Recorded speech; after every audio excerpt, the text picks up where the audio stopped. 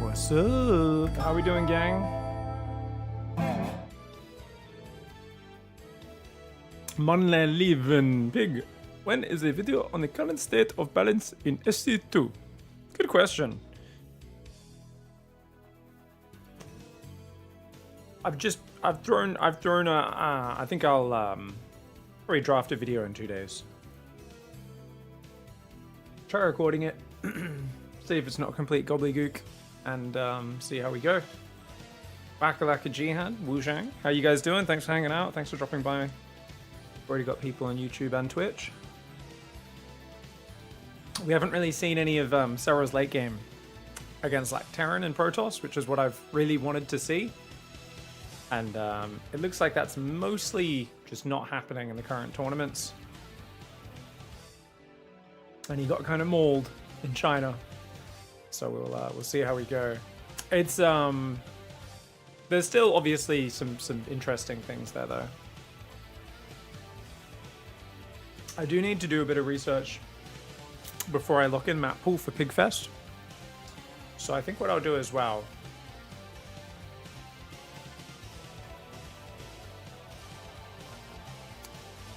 is I will DM pros.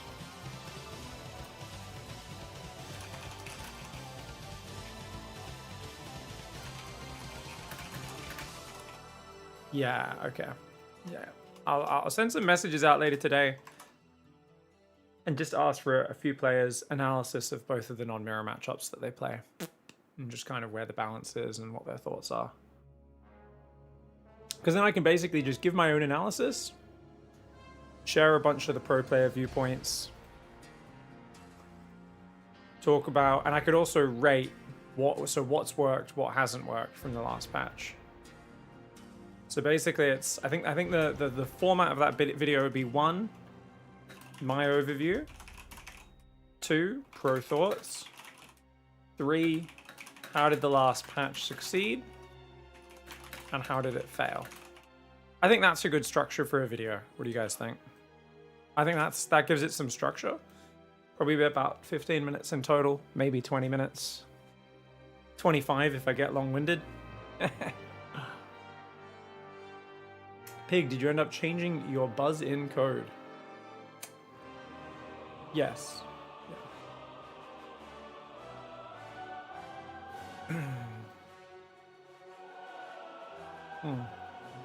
You look like Clinton, a kid lover. Me? I look like Clinton.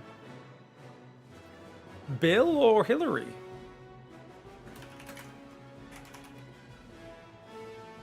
I think I look a bit more like Hillary than Bill.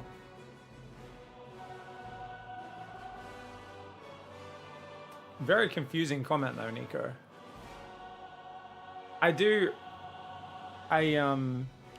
Yeah.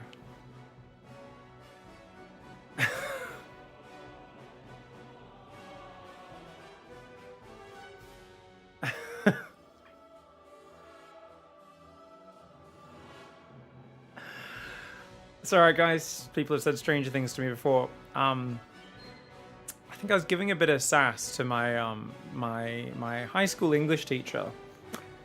He was the head of the English department. And he was I think it was in our final year of school. Had him as my English teacher, and he was proper special. This guy, literally, you would not be. It would not be unusual to think he was just one of the students. This guy was insane. I remember, I think I gave him like a little bit of sass or something. He wasn't happy about it. His response was, "Oh yeah, Krenzel, you fucking weirdo. I know your fucking type. You're the kind of guy who shaves a dog's asshole before you fuck it to make it smoother." I was shocked. I was like, we were boys, we'd say fucked up shit. When the teacher says that to you, I was just like, what the fuck, bro? So yeah, this kind of, you've managed to remind me of that, Nico Bellic, where you're just like, whoa, someone just went to 1,000 out of nowhere. What the fuck, bro?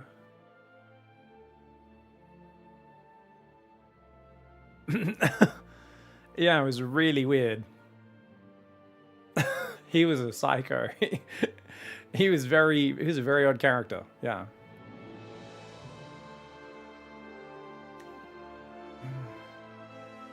Hey Pig, I want to donate for the next Homestory Cup, but I don't know where should I look for. Thanks in advance.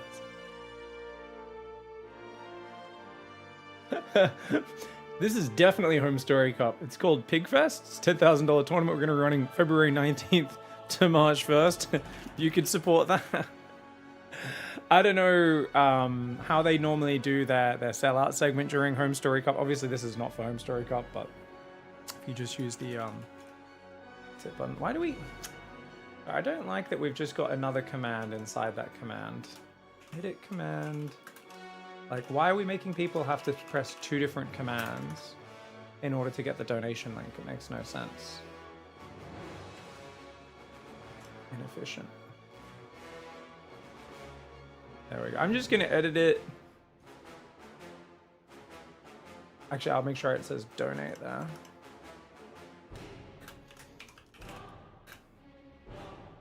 Okay, there we go. But yeah, I think that they normally do a segment before the finals. I imagine it is just using the donate link on their stream, but I don't know. I don't think you could really support the prize pool necessarily directly, but it's more about, hey, if they raise enough money, then they can do the whole event. And they have announced Homestory Cup will be 3rd to 5th of July, which is really exciting. So I'm going to start looking at flights, see if me and Doc can come over, do a little Europe trip around that time. Always nice to come over to Europe in the middle of summer. Dodge a little bit of winter over here. Welcome back to Diamond, Senju. Good job. Guys, Senju was looking for more players for the Pigpan CTL team. Anyone between 3k and 5k MMR wants to play in CTL. Senju's looking for anyone who wants to, you know, join in. Don't have to necessarily join the clan, I don't think. I think they're pretty relaxed about it, as long as you know, stay with the same team for the season. But yeah, CTL Chobo Team League is a really fun amateur league. I cast the finals of it for the last 15 seasons in a row. I don't know. How many seasons have I cast? Like a lot. We do like a little bit of community service casting some amateur players, and it's just a It's a fun team league. A lot of people think, oh, I can't do that, I don't have time. But you actually get an opponent, and you guys just get each other's contact each week, and you get the whole week to play the match. So usually you just message the guy and go, oh, hey, you want to do, you know, you want to meet up on this day at this time or whatever. And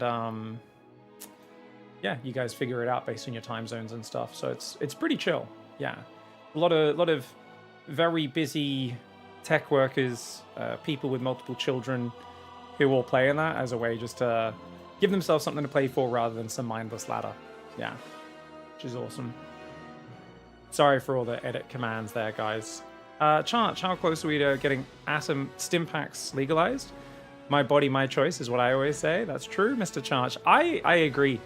I think there's a big gray area where there's a lot of like semi-stim packs that are totally fine. But otherwise, yeah, you still got to go to that dark alleyway to buy them off a dodgy guy for now.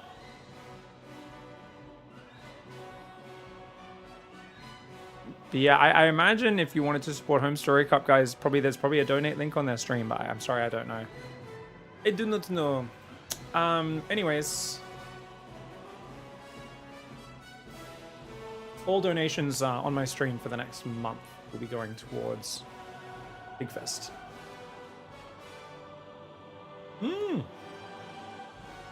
Alright. I haven't seen anything too crazy, guys. I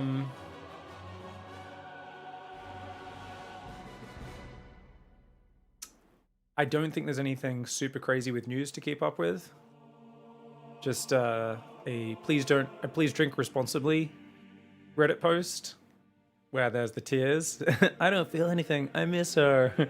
And then there's the sloppy donkey level. Balance Council used FBI hostage negotiation tactics to avoid buffing Protoss. Proof inside. It's funny because this reads like really good satire, but I think if you look at the rest of Sloppy Donkey's posts, I think they're actually crazy, if memory serves. I can't remember if I'm getting Sloppy Donkey confused with someone else. I'm pretty sure Sloppy Donkey's the one who was just like frothing at the mouth on Reddit like a crazy person for a long time. But it's good stuff. I did see the poo-poo. Yeah. Honestly, it's the least embarrassing thing coming out of out of there these days. It's kind of par for the course at this point. But yeah, it was pretty funny seeing the poo-poo, man. Practice stealing Banebuild got placed in mid-gold right away. Hey, well done, Victor Charlie. Thanks for putting me on the cheese board. Still forgetting to send the Overlord in before putting my Bane nest at 4 minutes, but I'm working on it. Hey, this is for ZVZ only, Victor Charlie, or for all 3 matchups? All right. What the heck's going on, ladies and gentlefolk? We've got SERRAL in the top right. It's the quarterfinals of Homestory Cup, and SERRAL has a chance to redeem himself in this tournament after an unceremonious 0-3 exit to Hero a few weeks ago in China, a Thunderfire Invitational. He's going to be going for a hatchery first. He's, of course, facing his teammate, Raynor, in the bottom left. Now, Raynor actually said in his interview at the end of the group stage where he narrowly escaped with some tiebreakers, getting revenge on some Protoss players who'd previously beat him in some best of threes. But he said, oh, I would actually rather play CLEM than play against SERRAL, because SERRAL is just so freaking good at ZVZ and hard to beat. So curious to hear that. I don't know, man. As good as Raynor does seem to have this way to like find ways in underneath Clem's skin and to like force a lot of mistakes from him. To me, it just feels like madness to want to play ZVT against Clem. But SERRAL, of course, a rock-solid defensive player and one who has... I mean, the thing is, Raynor beat him at EWC and then kind of threw the game a little bit. I think he might have a bit of a mental block when it comes to SERRAL. Because remember, he was miles ahead. He could have beat SERRAL 3-1, ended up losing 2-3. So I do think Raynor just needs to make sure he stays calm, focused, and on point, and not get too excited. If he finds himself ahead, I think one of those games, there was like that ley lines push where he did this shove and got his entire army surrounded by like Spine Crawler Ling Ravager, wasn't it? How often do you get your army surrounded by Spine Crawlers, and yet Raynor somehow found a way? It was really unfortunate. There's another one where he was cancelling upgrades just before they finished and accidentally moved commanding units and that sort of stuff. So he's had a few run-ins with SERRAL recently in big tournaments in the last year where SERRAL has basically just kind of narrowly avoided death despite Raynor getting himself into amazing positions in those games. That being said, if you go back to the old days when Raynor and SERRAL were basically evenly trading series, every single time they would play, SERRAL would have smarter build orders, he'd predict what Raynor was going to do, and he'd get ahead.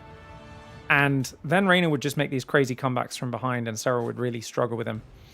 I don't think that's the story these days, though. I think Raynor's a bit more unpredictable, and I think SERRAL's a little bit more wary of the fact that Raynor does have that impressive range as a player.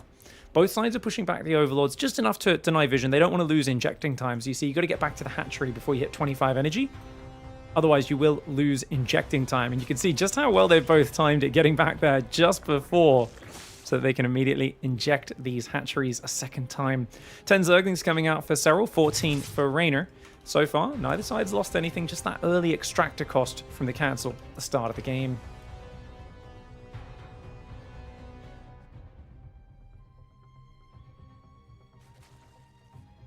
Pig, what is your most hated and favorite StarCraft 2 Nightmare mission and why? Well, that's a question for another day. We got 14 links coming out. 18 for Raynor. He's going to make 2 Banes at home. He's going to go around the left. But no, he changes his mind. Very passive play for Raynor. Really defensive. I figured just going across the map, engaging the Chaos would be the right move. But both sides make 2 Banelings at home. And it looks like Bratok was lagging. They had to kick him out of the game.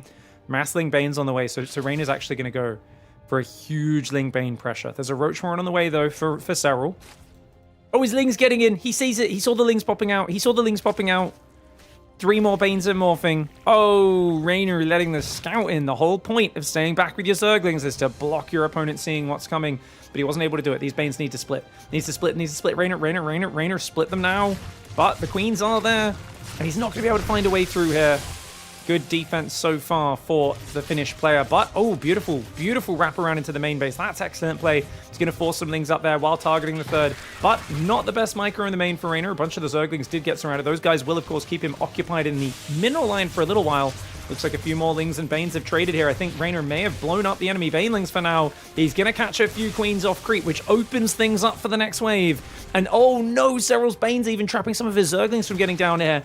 Until that cocoon is done morphing. Roach Horn's on the way. Baneling's coming south. Raynor needs more damage. He's not there just yet. Yes, he's denied the Queens, but once these Roaches are out with defensive Banes, it's going to be tough to deal with. Baneling in the mineral line gets a big juicy, but a new Baneling finishes and does defend. The Roaches focus the Baneling as well. SERRAL right now is surviving. Not only that, he's got a counter in. Oh, he got his own Ling Bane counter in. He's killed 7 of Raynor's drones. Raynor's Queen on move command. She ain't even fighting right now. And Raynor, he's going to do more damage on this side, but not enough to put SERRAL below 30 workers. And that means you're on 19 against 30. Yes, you don't have any Queens for SERRAL, but you've only got a second Queen just rebuilt here for Raynor. And that means that little Ling counter and just enough on the defense for SERRAL. Keeps his third alive as well. Got 2 Roaches for insurance, which are so good. Having ranged damage units, it's just so powerful. But that Roach does get surrounded. SERRAL's got to keep it in his pants right now. But his Baneling cocoons are finishing. And whenever there's Banelings, you can't stand and fight with pure Zergling. Raynor is still all in. 19 drone Ling Bane. Killing the third base would still put him in a bad position. He needs to kill the third and get Zerglings in the main. But the Bane Roachling army micro for SERRAL has been exceptional. I'd love to see an insurance Baneling up here. I always say put a safety Baneling on top of your ramp, guys.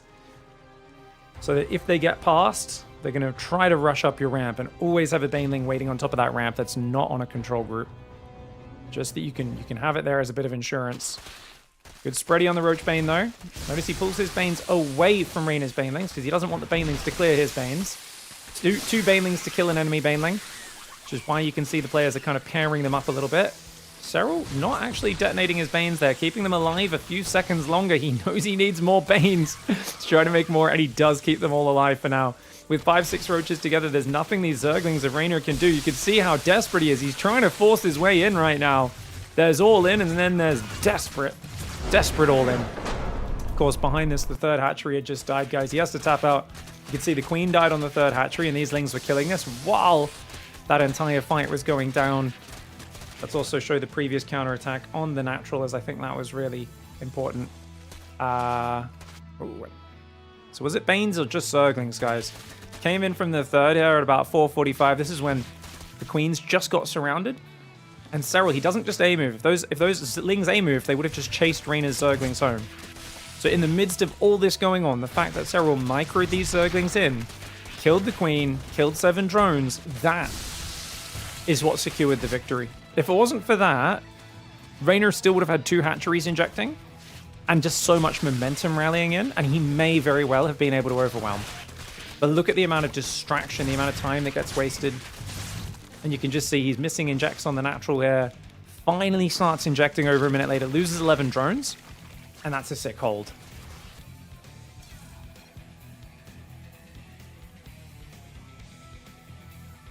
The Nightmare mission is a tough one, man. What's the one I have most nightmares about? Some of those Zerg missions hurt my soul deep inside. There was that one mission where... Is it the one where you have to go clear out the battlecruiser cabin or whatever? You have to like spread creep to the Nidus, the Scourge nests to like clear the Jackson's Revengers, the battlecruisers that come through. Because that mission is fucking... Oh my god. I think I used Banelings in the end or Swarmhost to bust.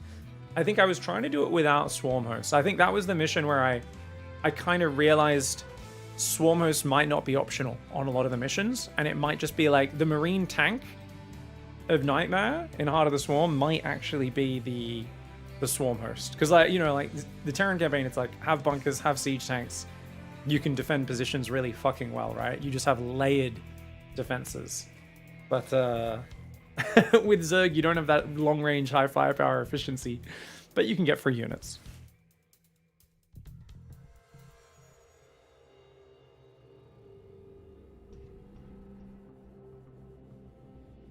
How are we doing, Squid?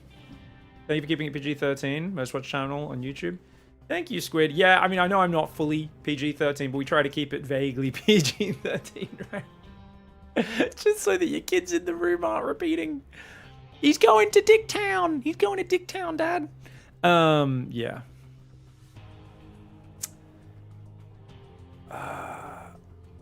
All 3 matchups. Haven't learned another build order yet. My ZVP win rate is just 17%, says Victor Charlie. Okay, so you're just doing like the bronze to GM, right, Victor Charlie? Getting up your 5 bases and stuff. That's rough, 17% in ZVP, but you'll get there. I mean, you probably don't have enough games for 17% to be that bad, right? I imagine it's not a huge sample size. So, I mean, you're just learning what the buttons do anyway, getting the muscle memory down to the hotkeys. So I guess it doesn't really matter what your results are at the start, right? Because you're still at the stage where it's like just getting the muscle memory down and getting in the flow of this and that. Yeah, you've played like 30 games total? Yeah, you'll get there. Make sure as you struggle, don't be afraid to ask questions here in chat. But Discord is especially awesome because there's a lot of people in there coaching each other in the replay threads, guys. So if you guys go to the replay threads, replay analysis here in my Discord, there's a lot of people coaching each other, which is awesome. Like this person's struggling against BattleMech and ZVT. That's common. This is a 2.6k Terran trying to share some TVZ games, get some advice. How do I scout a Hydra push in PvZ? I always die to this build.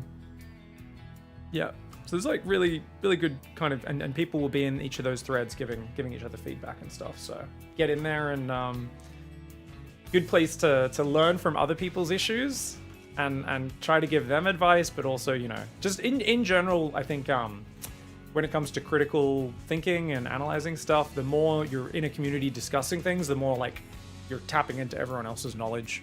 Much quicker way of learning.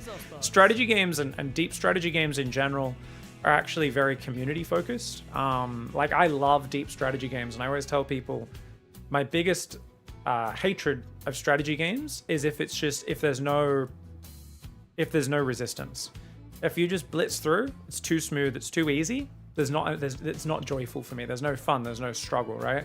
For me, a good strategy game has depth to it, and if it's properly deep, I'm not patient enough to figure it all out on my own. I will try, I will get frustrated, and I will go Google, and I'll be like, how the fuck do I deal with blah, blah, blah, or whatever, right? And that constant going and looking into the community and finding Reddit threads of people talking about it, or even Steam forum threads, or occasionally videos. I'm not a big fan of videos. I will watch a video if I need to, but I'm a much bigger fan of actually reading on forums where people say about things, just because you can find info and absorb and find different viewpoints so much quicker.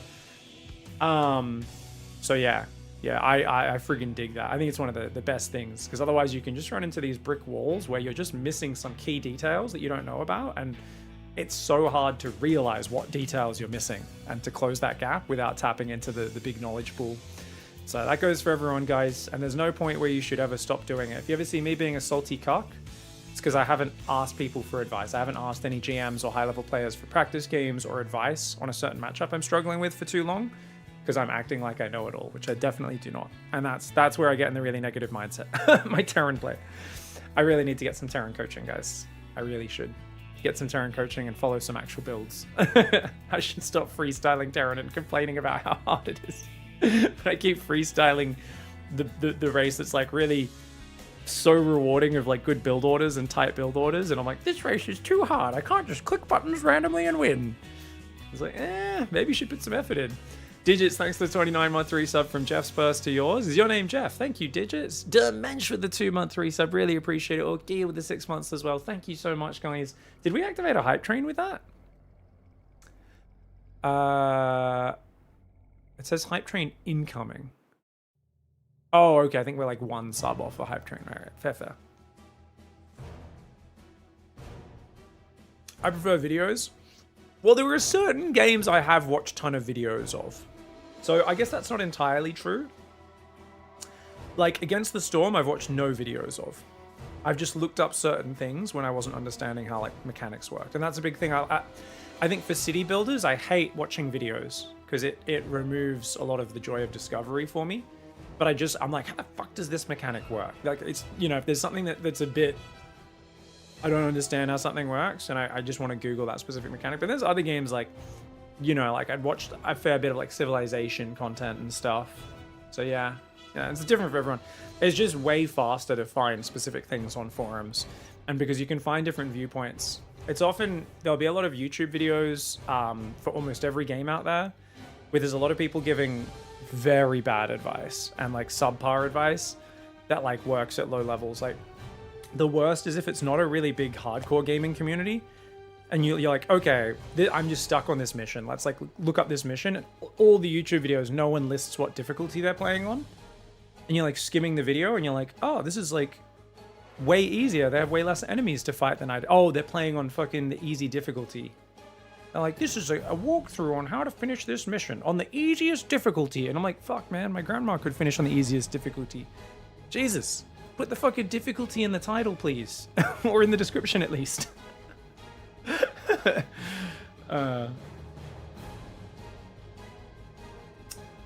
Yeah. No, forums are great. Well, it's also because you can hear people disagree and people will tell you bad advice on a forum, but then often someone else will be like, yeah, that guy's wrong. Like, no, that's wrong. And Reddit especially is good for that with the upvote, downvote system. Where, yeah. If you have an active Reddit on a strategy game, it makes it much easier to find certain info. Yeah. Yeah. I played Factorio for 10 hours. I made it to the green research bottles. Yeah. How do I beat SERRAL on Brutal? Any tips? Yeah, you need Clem's tip. So basically you want a lot of people, you know, you gotta realize you gotta like basically have like a week-old crusty baguette and you have to beat him over the head with it repeatedly. Or as I've had people tell me, I was telling people I was commentating about how like SERRAL dominates Hero, and there was a few comments of people who were like, Hero beat SERRAL, he dominated him, pig, you don't know what you're talking about. And I was just like, are these guys serious? I love how like really casual people will just always be like, you don't even know. He beat him. And I'm like, yeah, you know that because you watched me commentate that game. They're like, well, did you forget? And I'm like, this is the only time he's ever beat him at LAN. SERRAL's beat him 27 times at LAN tournaments. Like, one good win doesn't change the results. I'm like, it's the, you know, he had a good run. Anyways, let's continue talking about these games, shall we? Can I beat DVP with Lingbane when they have Archon Colossus out? With a good enough surround, sure. But Archon Colossus is pretty high up the tech tree, and both of those units counter Lingbane pretty darn well. So it's not optimal at that stage, but it takes your opponent usually very long to get to that stage. So, yeah. Usually you can swarm them before then, or if you can surround their army in the open, will be pretty successful. Alright, guys. Game 2. SERRAL in the bottom right there, defending the Lingbane Horde. And I've always said, it's when you're defending 12 bull. Hold on. I've always said, when you're defending a Lingbane all in like that, your own Zerglings at home aren't very useful, right? Because, well, your opponent's running a line of Banelings into your natural. So it's really hard to keep your Zerglings alive. So your Zerglings just end up having to dodge the whole time and wasting your APM and micro when your Queens should be focused on focusing their Banelings. Your Banelings should be focused on move commanding around and protecting your Queens. So it's better to send, if you're on the defensive in a Lingbane battle, most of your Zerglings around the map like SERRAL did. And that's what really checkmated Reynor in that game. So I think that's just a good fundamental piece of advice. In general, it is easier to attack with Lingbane than defend. And part of the reason is you could just pull your Zerglings back. And then, you know, when your opponent's Banelings in the air, if you're attacking, and then send them in the moment your opponent's Banelings are gone, you also can split your Zerglings into their bases and do all sorts of stuff. Now, I imagine we're going to see a drone pool, guys. I think this is a classic all-in for Reynor. Yeah, he's not going to take a hatchery. It's an all-in, no queen, no hatchery. He's going to pull all but 3 or 4 drones. You can see he's already control grouped them. He should be pulling them now, a few seconds before the Zerglings are ready. He's going to leave 3 drones mining, and he will be building spine crawlers in SERRAL's base. SERRAL's pool timing is 1:11. Good pool timing. We're on SERRAL's camera. Let's see how quickly he notices this. And he's going to see it right now. No! Reynor's dodged the Overlord! SERRAL does not know. Oh, he's going to get late warning. Okay, so SERRAL will build 1 more drone and then an Overlord. Does he start the Overlord before this gets spotted? Oh, no, he sees it. He sees 2 Zerglings. Okay, he's not going to build an Overlord now. Let's go back to everyone's camera, guys. He's going to see it coming in. There will be spine crawlers built up here as well. He could go build an Evo chamber here to try and block this. I don't think that's really the most important thing, though. He's got to build Queens, build Zerglings, and he's got to try and delay the fight until his Zerglings are out. Problem is, those spine crawlers are going to be done in 36 seconds. He's going to have to fight before the spines are done, but he doesn't want to fight before the Zerglings are ready, which is why he's stacking in the pocket, making sure he doesn't lose any hit points. If the Lings fight into the pocket, they will get one shot by these drones, but SERRAL goes out of the pocket and actually tries to get some damage here. Oh, okay. He's going to go over here to that right side, trying to fight in the open now as his Zerglings pop out. He's splitting some drones to attack the spine crawler, but I think Reynor has actually got a lot of hit points on these spines already. You can see 2 Lings also attacking the spines. The spine in the middle will survive, guys. Almost certainly it will finish, but SERRAL, he needs these drones to attack that spine crawler. He's not going for it right now. SERRAL a bit slow to target the spine crawler. He's going to run his drones for the surround on the enemy Zerglings, though, and he's going to run away from the spine, not actually fighting it. He's going to try and surround those 2 Zerglings that are rallying in, manages to do so. A few more of his Zerglings are rallying out into the spine. A little bit sloppy here for SERRAL. He's got to change this rally point in the main. Another spine crawler goes up on the high ground. 4 drones to 16, though. SERRAL, I think he could have just stood and fought that, honestly. But because there wasn't a full surround on that spine crawler, he said, you know what, it's better off to just build more Lings, build more things, and see how we go. The spine crawler does uproot, which means SERRAL is going to think about engaging that, and indeed he will. It does have 2 armor. Spine crawlers are the best armored out of all the static defense basic things in the game. Only the Planetary Fortress has more. And even the Planetary Fortress actually got nerfed, so it's down to the same armor, I believe, these days. 2 used to be 3. SERRAL will hold on successfully there. The patience on stacking his workers so that Reynor couldn't get free damage on them. And then just as the Lings were coming out, he drilled out and force that engage, splitting a few units to the spines while he used the Ling drone superiority to win that battle. Very well played. You didn't mention the transfuse on the Zergling? Should have mentioned it. Should have mentioned it. 69? Thank you, Patricia's. I fucking appreciate that, mate. That's crazy.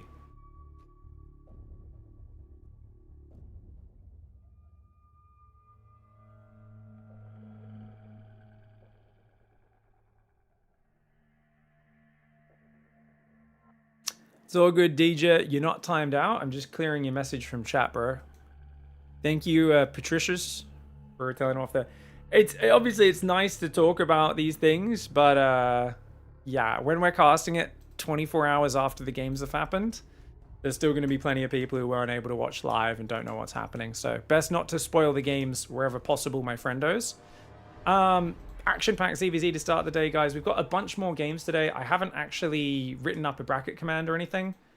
Just, there's SERRAL, there's Reynor, there's CLEM, there's lots of good players. We're going to cast lots of good games, so Stay excited. All right, guys. Serral's up 2-0, going on to Enclave now. A very funky map. Rainer in the bottom left side. It's a map where 2-base Mutalisk is quite good. You can take the front base, wall off the front if you get flooded at all, and you get a third in the back for free with a 5th gas. However, your opponent just goes for the normal expansions. It's not too bad. It's really not bad for the normal expansions. It's just you have options to do that sort of stuff if you want. Speaking of which, Serral's going to go 15-15. So I think he's going to play the 2-base Muta, because he's going hatchery before Overlord. So notice he'll do an extractor trick now. So he builds the extractor to get back to 15. And he should be building an Overlord now on 100 minerals. And then a spawning pool at about a minute. Maybe 1 minute and 1 second. Meanwhile, Rainer's gone for a more standard 16 hatchery. So his hatchery should be about 10 seconds later. Maybe 12. But, oh, Serral, where's that spawning pool? Ooh, yep, 101. 101 spawning pool. Maybe could have built that slightly faster, but pretty tight. Now, interestingly, Rainer's going to go 3 hatch before pool. Oh my god. Rainer knows that Serral wants to do a greedy 2-base gasless wall off. And Rainer says, well, you know what counters that? If I just play 3 hatch on the full bases and just build no defense. This is so smart for Rainer, guys. He knows the build Serral likes to do on this map. And Serral's build is really good against standard play because it's safe. But it's also impotent aggressively. It's safe only on the defense. And that's so funny. And Serral is maybe thinking of doing a 3-hatch gasless himself, but it's after the queens when he'll build this 3-hatch gasless. Meanwhile, Rainer's like, I'll just build 3 hatcheries before spawning pool, idiot. And this is really clever planning for Rainer. This is what I've been appreciating and respecting about Rainer so much recently, is his builds are very intelligent. And you could tell he's studying his opponents a little bit. I used to always say that Rainer, it looked like he had no idea who he was even playing. Any game he played, he just rocked up and just clicked buttons, right? Just ran lings around, did multitasking, just played the game, right? Whereas Serral, for 5+ years, has clearly optimized his builds towards not just the map, but his opponent, their habits, all this sorts of stuff. And it's so cool to see Rainer now evolving that. So Serral's got this 3rd hatchery up. Serral has no idea about the 3rd hatchery before pool, guys. He's going to find out momentarily. That creep's going to spread into his Overlord vision. We're on Serral's camera right now.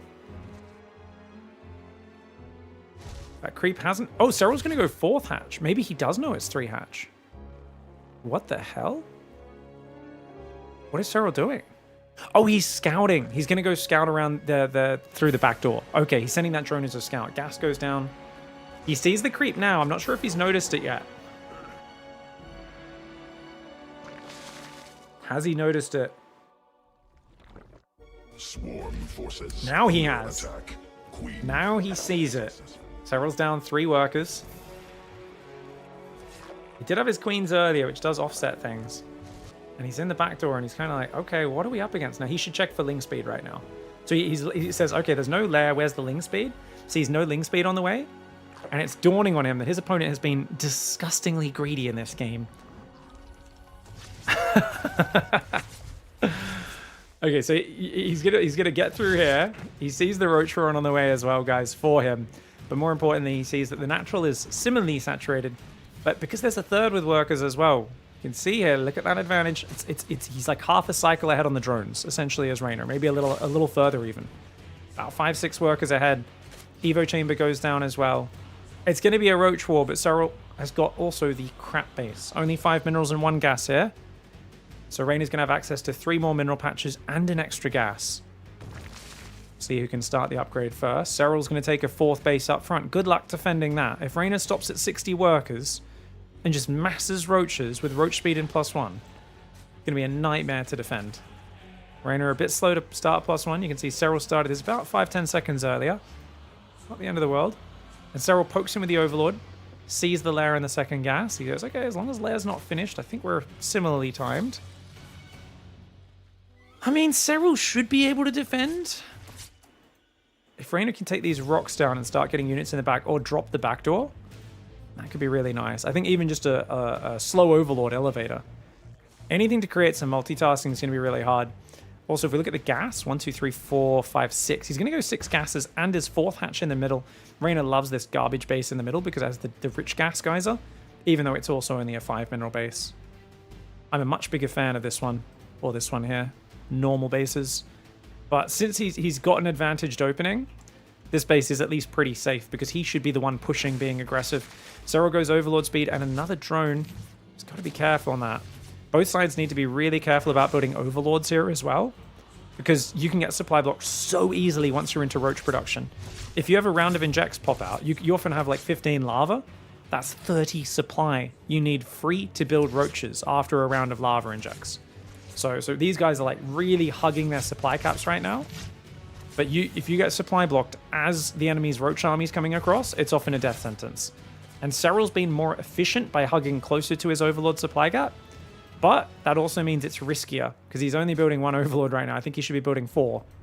You've got 70 drones. You've got 3,000 minerals coming in a minute. Yeah, 4 Overlords now coming up. Rainer's building 1 or 2 more. Rainer's got to be careful with this as well. His 4th hatchery does give him 6 more supply, a lot of Ravagers. So that's what I was worried about for Serral, because he only has that 5th gas. He's not going to have as many Ravagers. Not only is he going to be outnumbered on the Roach game, but the Ravagers are going to be able to spam biles on him. That being said, Overseer does come in. Roach drop's going to go forward. Going to allow Serral to utilize some multitasking to be a nuisance. This Overseer should really be looking for the Contaminate on the +2. Rainer's coming forwards right now. Roaches have dropped inside the main base, but Rainer's already pushing the front. Serral's army looking very sparse. Is he able to defend? He's down 10 army supply. 4 of his roaches are inside the main base of Rainer. Rainer, of course, needs no invitation. He wanted to attack anyway. Beautiful bile spread for Serral. Does land on Rainer, but Rainer doesn't care too much. He just wants to force his way in and focus the enemy Ravagers down. Decent biles defensively, but just not enough roaches here for Serral. His own roaches in the main base do take out the queens. Start to kill single roaches and drones as well. But the biles there for Rainer on the right side. Remember, he did a very greedy 3-hatch before pool. A disgusting opening to take advantage of what he knew would be a no Zergling speed, no aggression opening for Serral. And Rainer, he's up 20 supply. It seems like he's getting the better end of these fights. Serral just doesn't quite have enough time to get all of his roaches together. Oh, and he eats a bile on 2 of those roaches as well. Now the drop's still dancing around the back. 2 of these roaches are deep in the red. Serral somehow miraculously holds on, but check the Ravager killed count. 4 for each. Okay, at least the Ravager killed count is the same. And Rainer's putting a timer on this. Serral, oh, he's going to lose that Overlord soon. That guy, I think that queen catches him on the rotate. Nice. Roaches moving here. 13 more roaches building. Rainer is up 40 army supply right now. And there is just no room for Serral to recover. Rainer has such a big rally behind this. Even though the armies look relatively similar, you've got to realize how beastly that rally is for Rainer as well. Those 4 roaches he had on defensive duty, they're going to come forward now that the drop has gone down. They'll be arriving in just a few seconds, as will his own rally of units. Those Ravager biles are being good, and of course Serral having to micro back on 2 fronts. Very hard to micro in those opposite directions. Rainer with a beautiful build order. You could say it's a bit of a gamble, but it was an educated gamble, punishing the build order that he knew, or at least he rolled the dice and guessed. He predicted that Serral was going to play that 15-15 gasless opening, and he said, I have an even greedier gasless opening. Let's go. Rainer doesn't go down without a fight. GG. Mama, mama, mama, mama, mama, mama, mama, mama.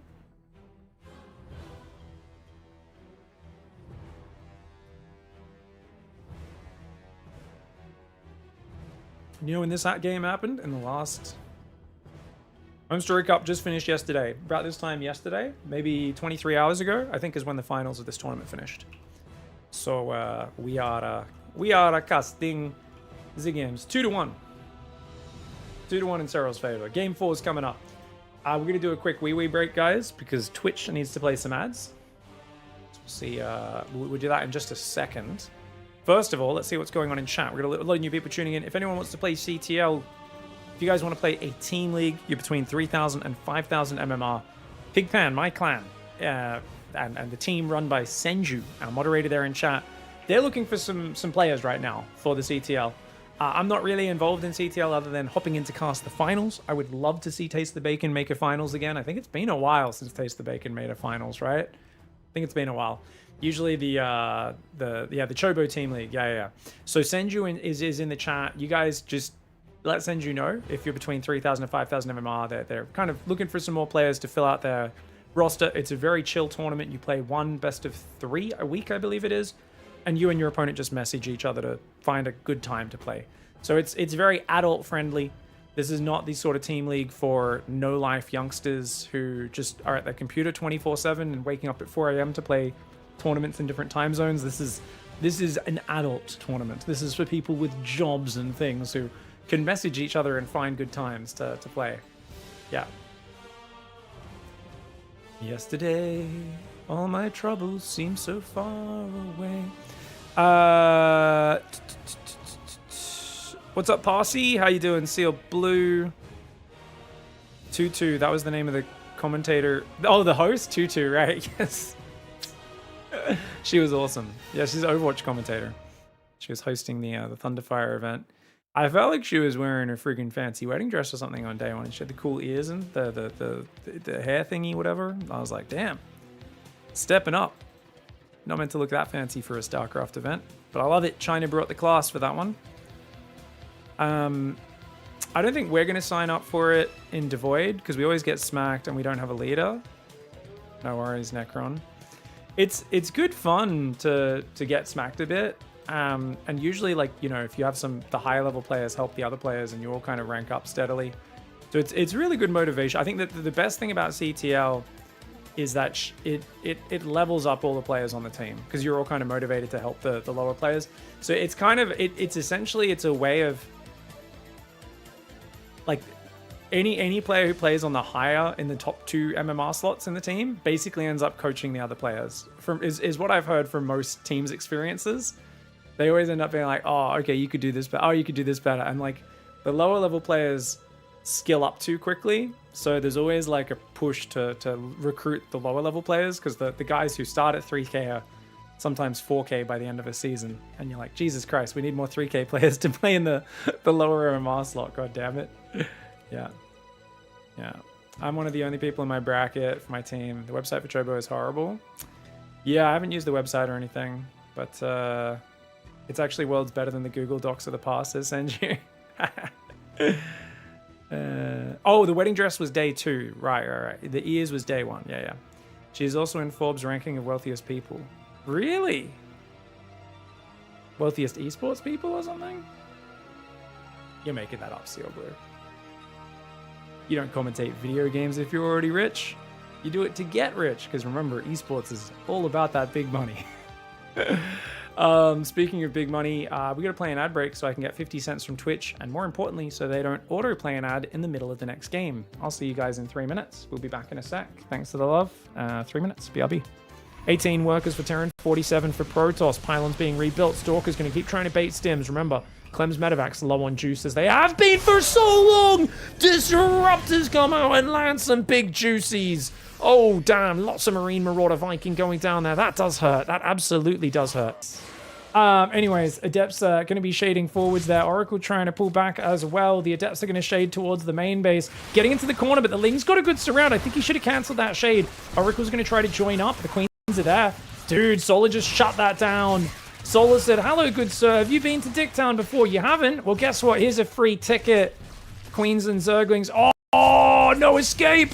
One Oracle says, go home and tell them what happened. Go tell them what happened when they came on creep. You go tell them, bitch. Solar laying the smackdown. He's got High Templar coming forward in the Prism. Can he land the Storms? EMP's come down. So do the Storms, though. If he can land a Storm on the left side, he can't get in there. The Zealot's blocking him. High Templar Storm.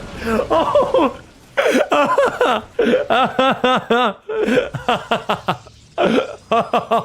Holy shit. What the I feel lurk as you get in position. Protoss has to do something immediately, but if you see Broodlords and just run away, you might be able to do it. And he's not even going to give time for the Broodlords to get here. Prism goes in the main Zealots as well. Oh no, the Storms! Down! Oh no, the Banelings connecting with his High Templar before he storms. His army will be getting overwhelmed in the southern side. Maybe? Oh, he just pulled his Overseer away, which is a problem. He pulled his Overseer away. Zealots in the main and tearing it up. Zealot Archon in the top as well, also tearing it up. Hydras in the bottom are going after the mothership. He's going to be able to kill it, but my god, she's hard to deal with.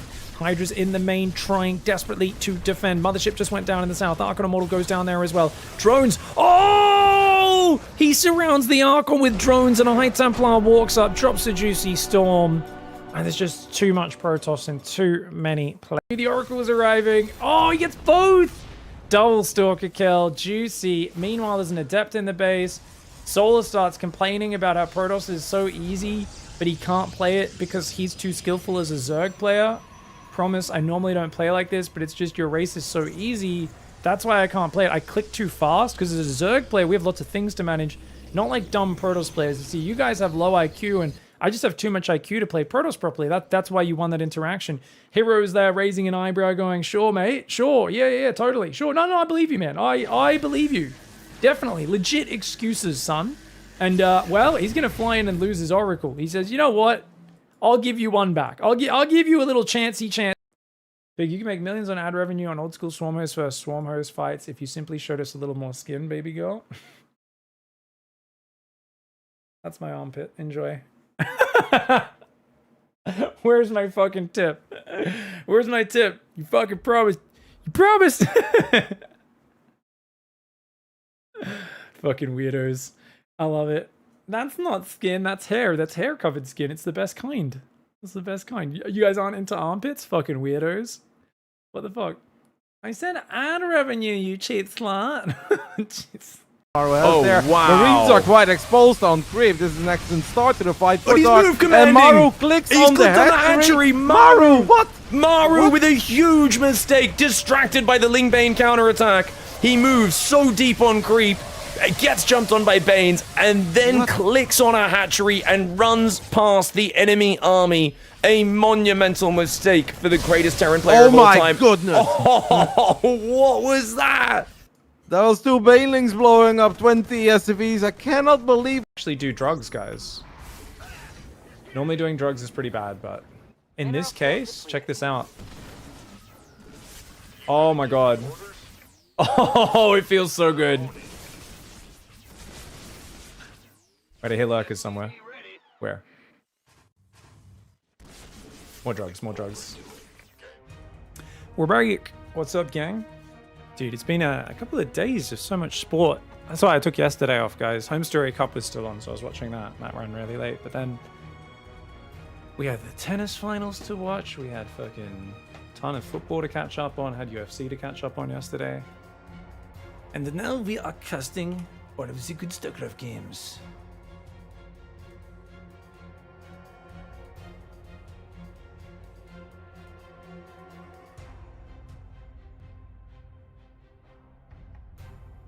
Thank you, Ratjar and Necron, for hooking up with Senju there. Yeah.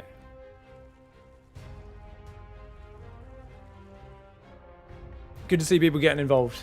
No shame in playing a team league, guys. Even if you just get your ass kicked. Good stuff. You watched the tennis final, lost 500 grams in the process? Sorry, I really need to get back into weighing myself. You guys ask me tomorrow what my weight is, okay? I gotta get back into weighing myself every day because I have not been doing that. ate a lot of food the last week with all the birthday celebrations, but I don't think we're much heavier than we were before. We'll see how we go. But it was pretty crazy. Djokovic's first set was like the fucking most perfect set ever.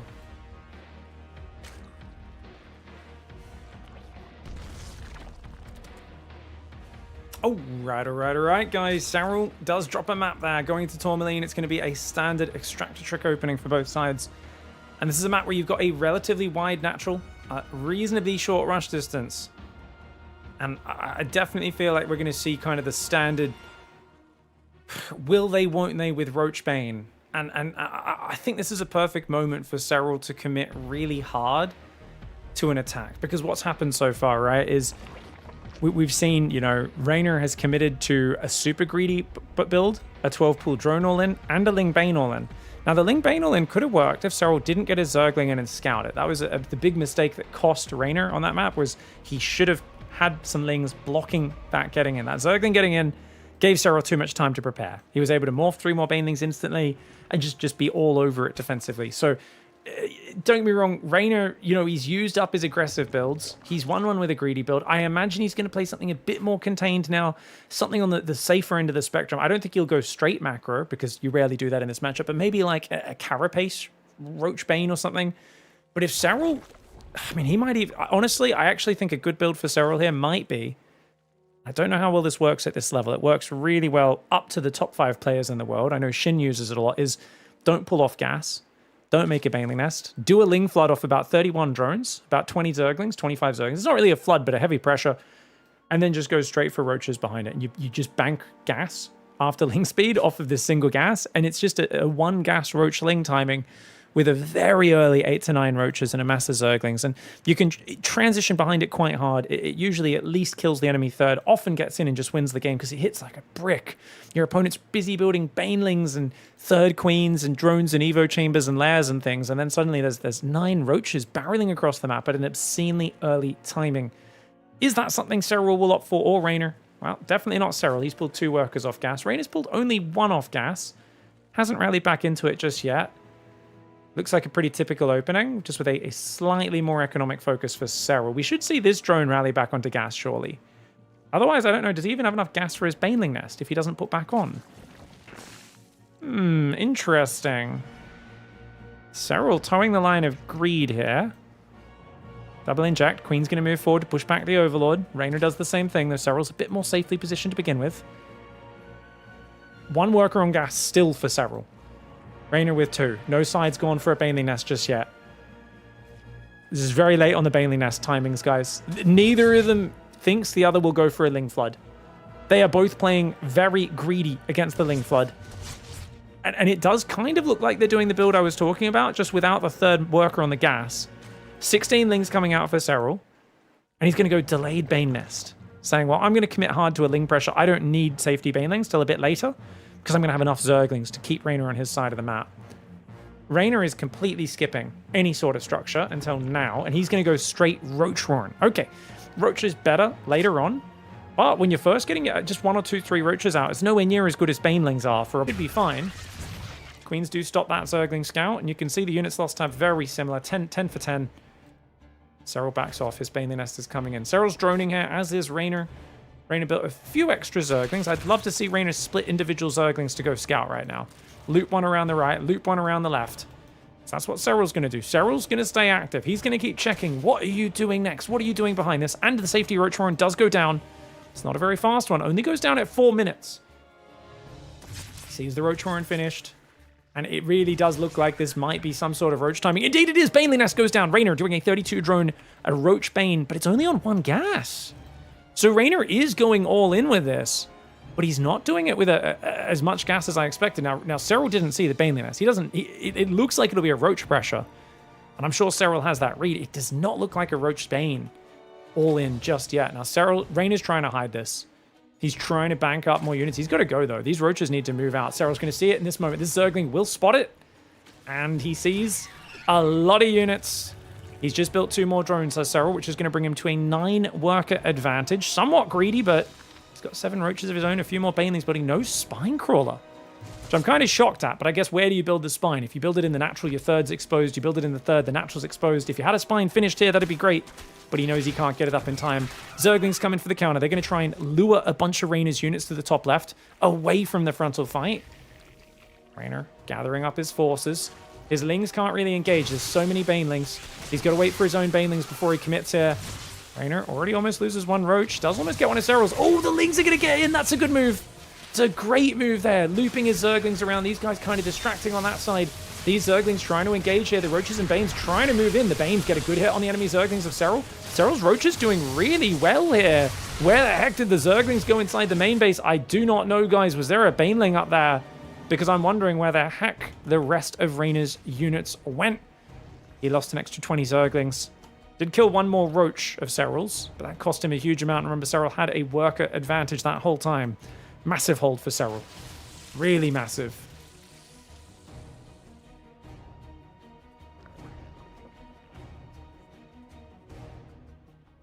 Couple of Zerglings here. Always active, poking around your back door. I remember in 2018, this was so meta-defining. The SERRAL Zergling that would just run circles in his opponent's base. There was no secrets. And even to this day, you can kind of feel like Raynor's almost not even trying to deny that scout. There's just this sense of inevitability that SERRAL's going to get in your base and see exactly what you're doing. And that's what makes it so hard to play against. It's just, you can't keep secrets from this guy.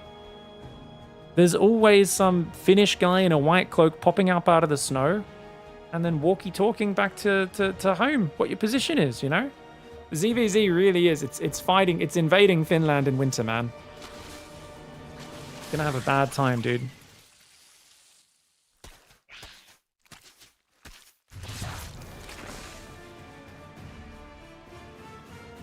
Serral's all in.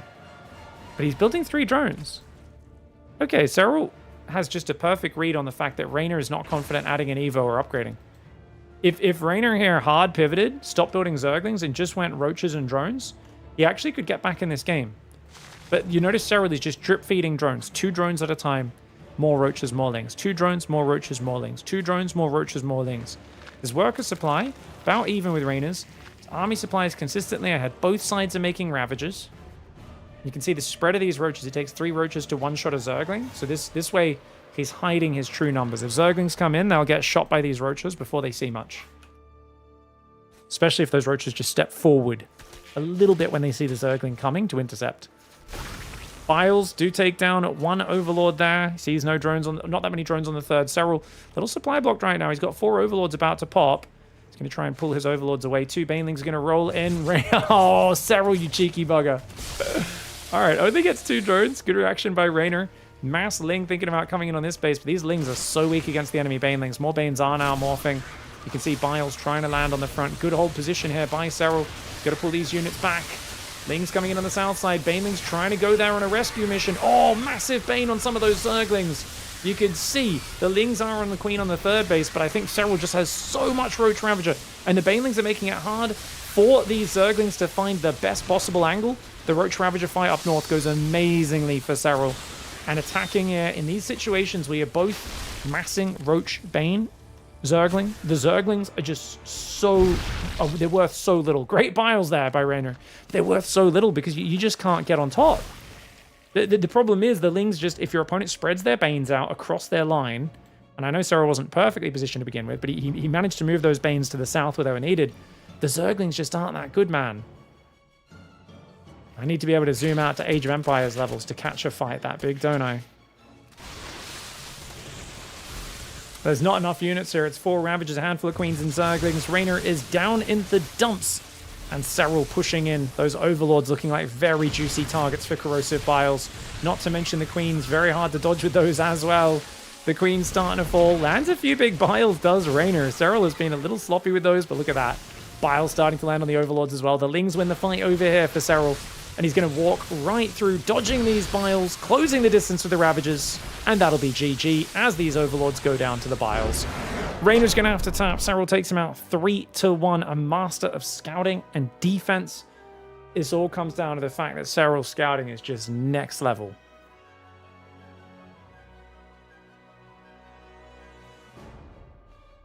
Well, I hope you enjoyed that series. Thank you so much for watching, everybody. Don't forget to check out our Patreon if you want to go above and beyond to support the channel. Links down below in the description, as well as over here. I forget that we've reversed the camera on this so that I can do this. Woo, click the button. Massive thanks to everyone who's already here on the wall, but a special thanks to Ninja's Monkey on the Leviathan tier, Peden N, Dragosar, Ivy, and Oko H, our conductors of the D-Town Express as well. Thank you for the love, everybody, and we'll see you in the next video. Goodbye and good night.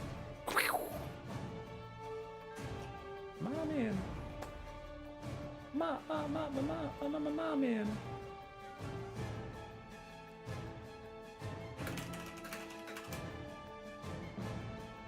Alright, guys. So, there we go. That's Serral Raynor. Good match. Serral wins. Next up on our list for today, guys. And I don't know if we'll get through all of these, as always. It's always a struggle for me trying to cover everything.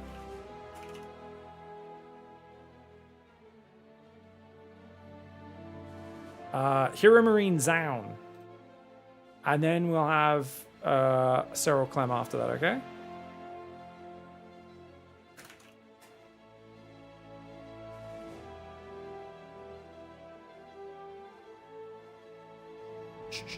For those who don't know, Big Gabe, hometown advantage, being German. Being a German who basically grew up getting drunk as a 12-year-old at... I mean, how old was Big Gabe at his first Homestory Cup? Like 10 years old or something like that? So he's been fed shots of that disgusting homebrew liquor they have at Homestory Cup since he was 10 years old. He's surrounded by people who have seen him grow from a young boy to a gigantic Gabus. And it should be sick. It should be sick. He's got the home field advantage.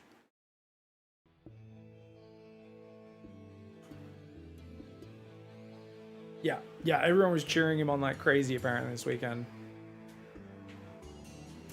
Wonder what late game ZVZ looks like. I've never seen it. Go watch like 2018. Any 2018 SERRAL match, Patricius. You can look at him versus Raynor in Montreal, him versus Rogue in the semifinals of BlizzCon 2018. There's a bunch of games, but people quickly realized they couldn't beat him in late game. I think around 2020 or 2019 there was a bunch of late game ZVZs as well. SERRAL against and other players against each other. There was one period where Dark and Rogue would get to late game and Rogue would be ahead every time. And it was like funny. Like Rogue literally couldn't do shit. Dark was so much better than Rogue in late game for this like 6-month period where he'd be down and then it would go to late game and it would turn into like Lurker, Viper, Hydra battles. And you know how Dark just like loves microing spellcasters and shit? He would trade 2 or 3 to 1 more efficiently with the same unit comp and like either lesser upgrades or lesser units to start with. And it was like Rogue just had no idea what to do in late game, which was bizarre because Rogue was kind of the guy who invented Zerg late game in early Legacy. He was like the pioneer. No one could touch his late game ZVZ. He was the best anti-mech player in the world. Quite good ZVP late game as well, even though it was a bit cheesier in ZVP. It was like, damn. But then Dark just had some special magic. Special magic use.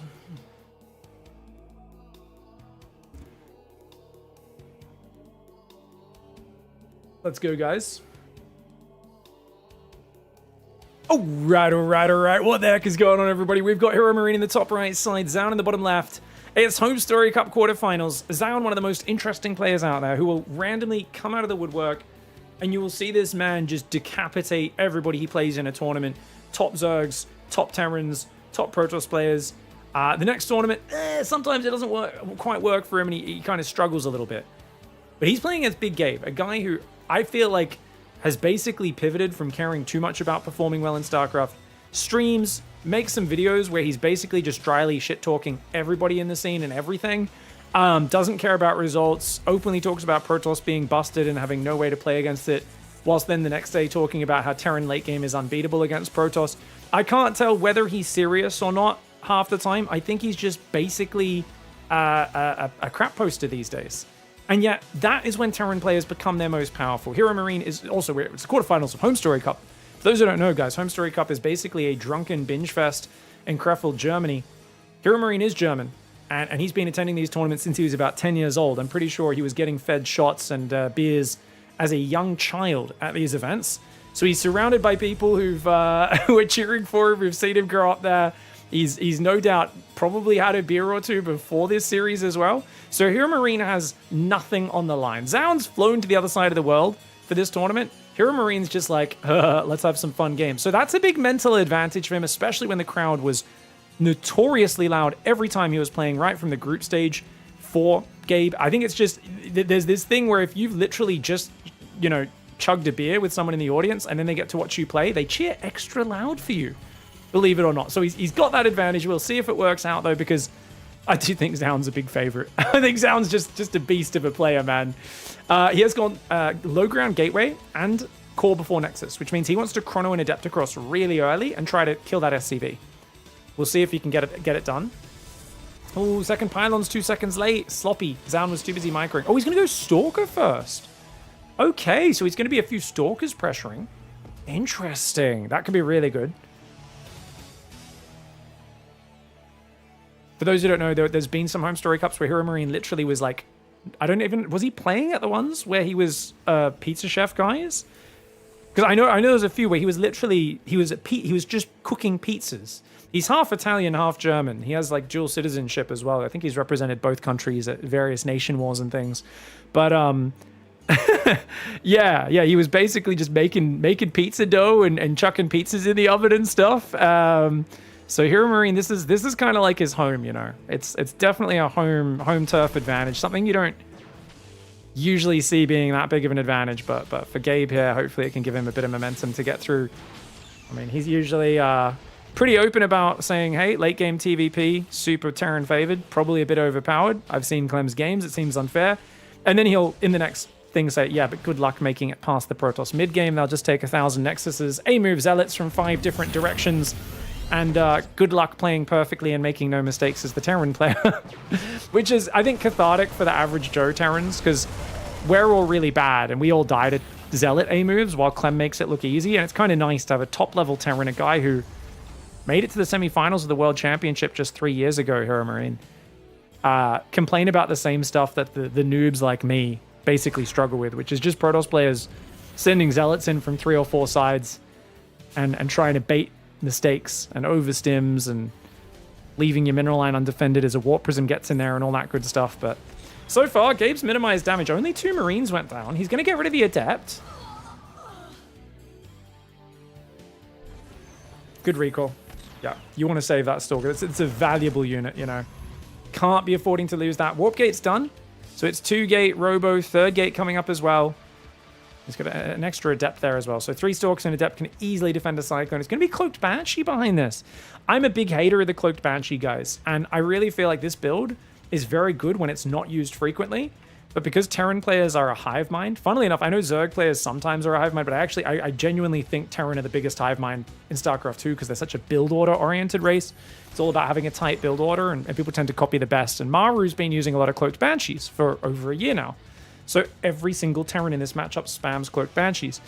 And I feel like there's only one guy who makes it look incredibly bad and stupid, and that's MaxPax. Sometimes Classic does as well, but MaxPax, he doesn't go for hallucinations. He never knows it's coming, but he always rallies either his 1st or 2nd Observer and 3 Stalkers and just leaves them in his main. And when the Banshee comes in, he just blinks on it and shuts it down and loses 2 probes. And it's like, it's such a shutdown every single time without him even scouting it. And it's purely, like, you can tell when someone's blindly ready for something every game like that. It's just getting spammed too much. And yeah, Zaun has taken a leaf out of MaxPax's book. I think if you're getting caught off by Cloaked Banshees at the top level right now, you've not been studying the meta in this matchup. And oh, look at that. This is exactly what I'm talking about. 1 probe for the first Cloaked Banshee. That's so bad. It's so bad. Oh, the Marine tank Banshee Cyclone comes forward. Now, Gabe could still make something happen. There's very few units on the map, guys. Oh my god, this is so good for Zaun, though. Does throw away a Stalker unnecessarily, but I mean, he gets a Siege tank and forces the entire army home. His Observer's tracking it. He's still got Stalker and Observer at home. He's going to bring these 3 Stalkers forward. He's just leaving 1 Stalker, 1 Adept, and an Observer nearby. 3rd base is coming up as well. Charge, Robobait, Immortal on the way. Beautiful setup for Zaun. That being said, Zaun's not ahead on the economy. 3rd Command Center starts before even getting Stim started, which is wild. Banshee flies in, gets 2 probes, forces a little bit of mining time, and will try to run away. Is Zaun going to chase that? Oh, Zaun's a bit far north there. Leaves himself undefended. Zaun, hello! Oh my god, he's blinking in the main. The tank wasn't sieged. He kills the tank. Meanwhile, finally he moves the Observer and the Stalkers to defend, but not the best multitasking. He gets the Raven. He gets the Raven, though. It might be worth it. The Cyclones here, the SCVs are blocking him from rotating behind that mineral line. The Marines and Marauders there. He's going to try and blink and recall. He will save 3 of those Stalkers. Meanwhile, Banshee's in here with 7 kills. Zaun kind of dropping his trousers unnecessarily here. I mean, we watched a man basically... You guys ever watch like an MMA fight and the guy punches the other guy and then he tries to do the cool guy walk off? And it's like, mate, no, you got to finish the fight. Well, in this case, Hero Marine started like cartwheeling and trying to like celebrate. Zaun started celebrating a little bit and just focused on that. He tunnel vision on those Stalkers. I think he saw the unsieged tank with the Observer and he got a bit excited there. 9 probes, mining time, and 4 Stalkers. I don't think it's worth killing the tank, the Raven, and a few SCVs. I think that trades out way better for Hero Marine because this is the stage where he doesn't have Stim started for so long. He had no way of getting on the map. He was stuck at home, and I think Zaun could have basically held the probe key down, could have been at 66 probes, 6 gas, or if he's going to stay 3 or 4 gas, which it looks like he's going to, he could have had his 4th base halfway built by now. 8 gateways. I mean, he should already have his upgrades going. I feel like his upgrades are late as well. Zaun has just let Big Gabe back into this game, despite completely shutting down the first Banshee and having a nice little Stalker pressure at the start.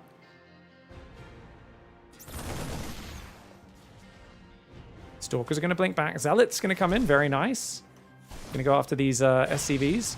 Ooh, Cyclone catches another Stalker and the Stim Marauders as well. Okay, up to 5 Stalker kills. Remember, guys, Stalkers are incredibly valuable units. They're so expensive. There's a Colossus here. +1 is so late, though. These Colossus are not going to be as powerful as you might usually expect your Colossus to be. Gonna have to transfer over to this left side base. Quite a spread on the expansions on this map, isn't it? APM, let's check the APM, guys. Both of these guys are on the, I hate to say it, the slower end of top players these days. Can't believe 350 APM is slow. I mean, they're not SOS levels of slow. SOS genuinely plays at like 200 APM, which is unheard of at the top level with rapid fire mechanics and the like and increased repeat rates on keyboards. Stalker Zealot Colossus coming in for the flank. A big ballsy engagement for Zaun, but is it the correct engagement? Oh, he may have gone too deep. Then again, oh, Hero Marine clumps on the corner. Hero Marine chasing up that ramp was a travesty. I think Zaun overcommitted, but the fact that Hero Marine chased into those Colossus beams puts him in a bad spot now. And Zaun's going to get the chase on this, which is well done. Doesn't have another Guardian Shield right now, but honestly, I think he could blink and focus 1 or 2 more Marauders down. Gets himself another couple Marines and Marauders. Shouldn't keep chasing, though. This is really dangerous to keep chasing this. Really dangerous to keep chasing this. Out into the middle. Zaun! He gives Hero Marine a fight in the open. This could be a tragic mistake. Oh, if you could save the Colossus, it's okay, but that's a big if. His Zealot Warpin's not quite there. He needs to get the Colossus to the safety of the prism. One of the Colossus will go down. This is a really costly trade on both sides. Oh, Zealots do find the siege tank on the far right of our screen, guys, but he F2s them back. Zaun just pulled them away from getting a free tank kill. Understandably so. He didn't even realize they were on top of a siege tank over there, but Zaun playing like a crazy man right now. He's still not transferred workers from his 4th, and he's only transferred 5 workers from his main. You always need to drop this down to 8 workers, guys. That's sloppy transitioning. That's something we've noticed. Even though Zaun is an old school gamer as well, and he should know better than this, it feels like Stats and Showtime are the only guys who actually have memorized their worker transfer timings these days out of the top Protoss. They always look at the number and only do it reactively. If you guys just memorize 8.5 minutes, drop this down to 8 workers mining. Because he looked at it and he said, oh, it says 10. But one of those patches was about to disappear. So he only pulled 5 workers off. Now he's got 3 workers here just bouncing around doing nothing. This is really basic stuff. 8.5 minutes, drop this to 8 workers. 11.5 minutes, drop this to 8 workers. Do that every game like clockwork. You're going to be way more efficient. Something I've been harping on about because the modern generation of players have forgotten this. Very basic fact. Anytime you can get a repeatable system, always want that in StarCraft. Don't want to be waiting to just hope you notice things in the heat of everything else going on. 5th base comes in. 2nd Forge is good. +1 armor as well. 10 gateways. Who's ahead? I think Gabe built quite a few siege tanks this game. 6 in total, but he seems to have swapped off it now. Yeah, he's going to go double Starport Viking. 2/2 upgrades. Ghost Academy's coming in quite late for him. Oh, this command center is really hard to secure. This is always the scary point as a Terran. He doesn't know Protoss is out there. This is always the problem, right? There's an observer watching you. Okay, he does get rid of the observer. He's gonna move his tanks forward. This is really good. Yeah, that's gonna create some good cover for him. Oh, he's gonna put the tanks in front of the command center to try and protect the mineral line. They're a bit exposed on that side, though. I'd like his bio to be spread in front a little bit. Zealot's ready on the right side. Viking does see this. He should be splitting a squad of bio. 2 medevacs worth, 20 supply of bio to go over here and clean these guys up. Because he sees the Zealots there, but he's not reacting. Hero Marine leaving himself wide open on the right side. Those Zealots were in vision for a minute. That's a problem. He's so afraid of getting busted on the front, and he leaves an opening. Zaun's going to split these Zealots into 3 mineral lines now. Now he's got to split while getting attacked on the front, which is much harder. The bio will stem back behind the planetary. The Vikings going to do some good damage to the Colossus. Good pullback on those Vikings. SCVs are going down about a dozen? No, 10 SCVs. Okay, could have been worse. Oh, but while he was dealing with it, he chased too far and loses a bunch of units there. That being said, Zaun is committing his army into the meat grinder right now. Absolute meat grinder. And you know Gabe's going to get one more Colossus, but no, nice pickup there. 2-1 upgrades are done. Zaun has 83 workers. He can keep trading, but he's got to rebuild first. Get 3-2. Transfer from his natural. Remember what I said, 11.5 minutes, so he should just grab 8 of these workers. Transfer those over to his 5th. Take a 6th base. Get more gateways, and he needs to go for Zealot run base. So if he could rotate his main army around the left, that's an orbital, that's a weak point. Rather than attacking the planetary, if he rotates, snips these tanks off, he can kind of dance in this area in and out, and then the Zealots can keep hitting the natural. He can't really hit the main because of these turrets. The other way in is he could get a prism around this backside into the back. Remember, Terran has the better late game, but Protoss right now is way ahead on kind of the base count, the amount of things you can mine from. You've got to do something with it. Down 2,000 resources in the units lost, 2,500, which is not a lot. That's fine. But this is around the stage when 2-2 is finished, is where Terran starts to run away with the game. Multiple times now I've seen Zaun blink forward and misclick. You're meant to target a Marauder when you blink forward like that. He keeps targeting a Marine and overkilling it. Ooh, Disruptor's exposed. Gabe does take that out. EMP forces him back. 14 gateways are up. It's a good count, but he could definitely get more. And I really think Zaun should be at least trickling Zealots into this left side base. Like, he's making it a bit too easy for Gabe right now. Sometimes I understand why Hero doesn't multi-prong that much against CLEM, because CLEM's so good on the multitasking. He feels like splitting into multiple fights, CLEM's going to be too good at handling it. But I think you should always be looking for these angles. And that's why I'm saying the main army, if you're poking this right side of the main army, Zealots need to be hitting the left, and vice versa. If your main army rotates up here, then Zealots should be hitting this right side en masse. Because Zealots don't take a lot of micro, and they perform best when the game's very scrappy and there's fighting going on everywhere at once. The trick is to create as many messy engagements all over the map as the Protoss player to break him open. Gabe's just going to set up survive.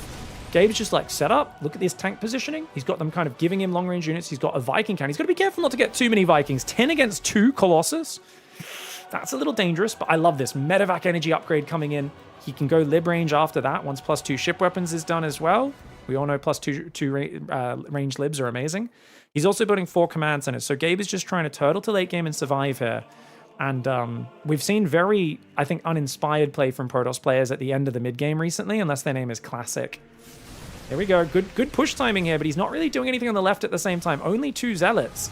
So once again, it's a frontal push. It's a very one-dimensional push. And in terms of creating problems for your opponent, this is not it. 2 Zealots will clear an SCV or 2 building a command center, but down here, trying to find an opening. Gets himself a ghost, a bit sloppy for Gabe. Now, Gabe's ghost count's pretty low, only 5. Oh my god, the Disruptor lands! Those Marauders damaged, but not killed just yet. Stalkers are trying to fight. Double Disruptor shot goes out. Stalkers will take out 1 lib. Ooh, there's not many Disruptors left here. It's a crazy fight to continue committing to. Looks like the tank got taken out by Zealots reinforcing in the south side. Another Disruptor goes out. Crazy push here for Zaun. He's going to have to withdraw right now. He's lost his Colossus. His Disruptors are empty right now. There is a command center floating out to the left at the same time. Is that a mistake for Hero Marine? Well, since Zaun is just headbutting here, it's probably the right idea. As long as Gabe survives, he's okay. And if he can get libs out now, is absolutely the move. Because he needs mass Marine Marauder and libs. If he builds libs, it can support his army. 9 medevacs with the medevac energy upgrades enough, but he just needs to survive. He's got money. He's now making libs in lib range, but it might be a little bit too slow because there's just so many units coming in, and Zaun's reinforce might just overwhelm him.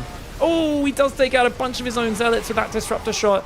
Yes, it gets the tank, but only after doing a bunch of friendly fire. I think this is the correct move for Zaun. Just keep pressing in here.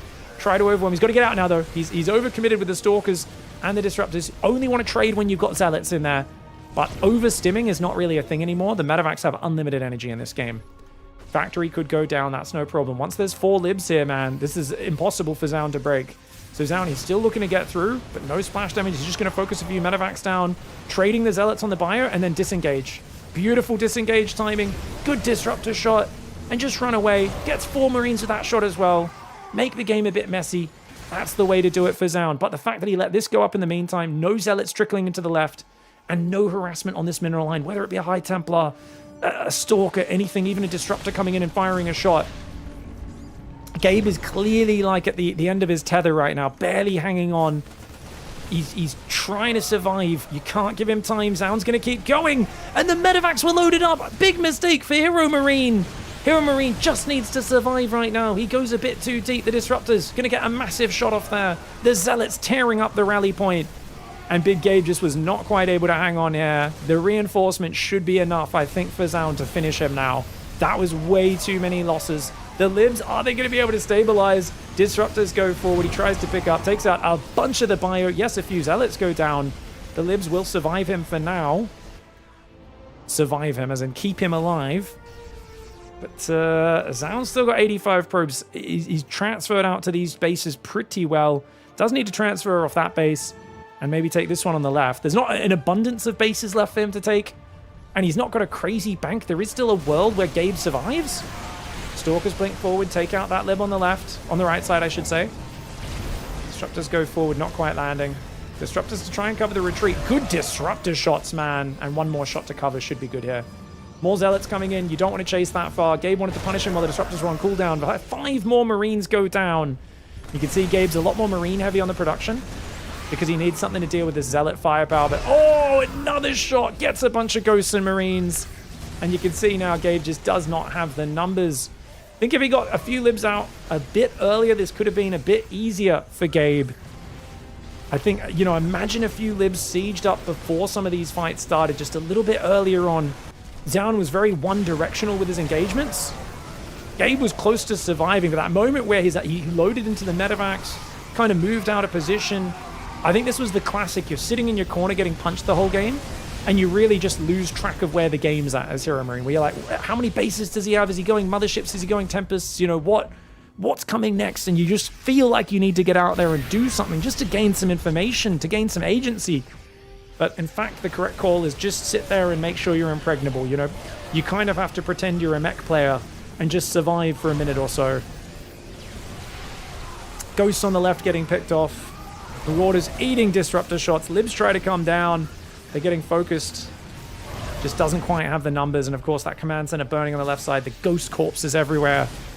And Hero Marine is going to have to tap out there. He almost hung in there and survived to the late game. But Zaun just doggedly pushed in, did not give him room to recover. And I did actually like, there was like one fight he overstayed with Stalkers a bit. But then he just kept pushing in, trading the Zealots, pulling back and using the disruptor shots, trading the Zealots. The Stalkers blink forward, focus some units. Is it super efficient? No. But 4,000 resources lost, disadvantage? That's nothing. Like, that's overall very good trading. And it's kind of the same with Zerg when they're breaking Terran, where often the first fights look really inefficient. But because the Terran takes a little bit longer to reproduce, and you're faster to reproduce, it's once you break the front line of defenses that everything crumbles. It's a lot like breaking a modern military line in a modern warfare, where it's like, it's so expensive, but if you could somehow break the line and kind of, there's this moment where it just turns into a rout. And we saw that in this game where like the Bio's trying to defend from this side, these guys are eating disruptor shots. Suddenly, the Terrans trying to micro in 4 different places. It's pure chaos. Units are rallying to their death. Libs are popping out and dying before they can siege. And suddenly, the Terran army becomes extremely inefficient. But I think Zaun was confident enough to just kind of front load the inefficiency and then catch back up by just creating chaos. Very well played in game 1.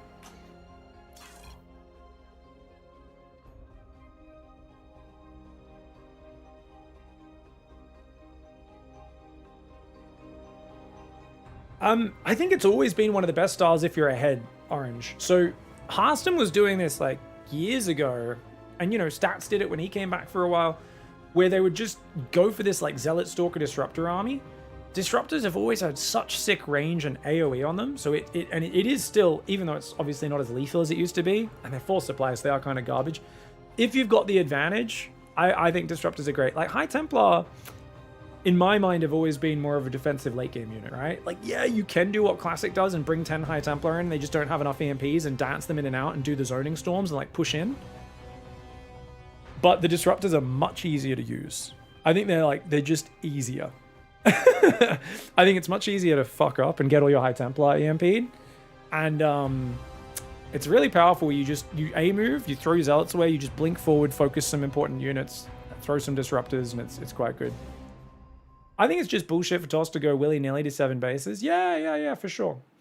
I mean, Terran's too powerful in the late game, I think, by far against Protoss. I think Protoss is too powerful in the mid game. You know, we had that comment on that video from Clem a while back about the balance of the matchup, and I think his analysis then early on in the season was pretty spot on. Protoss still too good in the mid game, and kind of just take the whole map and do a whole bunch of stuff, and late game's even better for Terran than it's been in a long time. Yeah. Supply cost doesn't feel that bad in this style of game because no one ever maxes. Yeah, if you keep the trade, I mean, he definitely was maxed before that and struggling with the maxed out supply. So it definitely costs you. But yeah, if you can keep the tempo up, then it doesn't matter as much. But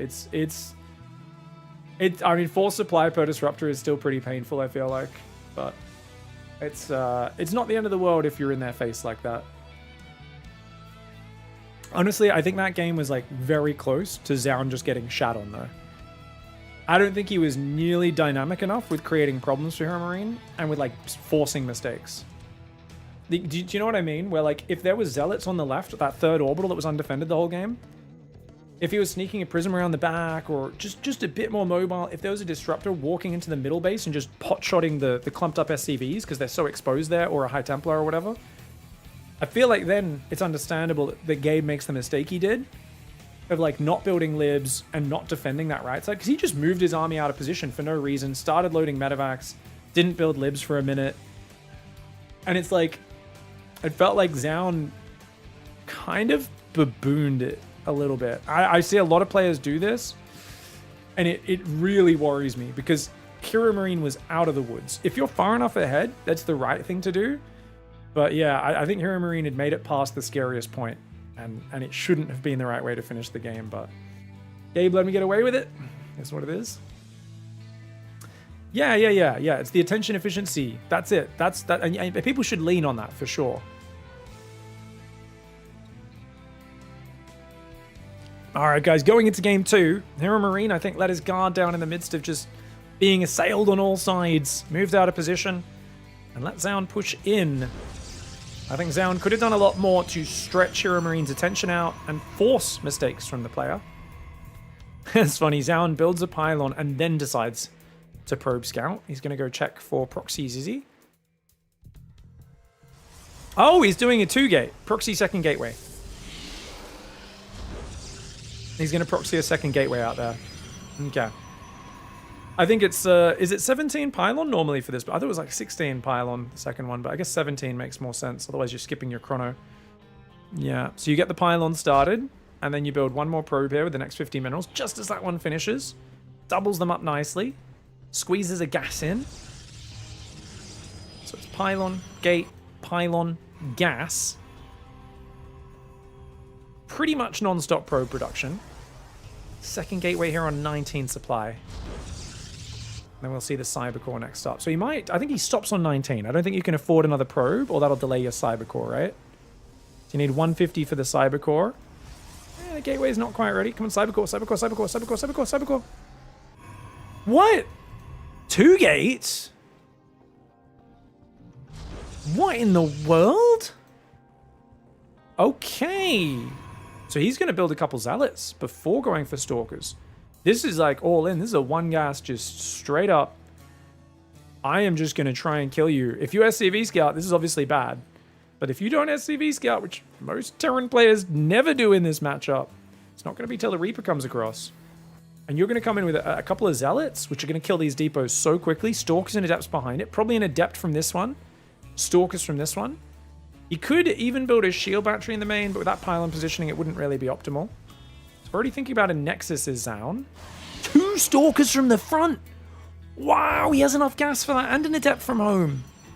Wow. Obviously can't afford Warp Gate. Very, very nice build order for Zaun. Oh man, there's a reactor building. That's not going to help too. I mean, yes, you'll get double marine production, but dude, this is so nasty. Hero Marine is going to need to pull off some magic. I think Clem could survive this, maybe, with God tier micro, maybe. But even for him, it would be very, very hard. Reaper's going to come in, and Gabe's going to go, what the hell is this? Why do you not have more gas? There's an Adept there as well. I think you just have to keep building Widow Mines. You don't have time to get a Tech Lab up. Oh, he's going to try.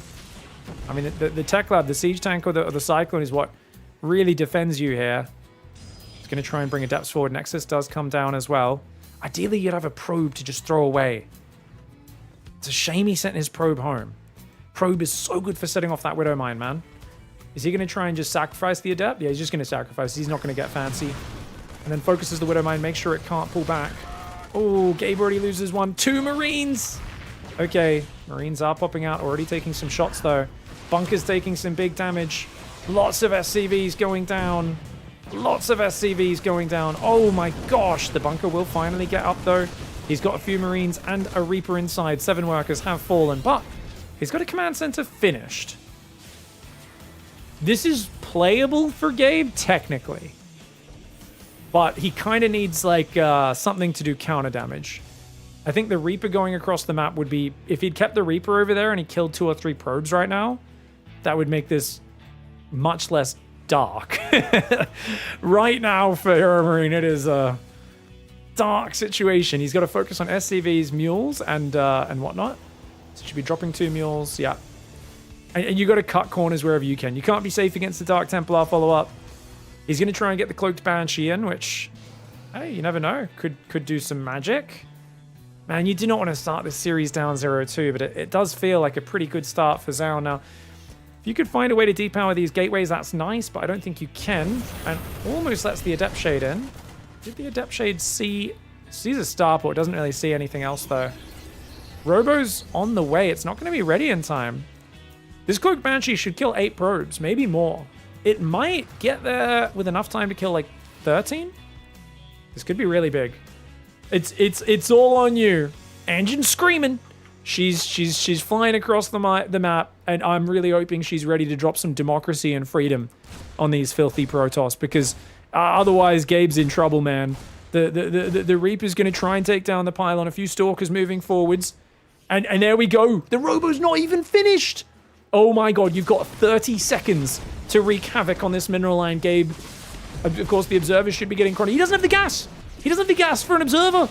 Oh my god, he doesn't have the gas for an Observer. Now he's pulling probes away from the shield battery. Oh no, he had to put back on gas. That's why he sent his probes back away from the battery. Oh no, because he wasn't willing to cancel Blink. Dude. Zion caught without enough gas. That is so tragic. But Gabe moves out and gets his Marines slaughtered. Oh god. Okay, that was not a good move out, but he gets a few Stalkers at least. Every Stalker kill is sacred. The Banshee kills 8 workers. Massive mining time losses.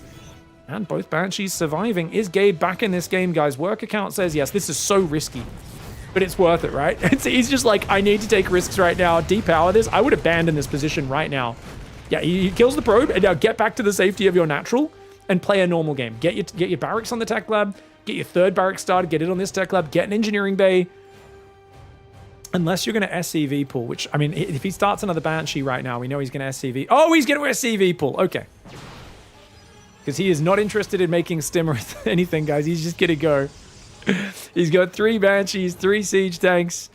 And he's hoping that he's going to try and repower those gateways. He's trying to set up a little ambush here. He's repairing these Banshees. This guy could come back and get repaired as well. Here comes the boy pull. He says, okay, this game's got messy. Let's make something of it. No charge.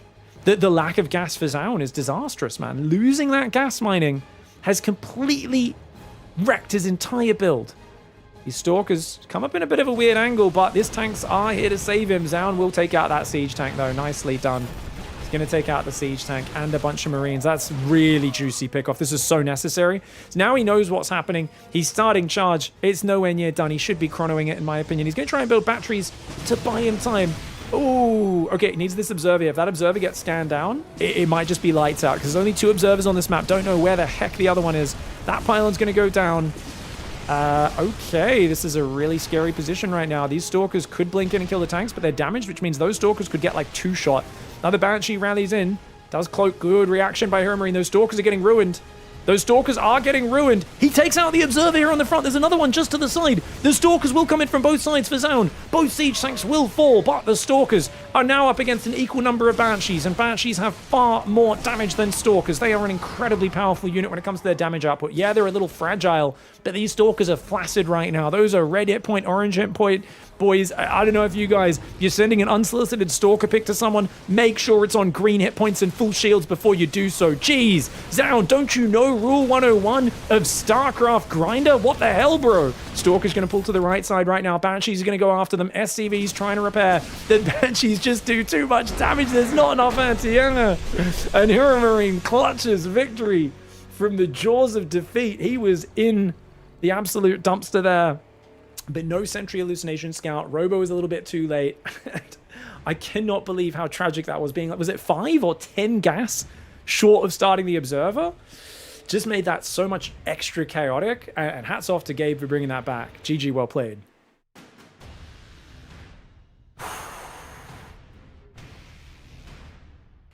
You got to make sure that, yeah, guys, you got to clean it up a little bit. You got to make sure the stalkers are polished, you know, green hit points, full shields. Crazy.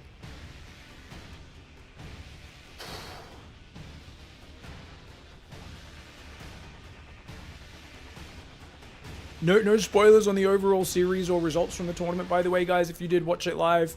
But damn, that's crazy, man. That was sick. That game was the Cloaking Unit Fantasy. It was actually only 2 gas. He was on 73. That's crazy, man.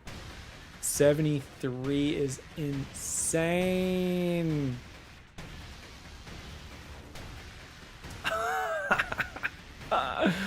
Alright, glad we chose to cast this one, man. People were telling me Gabe had some bangers. But we've got a bunch more games to cast later today. Quick ad break. If you guys want to support the channel, you want to see more StarCraft games, please consider subbing, using bits, that sort of stuff. Shadowhawks, thank you so much for the 1-year resub and being such a generous bastard supporter of the channel recently. Yeah, Homestory Cup finished yesterday, Saucy Cells. We're casting a bunch of the highlight series today. This is what Homestory Cup casting was missing. Dick jokes per minute. 100%, dude. I pray you're going to be at Homestory Cup 30. I'm already looking at flights for 29. I'll see if me and Doc can come over and plan a bit of a Euro trip, come by, have a good time. Should be fun. Yeah, I'm going to play an ad break. I want to cover a lot of games today. There's just so many good games from Homestory Cup and series and interesting results to cover. So I'm not going to spend too much time doing shoutouts today. Generally, when we do that, we go from like pretty good support on a stream to like almost none support. If you guys want to reward me casting more games and less talking shit and reacting to Reddit threads and having dumb banter, don't forget to subscribe. Subscribe to the channel and give support. Oh, by the way, big thanks for everyone supporting the Pig Plays channel. We got to 1,000 subscribers. I can now monetize my Pig Plays channel. Woo! Thank you for that. I appreciate it. It took us a long time to get 1,000 subs, but I'm going to try and get a bunch more games uploaded to that channel this week. Don't go anywhere. We'll be back in 3 minutes. They're talking about getting you out there during the sale stream. I hope so, man. Dude, I would love to come down to number 30. I think I'll come to 29 probably just as a fan. Like, obviously I'll hop on, cast a couple of games here and there, but I think I'll probably just be wanting to get drunk and like play poker and cheer for the players and, you know, have the whole experience where I hop on, cast a series or 2 each day, but generally I'm just having a good time. And then, yeah, I mean, if they get me down for 30 to actually cast, I'll be on the couch the whole weekend. I would absolutely do that as well. But, yeah. I went to the big 21, which was great. Be right back. Ad break. Sorry, ad break. No more talking shit. Game 3, Zaun and Big Gabe. It should be 2-0 for Zaun. But Terran just pulled out some invisible Flying Dark Templar. Wow, Protoss is so unfair, guys. I'm Terran. I get Flying Dark Templar. Look at me. But it's Protoss with their lasers that are overpowered. Stupid fucking Terran players. I'll be back in 3 minutes. See you guys in a sec. Still mighty. He lands a good fungal on some of the Vikings. Is that enough? He's making Lurkers, Hydras. She's walling off with command centers to defend this. Dude, it's a genius play. She lands orbitals. And actually, the tanks are kind of wrecking. The scan's going to be good. TLO, I think he needs to pull those Lurkers out of range. His drones just got eviscerated. He just lost his economy. He's trying to go in for the tank arc. She's done it. She's done it. She's turned it back in her favor. Piggy should read the unit description. It's a detector cock. Is there another description beyond cock?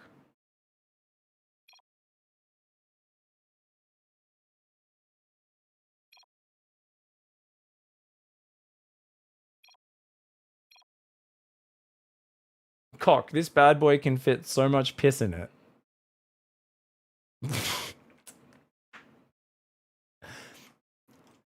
Well done. Well done, Patches. Well done, Patches. GG, well played. Welcome to StarCraft Shitpost Edition, ladies and gentlemen. Slaps cock. This baby can fit so much piss in it. The used car meme, Ratchar. That's perfect. The used car meme is actually perfect. Oh my god. Takes a 5th base as well. There's definitely transition opportunities, and Shin is a master of finding good fights, but oh, the force field! And he even blinks the Stalkers forward to lock in there! Oh, Zaun, that was filthy sick, mate. I don't know if I've ever called something filthy sick before, but that was filthy sick. Shin takes out the mothership. He says, "Where's your mummy now? Where is your mummy now, Protoss player? Where is she?" Shin transforms into Artosis for one gloating moment as he ties up the series and takes us to Game 7. Oh, you know, you're going to take a third probably. Whoa, that probe just got friggin' catapulted. Dude, did he just bounce off that edge and change directions? That was cool. That probe launched here, bounced off that, and then landed down there in the trees somewhere. You see, he does that. Biles! Oh, Biles from the cliff! Uh-oh. Clem dives in, though. These lurkers not fully covering the base. The double drop doing good distraction. Queen's doing damage there. A lot of units pulled down. Is it too many, though? Ravagers do get up north. Tanks are in range of the hatchery. Just barely. One tank sieging it. No Viper on this map, remember. 4 lurkers. Lurker range is only at 8. About to be 10. Double Bile! Clem exposes his tanks way too clumped up. And now the Marines idling. Clem! He's not watching! Clem! An uncharacteristic mistake. His mouth agape. That was not a PogChamp. That was a no champ. That was... He almost made the PogChamp face, but it was in pure shock and horror right there. That... I mean, wow.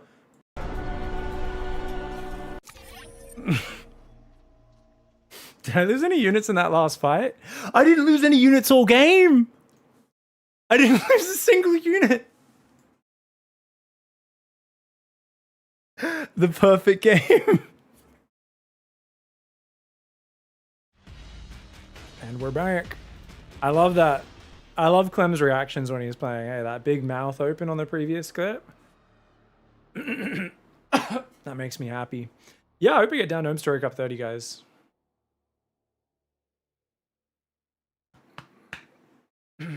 Let's go.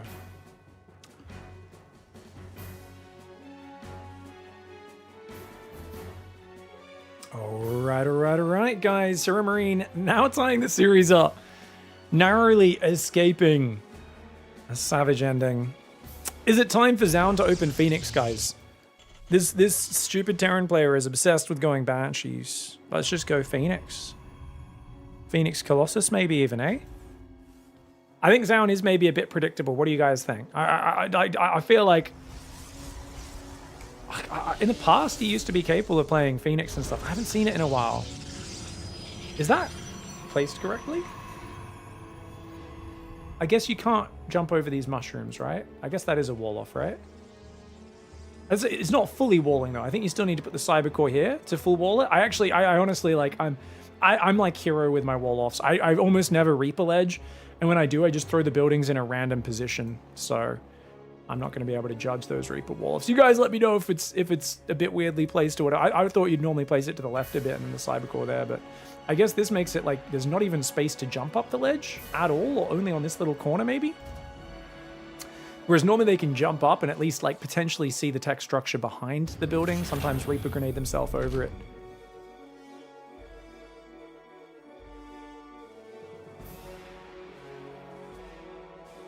All right, probe comes in. It's a Reaper expand. 1 gas this time. Now, from Gabe's point of view, guys, what do you focus on? I mean, he's not been favoring Widowmine drop. I think Widowmine drop is good but fragile. It might be a good time to mix one in, though. Especially, I'm a big fan, actually, of like the single or just double Widowmine drop. Not as big of a fan of the triple. But, you know, where it's more like, hey, or sometimes even an empty medevac that just goes and sits in the dead space, I think is really good.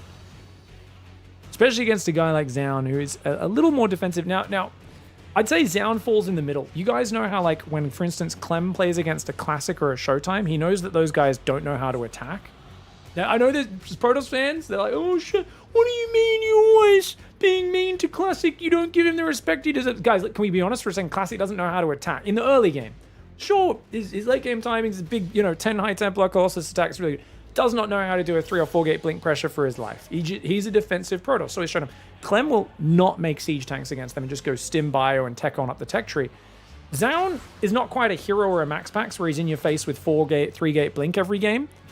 But he's also not as defensive and predictable, I would say, as a Showtime or a Classic in terms of he's just going to make 4 Stalkers and sit them at home, and maybe he'll send 4 Stalkers across the map. but no more than that, and he's never really going to blink into your main. Now, we do have that Stargate opening I was talking about. I really wanted to see that. Apparently, Cybercore does fit flush there, so nice placement. And this will be Phoenix, I believe. Yeah, it's just defensive Phoenix, so he's hoping to run into a medevac. If Hero Marine flies in with a medevac, bunch of Marines in it, 3 Phoenix come out and just kill the medevac with a few Adepts on the ground, and the game just is already massively in Protoss favor. I think it was about time. Game 3 in this series, you've played a few Blink openings. Mix it up. This shuts down Banshee super hard as well. If you get an Oracle out for detection, any super aggressive opening gets shut down. But I mean, it's a good thing to mix it up with. The question is, guys, is it charge afterwards or Colossus? He needs to take these gases very soon if he wants to go Phoenix Colossus, which I still think is a good build order, but I've always been a bigger fan of the charge style. He's got 3 gateways plus Phoenix, which means if there was an early tank push, Zaun would be very safe against it with just like non-stop Phoenix, Stalker, Zealot, Adept pressure production. Adept and Stalker are there. No third base spotted yet. Gabe's like, what are you doing, buddy? He's got a 2 mine drop that will move out. Has no idea that it's a Phoenix build just yet. And there we go. Twilight Council before third base. Interesting. This is so safe. I would argue this is like almost too safe. I mean, the third Nexus timing is still technically fast, but he's really hoping that Gabe overcommits. And oh, Gabe's Reaper will spot this. This is good for Gabe. So Zaun shows his hand. Now Gabe should just hide this Widow Mine drop in the corner of the map, I think. Or send it home completely. Yeah, he's going to hide it. Doesn't want it to get caught on the way home. Oh, he ums and ahs. He sends it home, then he sends it forward. Now he sends it back. 3rd and 4th gas already coming down. Zaun wants to go pretty quick storm off of this. And I think that's correct. Tanks are not needed for Hero Marine at all here. He should swap that factory off, and he will in a moment. Boop, boop. No. Oh, he's going to build a reactor on that barracks. That's interesting. Is he thinking about squeezing a Cyclone out just for anti? Yeah, maybe. Does see the Nexus timing. If Gabe wants to do a drop, I almost felt like he could have unloaded there and then burrowed the Widow Mines on the high ground, because Zaun wouldn't have even seen it coming. Speaking of not seeing it coming, 4 probes go down, pulling into the mineral line. Not a good idea there. I mean, it's better than getting hit in the clump of units, but yeah, that's nasty. These Phoenix should be able to cut him off on the way home. Splits up to make sure he doesn't escape the noose. Well done. That Widow Mine goes down, as does the medevac. 4 probes is not the end of the world, of course, right? It's fine. Templar Archives is coming up pretty fast. Bunker gets sold. 3rd command center's up. It's 3 racks bio. Couple of Vikings. Medevacs will come out next. And that 3rd command center's just started. Oh, almost gets a Phoenix. Good call. With the Vikings moving forward there for Gabe.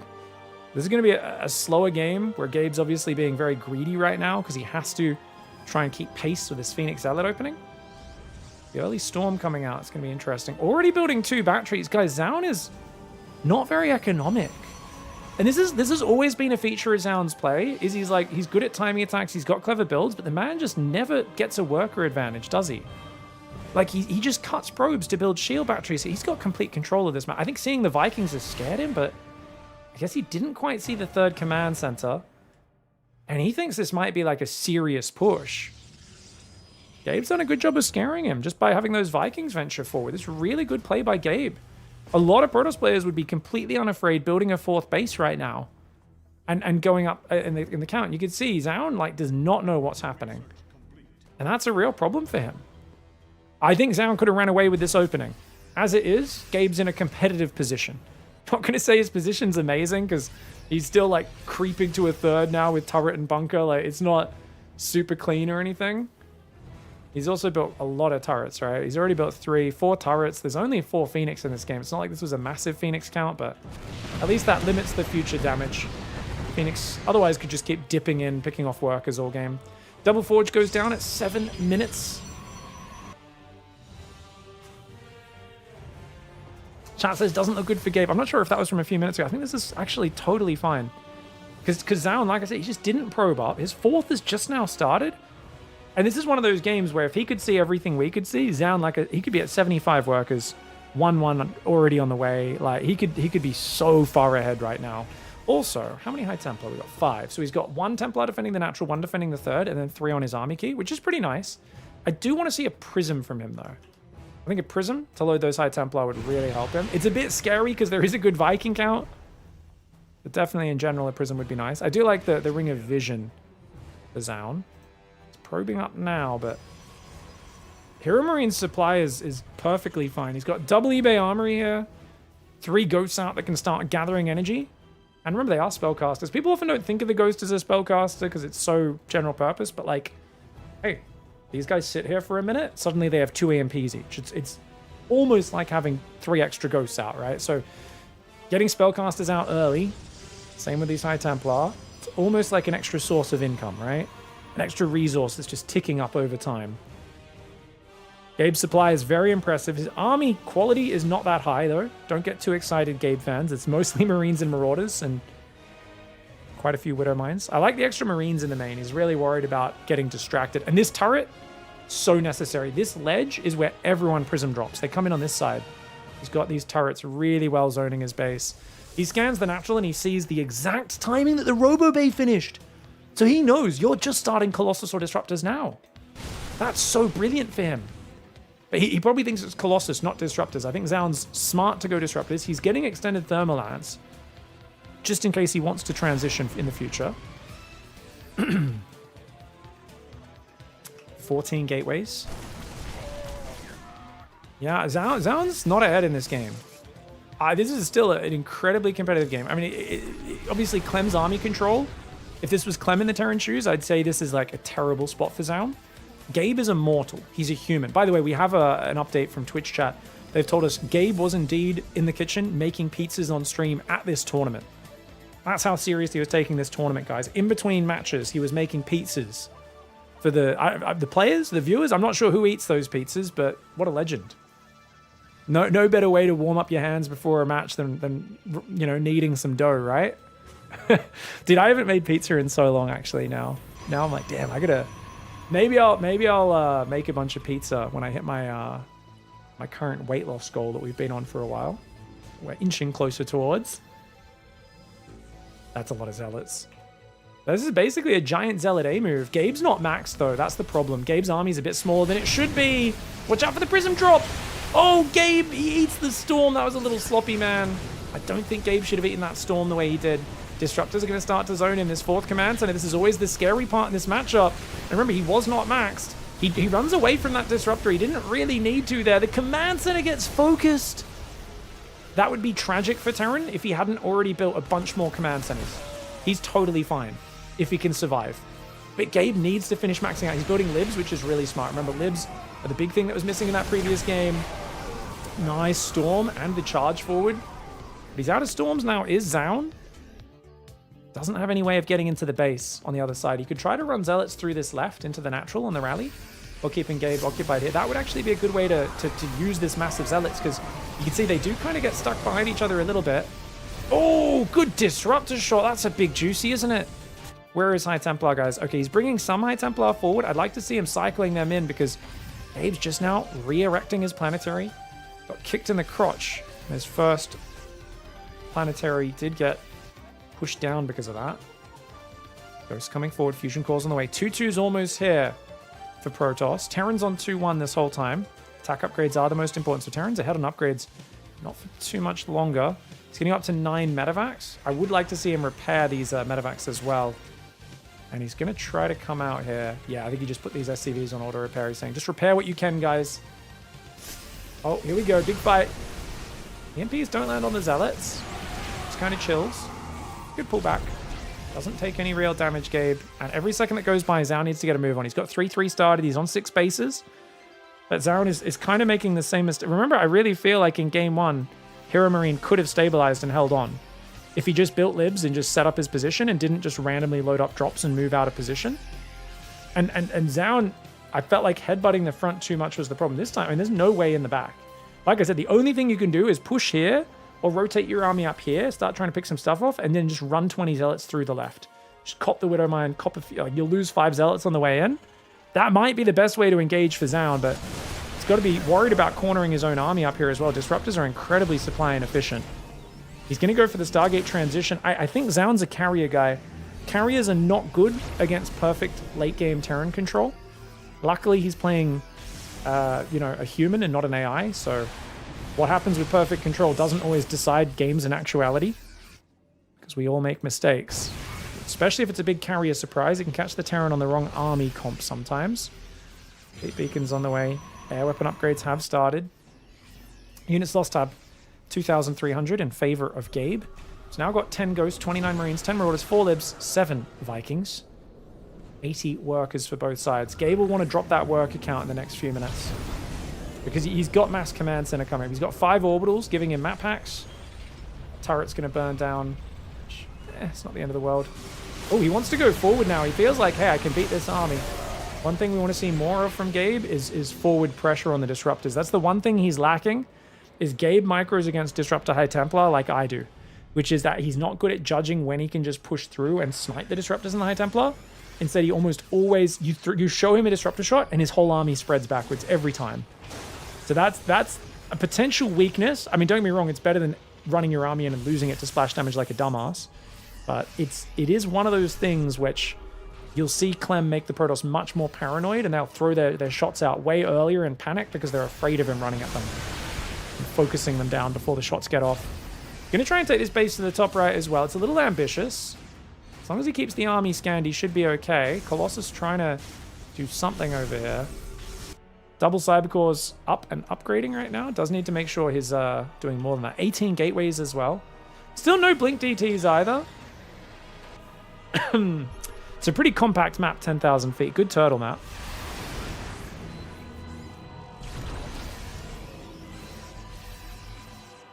How many orbitals? 4 orbitals are making. So right now, Gabe is on his way to the Iron Bank, guys. He's got 4 orbitals in production right now. It'll bring him from 5 to 9. He's got sensor towers and turrets on the right side. That's going to reveal this observer, which the Viking will push away. Rotate to the left, runs into 2 Libs, a Widowmine and a bunker.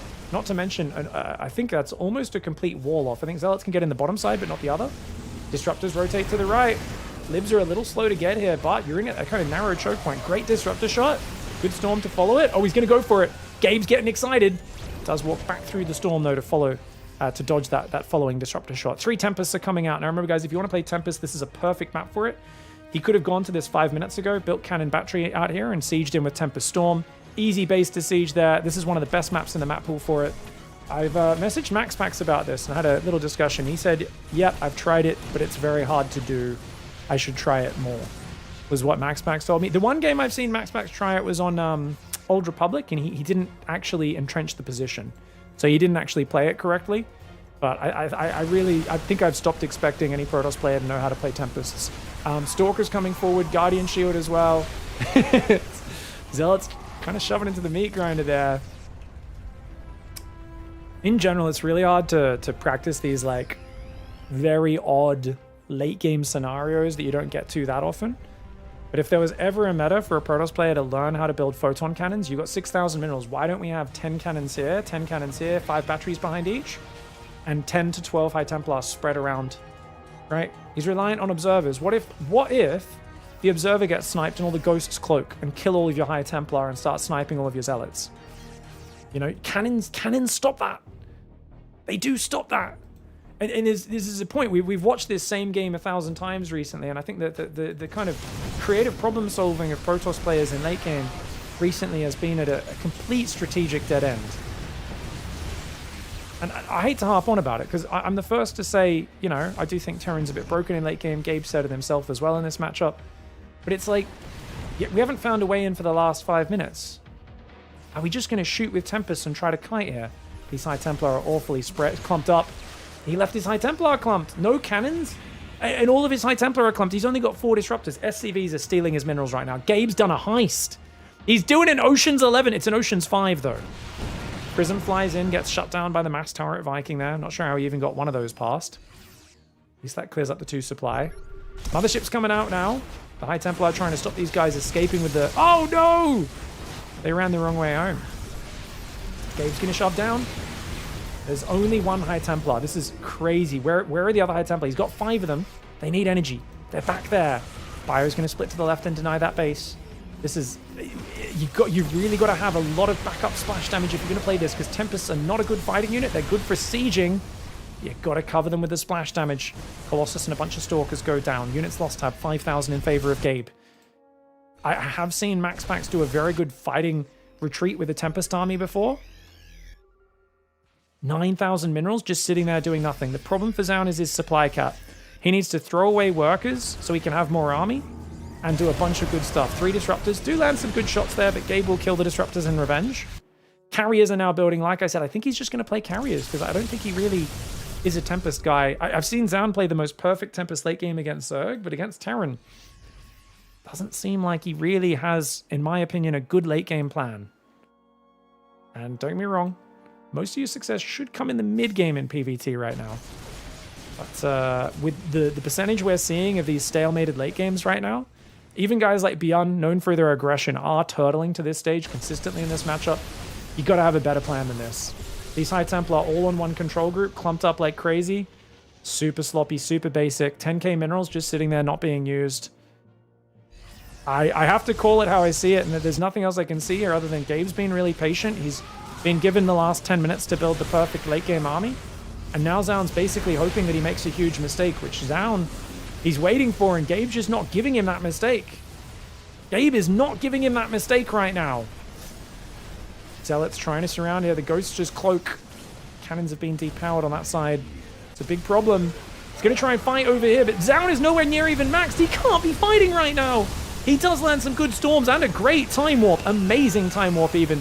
High Templar are going to die to his own storms, it looks like, and indeed they do. 2 of the High Templar go down, but he's losing his bottom left nexus, unable to deal with that despite having 18 gateways of warping in units.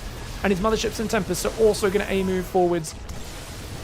We saw the same thing in the last patch, where Protoss was very powerful with energy recharge in its initial state. And we got to the World Championship, and Clem kind of looked like a completely different player against Zaun. But actually, Gabe's overcommitted. Gabe just threw away a bunch of army. Gabe needs to calm down and drop mules. Drop mules on this base and remax. Because income-wise, you're quite low right now. He's only just building a command center there rather than floating one down. I guess he wants a planetary. He's got 9 orbitals, 11 orbitals. Gabe's bank is dangerously low. Gets those units caught a bit unnecessarily there. Hold on. Remember, Zaun has a giant bank. He can afford to trade like an actual garbage dump his army just multiple times. You have to be careful as Gabe. You like, I don't know. He's out on the map still. Dangerous. He's going to try and fight in the open ground. There's not many carriers. Stalker Zealot's not going to hold this on their own. Where's the High Templar Disruptor? No High Templar in the army right now as far as I can see. It's just Guardian Shield and basic fighting units for Zaun. But the 3-3 Bio Viking is hammering their way through. I think Gabe should back off now. He doesn't have a crazy amount of healing. He's very overstimmed.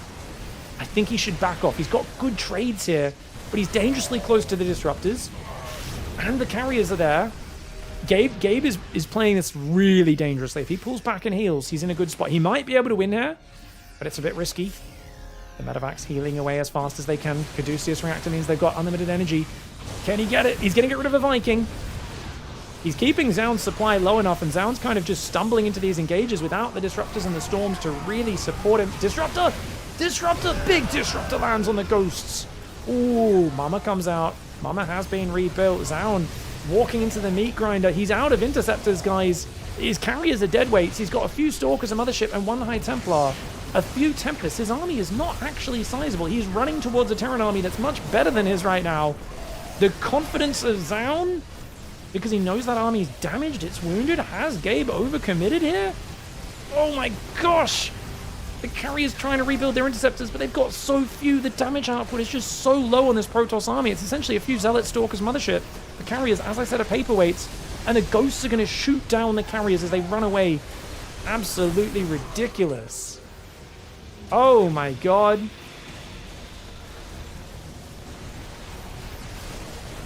Archon's trying to morph in. Not many EMPs for it, but the Lib's doing crazy damage. The meat grinder. 20,000 resource lost advantage. Gabe will be able to finish this off. And I think we have our answer. I hadn't seen a lot of Zaun forced to this late game stage in this matchup, but he looks lost in terms of what to do in this matchup. This was, I'm going to headbutt with my army like I did in game 1. But Then he goes Tempests, but he doesn't use the Tempest correctly. Remember, the way Tempests work is they are a siege unit. You want to shoot your opponent from afar and then stutter step backwards. That forces the Terran to chase you, to clump, and that's where High Templar, Disruptors, especially cannons, can stop them from pushing through you, right? But you need to have a lot of that splash damage, and you need them spread out and kind of in reserve. You can't have your High Templar clumped. You can't just have 1 or 2 Disruptors. And if you're going to go into carriers, which he did end up doing in the Mothership, you really need to make sure you have a big army supply. This is where it really matters that you manage your supply cap in late game. Look at this, about 18 minutes, 17 minutes. We go like 5-10 minutes before the end of the game. Look at this, 90 workers for Zaun. Do you need 90 workers when you've got 12,000 resources in the bank? No, you do not.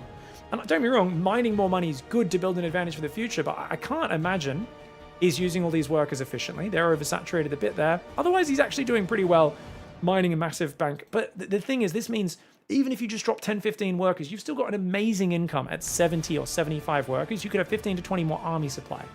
Number 1. Number 2, photon cannons don't cost supply. If you play this style, but the Terran is on a very good turtley map like 10,000 feet, what you want to do is you want to build an entrenched position forward on the map. You want to pick somewhere that's preferably on a high ground and in between multiple of their bases. This area is the perfect area. Why? Because you could do it here as well. Here's fine, easier to get up here. But it basically allows you to be in between their bases. This base on the left is already kind of spread out and far for them to defend. But if you're somewhere in this middle, and you hold this position with mass cannon battery, Tempest, and some High Templar spread around, guess what? Terran can't chase into a field of cannon battery with Tempest stutter stepping back and High Templar coming in to throw storms down from different angles. They just cannot break that once it gets up. You might say, but Pig, how do you get it up? Guys, when you get to 2,000 minerals, start building cannons. If you're maxed and you're starting to bank and you're on this economy, how do you utilize such a high worker count? You use your over investment in workers to build supply-free support for your forward position. If you have this position, this base is dead. Not only is it dead, you can also pick off all of these buildings. And remember, he didn't have a lot of bank here, Marine. And from there, you can branch forward. You can actually leapfrog your cannons forward. And if you get cannons to here, well, God, he can't. You can branch this way, this way, this way. How the hell does the Terran defend? You're in between his bases with an entrenched forward siege position with Tempest hitting him. And the goal of the Tempest is to stay at the edge of their range, shooting Terran units, pulling back, shooting Terran units, pulling back, shooting Terran units, pulling back, baiting him to splash damage. If you can just keep the fight on the edge of Terran range, Tempest will win. But what do we see time and again? Players go to Tempests, while at the same time not having any splash damage or very little splash damage left. A couple Disruptors, the High Templar waddle in from behind the army, and they are way too clumped up every single time. And most of your army is still Zealot, Stalker, Colossus, and the Terran is able to just push out and overwhelm your army on the map because you don't have enough army supply, you don't have enough splash damage, and the Observer doesn't help you, the 2 Warp Prisms aren't helping your army, the random Zealots scattered around the map aren't helping, the 90 Probes aren't helping your army, the Oracle doesn't help your army power, even though it's good for tagging them. There's so much supply here that is not going to help you when a pack of Marauders, Ghosts, and Vikings just stim forward, EMP the heck out of you, and overwhelm your position. And that's why extra investment in static and that splash damage is what allows this to be solved. This is something that is very clear for me because I sit here and watch these games all the time, every tournament for the last 6 months plus. That's all we see is 6 months plus. What are we in? Start of Feb. 4 or 5 months. It's just been Terran Turtles to late game. Protoss tries to win the game in the mid game, which Zaun did, and I love that he did that. But at a certain point, you've got to accept that it's not working, and you've got to have a plan for it. And that plan can't just be randomly make Mothership, Tempests, and Carriers. If I sound annoyed, it's because I am. I get StarCraft's a hard game. It's not easy. I would rather people be trying something that looks like they had an intelligent idea and making mistakes on the execution than just bashing their head, doing the same thing over and over again, smashing their head into a wall, which is happening in the late game of this matchup right now. This is difficult. Like I said, Clem looked a bit lost at EWC because he just felt demotivated and like the balance was against him. And I think if you're a pro player, I'm not saying the balance isn't against you. I think the late game balance is against you as a Protoss player. I agree with that. It doesn't matter. I'm saying you can still overcome it. You can still find ways to win. So please heed my words, pro Protoss players, and stop letting Terran just turtle the game out and win in these disgustingly one-sided late games where the units lost tab goes so far against you. That is my dream for Protoss players to figure this out, guys. Yeah. Money, not putting in work. Yeah, anything is better than banking this hard for sure. If you think you're going to end up here, it might just be worth starting air upgrades earlier. 100% Giant Orange. Like, the carrier game is not the worst thing in the world. If he started the carrier game 5 minutes earlier and then just swapped to 5 Stargate carrier after one of these messy fights, or like 7 Stargate carrier, and then you just surprise the Terran with like 12 carriers and you just try to get on their production, that can absolutely win games. Yeah.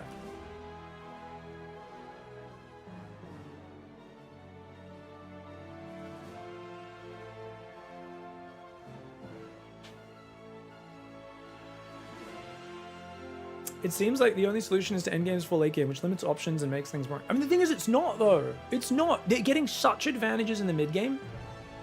There's literally one thing Terran is focusing on, which is surviving.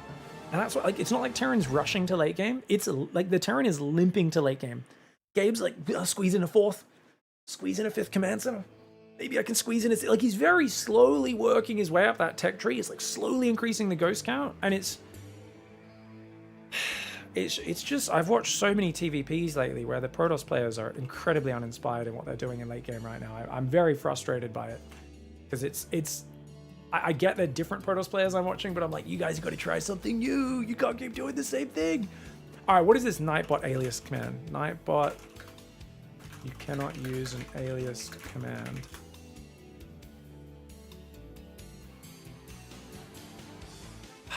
Which fucking...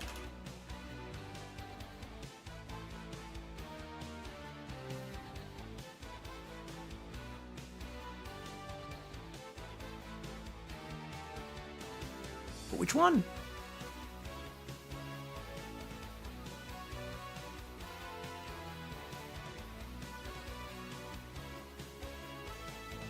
Which one?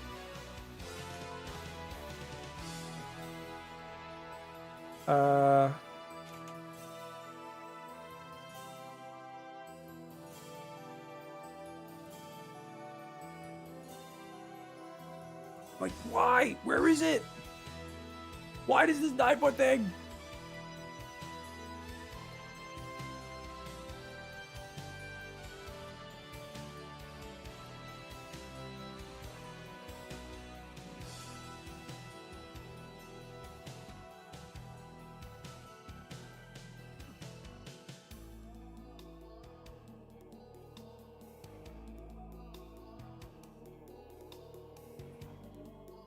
What's this? It just says you cannot use an aliased command from an aliased command. It's fine. But why is it just randomly saying it? Because no one's actually activated a command. It just keeps randomly saying this once every like half an hour or something, eh? It must be one of our timers.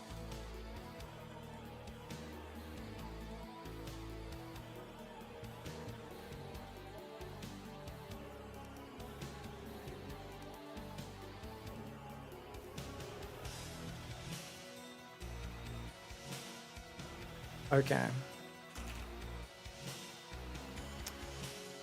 Okay, I think I know what it is. I think we found it.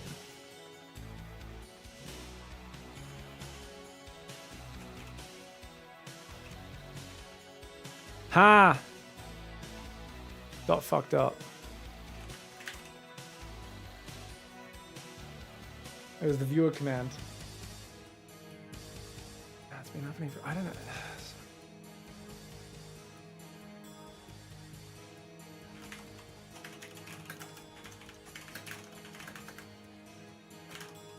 You can't alias an alias. It needs to be viewer tournament is the actual message, not viewer on the timer. Alright. Sorry, that message is fucking triggering me. I figured I couldn't figure out what fucking command it was. Sorry about that. Viewer tournament's gonna be soon, guys. It's gonna be this Sunday my time. That's Saturday if you guys are in North America or Europe. Sign up. It's a Swiss format. Runs through about 3.5 tournaments. Nobody gets eliminated. And as you play the tournament, you get matched with people with the same score as you. So if you're getting your ass kicked, don't worry. You'll get matched against other noobs. If you're kicking everyone's ass, you're going to get matched against a Masters or a GM after a few rounds, which is awesome. It's good fun. It's a really good chance to get your games potentially commentated by myself.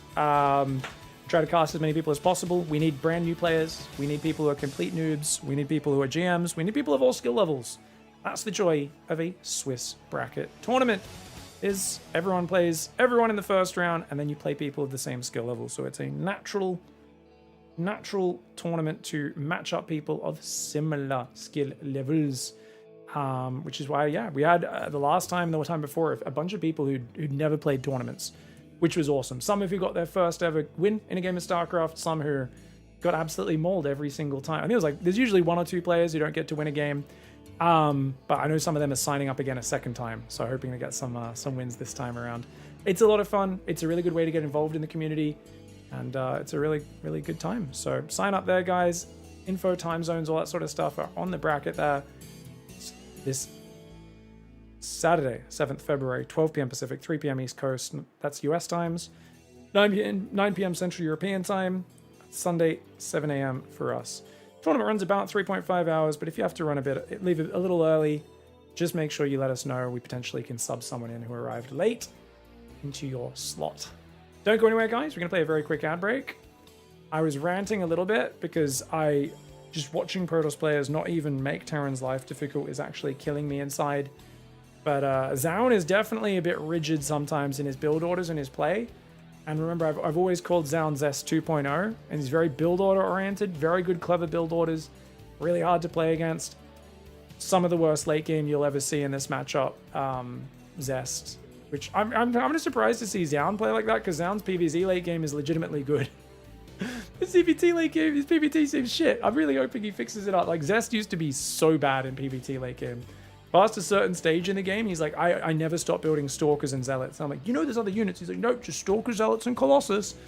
And you just see Maru maxed on like Bio, Ghost Lib. And you're like, you need to fucking transition. And Zest was like, no, I'm going to recall my army in your main and hope it works. Like, I remember the fall off Zest would have when it got to late game was like something to be studied. You're like, he just has no plan past the mid game. Like, what are we doing? Don't go anywhere, guys. We'll be back in 3 minutes. Quick ad break. We'll be RB. What's he doing? Front 3-3's on the way against 3-2, so Protoss has the upgrade advantage right now. Colossus, Stalker, Disruptor staying really active. Max Specs went from 3,500 resources behind to just 2,000. So the last couple of skirmishes, he's getting some value. He's starting to kind of move the trading back in his direction. Now, Liberators will derp out on those flying walls. Does punish shift clicking a little bit, which is actually kind of nice. You could say that's a nice feature, is you need to micro your drops and air harass a bit more. Stalker cleaned up the lib though. Bio runs forward, gets rid of one of these disruptors. More disruptors come out. Oh, massive ball on the flank. Beyond's flank came around a corner, and you never want to be attacking around a corner in StarCraft. That being said, he's got a good spreading now on a lot of his Marauders. And even though it looks like Protoss is like sliding away, Stim Bio in those boosty zones is insanely fast. Every single disruptor goes down, and that's where the trade turns in Beyond's favor. 4,000 resources lost now in favor of the Terran. Another SCV arrives, which is kind of hilarious. Special, those SCVs could get in the corner and drill each other. Oh, broke back SCV there. Your allies like, oh, help me in a team game. Doesn't go well for you, the Adept. Oh, he's trying to get to the Healing Shrine. Oh, the Healing Shrine's so good here. Oh my gosh, Beyond chases to the Healing Shrine. Mana uses the Healing Shrine. He keeps the Adept alive. He gets all of them. Oh no. Beyond gets baited. That there is the face of a tilted Terran player. Oh my lord. Oh, the Adept's not finishing healing, unfortunately. He was accidentally not quite on it. Oh no. He will dig a hole in that cell wall. That one little diamond hammer or whatever it's called. Dude! Classic! Oh no! Classic loses his cool. He kills his own Nexus. Oh, Classic's mouth is open. He just turned on his own. And then keep healing up at the Healing Shrine, which would... Excuse me, which would be very amazing. You can't kill me. It's immune to a single Reaper. Get wrecked, nerd. It can't heal the shields. That probe is 100% giving the middle finger to CLEM.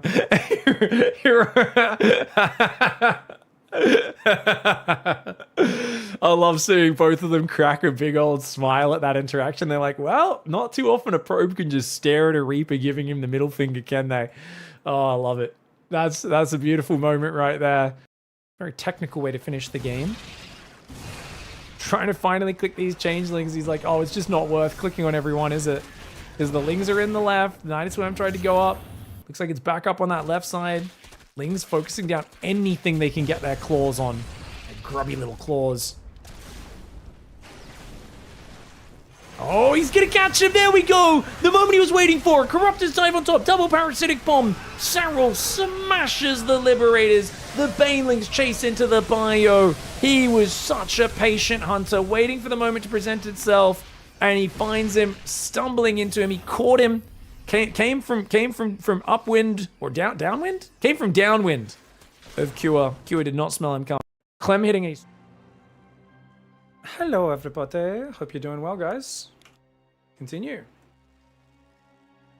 All right, guys. We got Hero Marine down here in the bottom right side of the map, up 2-1, surviving the Protoss Avalanche. Down in the top left. Didn't look very good in his late game there. Did have shades of Zest. You know, I've been calling Zaun Zest 2.0 for a while. The next evolution of Zest. His late game in PvZ is really good, though. Whereas Zest was never really good at late game in any matchup, I don't think. He was always a mid-game god, great build orders, but kind of would hit a point where his understanding of StarCraft or his interest in even having a plan would just fizzle out, and he'd say, nope, I'm meant to have won by this point, otherwise I just keep making the same units and bashing my head against a wall. Zest, I always remember him playing Romanticide against, I think it was Maru, got to like late game Bio Ghost Lib, and Zest didn't, he had the whole map, like he had tons of money, but he just didn't do anything except build Zealot, Stalkers, and Colossus. And his only play for late game was make a mothership and try to recall his army into the back of your base. Like, no Storm, no Disruptors, nothing. I was like, oh my gosh, does he really not have any late game plan at all? And, you know, kind of similar to that last one. I mean, Zaun tried to build a bunch of different units, but it just didn't feel like he had any real intent of how he was going to use those correctly. So, you know, I don't want to harp on, it's not me being, oh, Zaun's bad. It's all Protoss players seem to have this blind spot. There's like a collective meta hole in their understanding. And it's late game is really complicated in StarCraft. This is not unique to Protoss players. Zerg had the same issue when Terran were turtling into late game in kind of 2021, 2022. And the Zergs were just getting full map control. Terran takes a really long time to build up to endgame, where they've got to build all those orbitals and all these turrets and upgrades and infrastructure. It just takes such a long time to do. And you're kind of like, all right, you're building to late game. I've got like 5-10 minutes to do whatever I want. And the Zergs would just sit there and do nothing. And they could have, you know, the big thing we talked about, and eventually I influenced the meta. SERRAL was the only player who really got good at it. But Raynor and a few others got okay at it, which was mining out the Terran bases, was a big one in those ZVT games, right?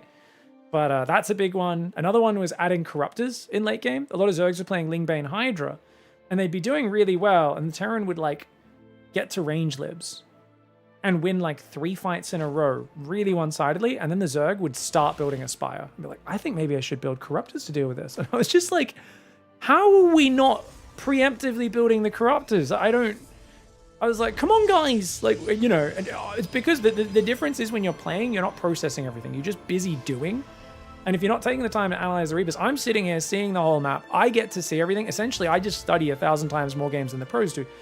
Every commentator does. It's why even the commentators who aren't super high level will sometimes have these really good insights on just like, because they're like, hey, I've seen this thing 50 times in a row. Because it's not just your game, right? It's not just Zaun's game. It's MaxFax games. It's Heroes games. It's Showtime's games. It's Classics games. And it's because I get to see all those games and the same thing repeating itself. I go, oh, damn.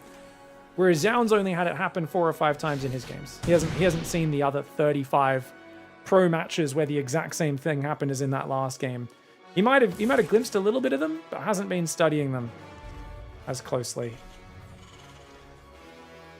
Is this the salt mines? Well, I think Gabe does like putting a bit of salt on his pizza, but no, this is Homestory Cup.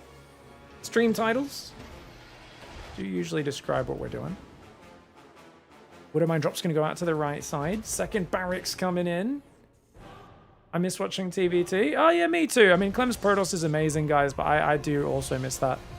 So it's going to be a 3-gate Blink Robo for Zaun. We are going to have a Reaper on the left, Widowmine drop on the right. Pretty standard 1-Rax Expand opening for Hero Marine. Lack of pressure here for Zaun, who's going for an early hallucination. Sees the drop coming in, but I don't think he's reacted. Got 2 Stalkers in the main. should have been moving to respond to this a little bit earlier, I think. Could have got some good damage on this. He'll just send 2 probes to take the Widowmine shots. Oh, nice burrow, 1 burrow. Just going to waste a little bit more time there. And finally, that does get dealt with. But good mining time denial. Still got 1 mine in the medevac. Not a bad harassment for biggest Gabers. Second barracks is already making stim. It's a good read by Gabe. Says, you've gone Sentry Stalker. I've also seen 4 gases, which means you're teching really hard.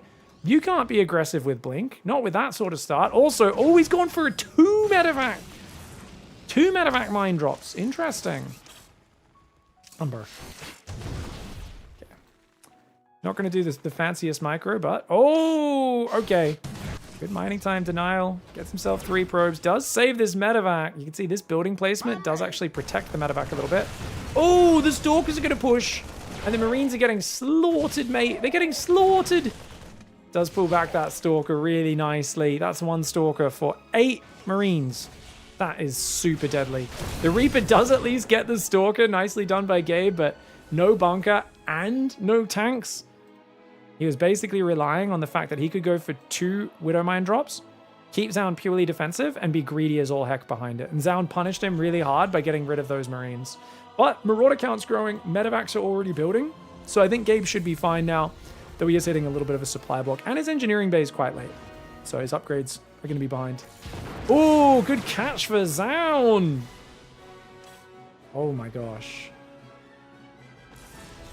Oh, good unburrow micro. Marines just forcing more APM out. Zaun does dodge with the blink. If the triple drop out the left, the observer doesn't see that. But he might. Oh, I think he can. I think he can tell now. He's like, something's missing. Something's missing. Charge is not ready. This is a really scary drop. Honestly, if he just stims in and goes for the 3rd, that's going to be effective. 7 Stalkers, 1 Sentry on the map. I don't think that beats this on its own. Sounds trying to get out front, but the medevacs haven't unloaded. Oh, now they are. All right, 1 medevac will go down. Stim's done. No shields, no +1. 1 Stalker for 1 medevac. Good trade for Zaun so far. Mirror Marine backs away. He actually could have just stood and fought, I think. A little scary, though. The Blink Stalkers, you don't know what's going to be warping in. Pull back for now. That's going to buy time for Storm to be finished, which will keep Zaun safe. At the moment, 3rd Command Center does build. It's in vision. Zaun is continuing to probe. If he can squeeze a Forge in, that'd be great. He's going to 7 gateways. No Forge just yet.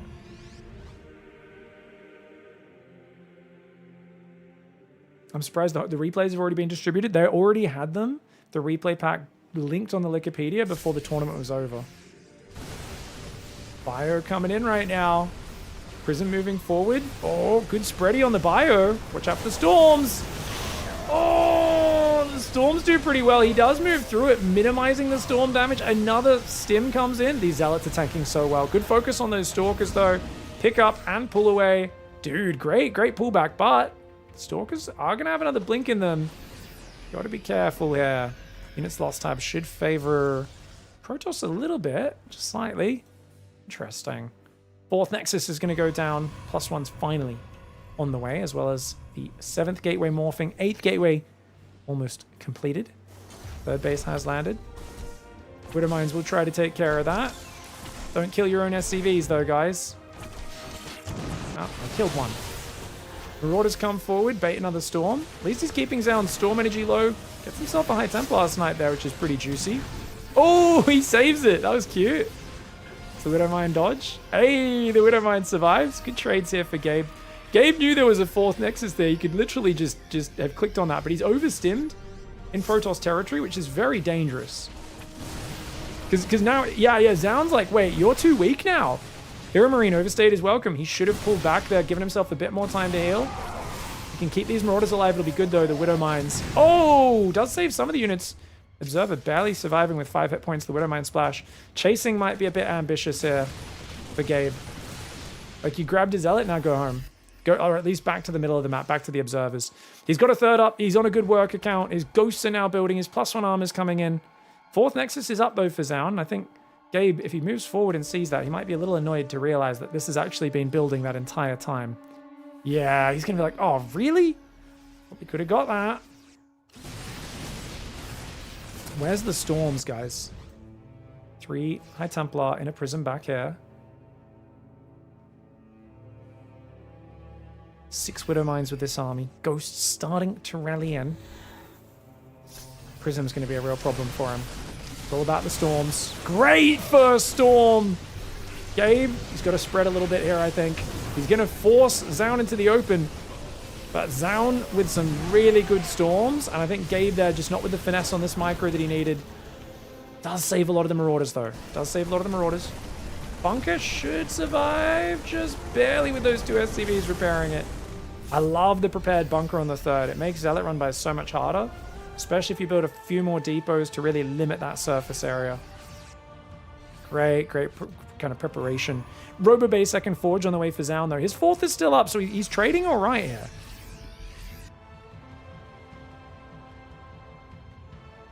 Who in the chat has eaten Big Gabe pizza? Says Razorback. Did he just get an observer? Didn't see an observer death graphic. Maybe he did get it. I don't know. Yeah. The 5 hit point observers is gone. If you guys have eaten it, let me know. How does it taste? I'm curious. I assume the guy asking that in the chat has tried a Big Gabe pizza. Give us your review here in the chat, bro. I'm curious. 2nd Robo's on the way. Zealot will go down. Part of fighting for map control as a Terran is just trying to clean up all these little zealots everywhere, pylons they've built, just anything that gives you free value. Drop's going to go to the right side. 5th base is on the way for Zaun. +1 armor finally starting in the back of the main. Units lost tab is only about 600 in favor of Gabe. He's building a 4th. He's got he's building a 5th command center. He's already preparing for late game. He's just like, Zaun looks Garbo in late game, dude. He's like, he has no idea how to beat me. So he's going to be quite greedy here. Oh, he went in vision of the pylon. No, run away, Gabe. That ain't going to work out. Oh, I like the pullback on the Marauder. Going to save 1 Marine, 1 Marauder. Doesn't kill anything. Good defense for Zaun. Bit sloppy. Oh, out! Prism! Prism does get a big storm, but it dies with 2 High Templar inside, and that's good for Gabus, who's got himself 12 medevacs. That is too many medevacs, most likely. That means his actual fighting army supply is going to be not that big. Colossus transition is really bad in this game. So he's going to get 3 Colossus out as 9 Vikings are already on the field. I mean, if he stops at 2 and just builds Disruptors, which I think Zaun's doing now, that's the right call. So it might work. If he stops at 2, that's okay. Because, yeah, they're not going to do anything. They're just going to die to the Vikings. But too many medevacs, too many Vikings. Gabe's ground army might struggle. And he gets caught in a really bad position up against the edge of the map. Remember, he's also building a 6th command center already. He's not holding down his production. Where's his Marauder Marine Ghost production? Gabe right now is kind of taking for granted that he can't be killed. That is not the case. There is Sidestorm, Colossus, and Disruptors rallying in. 3-2 upgrades on the way. And Gabe's production sucks. He's just now building his 6, 7, 8 barracks. That's so greedy, man. He might have to build libs just to keep himself alive. Like, even without range, just to not die here. Decent EMP, but the High Templar does dodge it. Oh, High Templar gets exposed. Marauder's happy to grab that. I feel like 1 good storm landing on the medevacs could be a really big problem. They're just so damaged already. He's going to go forward is Gabe. Got to be careful. There's big warp-ins, disruptors there. 10 gateways up, 4 more. 2 more building as well. It's going to be 16 gateways in a minute. 2 more command centers building in the back. Gabe's trying to build to this late game. Vikings going to clear the Colossus. He did eat a disruptor on the front of those Marauders. 5 Marauders got deep in the red. The Zealots just finished them off. The Vikings finally finished the Colossus. That was a decent trade for Zaun, though. I would argue a good trade for him. Snipe does land on one. There's another High Templar coming from the north. Big storm! Does land all over the bio. These libs should protect from the rotate. Marines go forward. Gabe might need to swap into a more of a defensive stance. This bit of terrain is really causing him problems right now. Stalkers blink forward, the libs go down. Great move for Zaun, who knows he's got way better reproductive capabilities. Hero Marine has a lot of command centers, but he doesn't have the add-ons on his 8 barracks ready just yet. Those barracks in the back are just building Marines and a reactor, of all things. A lot of Ghosts trying to hang on here. The Immortals will fall. That's big. That's a big snipe. Storm doesn't really land in a big way. Disruptor's coming forward, though. It's a constant stream of Protoss. Zaun has, though, managed to find rather large inefficiency in these last few fights. 4,000 resources in favor of Gabe. Gabe's 3-3 is not too far away. He's going to build 2 more tech labs, which he's desperately been needing for a while. Gabe has definitely danced on the dangerous side of this game, but he may have made it through. And now with 5 orbitals up, 3 more command centers building. I mean, he's really being way too greedy. This is like bad production, guys. Some of his barracks are idling, man. I get you don't want a lot of Marines, but Marines are still good in this game. And these barracks need to be producing. If you are not maxed, winning this game is not about massing command centers. It's about surviving right now. And he's being far too greedy. Couple of Marines derping out here. Air Marines production still only utilizing 5 barracks at a time.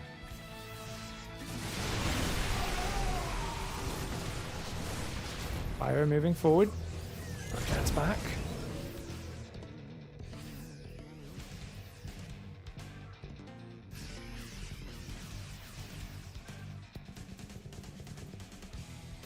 His army's not that big for Protoss. Gets himself a couple units. Alright, Zaun is getting to that point where if he can't break through Hero Marine soon, he should start thinking about getting Cannon Battery Tempest out here. So he's going to start banking money pretty fiercely. He's got 16 gateways. He might just be able to push through. Gabe eats a big disruptor shot. Yeah, Gabe needs to push forward so he has space to retreat. Gets 2 disruptors there. Stands his ground and fights. Let's take out that High Templar and an Observer. Getting rid of the Observer is big. Denies the enemy vision. Can't be transferring SCVs out till you're a bit more ready, though. Lib's defending the right side. Oh, the disruptors! The disruptors! Massive disruptor shots! Oh, this is the same problem Gabe keeps running into, where his army splits around the terrain and he loses track of it and he eats disruptor shots, he eats Psy Storms. The Ghosts do cloak. There's no detection to deal with those cloaked Ghosts. That does help them survive, but that means they're not going to have any energy when this fight is over. Another disruptor shot comes down. It takes out a Ghost and 4 Marauders. Lib sieging and getting focused down by the Stalkers in the middle of the battle. Beautiful engagement here for Zaun, who can reproduce much better, man. We're going to see some fast-breeding kangaroo Protoss here. Kangaroos breed like rabbits, for those who don't know. Up against I think this is going to be a classic panda Hero Marine, you know? Essentially, right now in the barracks, we've got like 14 zookeepers in each one, and they're like, come on, bump uglies, pandas! Make some babies, please! And the pandas just look at them stupidly and pick up a piece of bamboo and start gnawing on it. And you're like, okay, these guys just really don't want to make babies, do they? And Zaun, on the other hand, is like, hey, look, another 300 Zealots and Stalkers, lol, 16 gateways. Remember, you can warp in a Zealot every 20 seconds. It is so fast to produce once Warp Gate's done. So he can make 48 Zealots a minute. And Hero Marine cannot compete with that production. He's losing units too quickly. The command center does survive. He saves it. But he's lost 5 workers. He needs a planetary on this base just to keep his income up. Right side base is getting low. If Gabe can max out, there is hope. But he's going to need to find a really good fight. And of course, Zaun should not be giving him this time. I'm shocked there's no Zealots on the right side. Do you really need every Zealot in the main army? He's going to YOLO it. Oh my god, he's just focusing the command center. He hits his own Zealots with his disruptors. Oh no, he's not going to get the command center. Well, that was a disastrous engagement. Zaun. Oh, he's got a disruptor shot to cover his retreat. Only gets a few Marines. Decent spready for Gabe, though. Gabe shoving forward. He's only got 7 medevacs now. He doesn't have the 12 medevacs from earlier in this game. And he's going to deny a base or 2. But remember, he's taken a lot of damage. Planetary is going to try and erect itself. He's been getting kicked in the crotch repeatedly on this base, but he's managed to avoid torsion so far.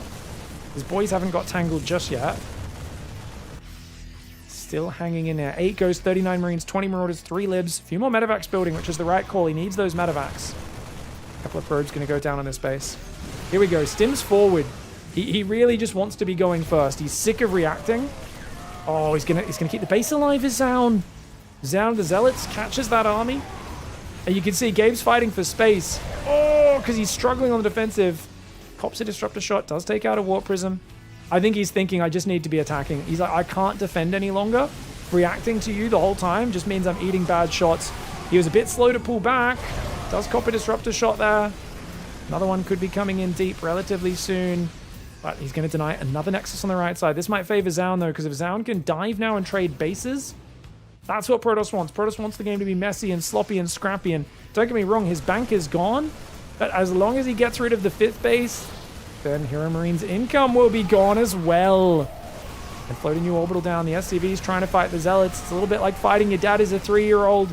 I know I give that analogy a lot, but we all had that moment as a child where you try to fight your parent, try to give him a bit of a wrestle.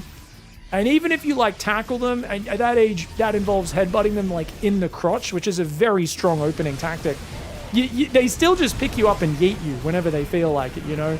You get yeeted onto the couch, and it's just a bit painful. The Stalker count is taking big damage. He's got to get these Stalkers out of here. Dude, this game's an actual barn burner. Because, yeah, you killed the base, but he's got an orbital there. You need to keep trickling Zealots in. And likewise, Gabe needs to get rid of that bottom left. Oh, the balls are in the open. Balls in the open. Balls in the open. He gets almost all of them. He tries to dodge at the last second. He might have been better off focusing. This means this is only part of Gabe's army, though. This is the exact messy fight that Zaun needed. Oh, Gabe, he should have backed off there, but he was trying to stay forward on the map. His Cloak Ghosts are still doing good damage, but these guys are getting caught in the retreat, and that is a nasty situation. Hero Marine's going to rejoin these units, but they're trickling in. And what started as a massive, endless stream of Protoss has finally ground him down to dust. He's still got a few mining bases, does Zaun, whereas Hero Marine, his whole army's being cleansed. It's all about limiting the trading, keeping your army supply high. And the moment that game got chaotic, and the moment that army got in, it just cracked open the defensive nut that was Hero Marine. This was really good. I think there was a point over here. There was a point here where his army split on the north and south, and he ate big splash damage. There was a point here where his army got caught up against this ledge at like 8 minutes. There was also, later on, his army split around this side and this side. These bits of terrain and the pathing, Gabe was like losing track of where his army was because he was just stuck under this endless torrent of Protoss. And it's very easy to lose situational awareness. I think when you watch a human like Hero Marine, who's insanely good, so much better than I'll ever be at this game, but then not quite as perfect as Clem at the multitasking. You kind of, it gives you an appreciation for how amazing it is that Clem perfectly manages these armies and shuts down attacks like that so easily.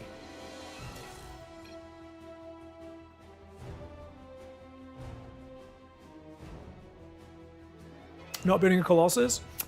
Yeah, he could have gone back into Colossus. They take a long time to build.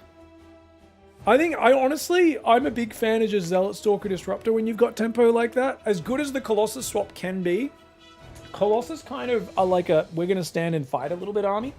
And the way the army works is it's hard to sync up the Colossus without, because often what you're doing is you're diving, blinking forward, focusing some shit down, killing a command center, and then your Disruptors catch up, and then you disengage, and your Disruptors throw balls, and they kind of cover your retreat a bit, right? And Colossus just don't work as smoothly in that situation, you know what I mean? Logic Soldier, evening Pinky Cast, let's go. I heard these games are good. Thank you, Logic Soldier. Guys, if you want to support the channel, please do consider subscribing. I have cleared my schedule for today to try and give you guys coverage. So many people were asking me yesterday, are you going to cover the Homestory Cup games? And the day before that, when are you going to do it? If so, and I was like, yeah, we're going to do it. Yeah, of course we're going to do it. Because I heard there was a lot of fun games here as well, and we're really interested to see the results. If you guys want to support the channel free of charge, maybe you're not a rich guy. Maybe you don't have $4 million in crypto coins or anything like that, you know? Guess what? If you have Amazon Prime, you can subscribe for free. If we click continue sub,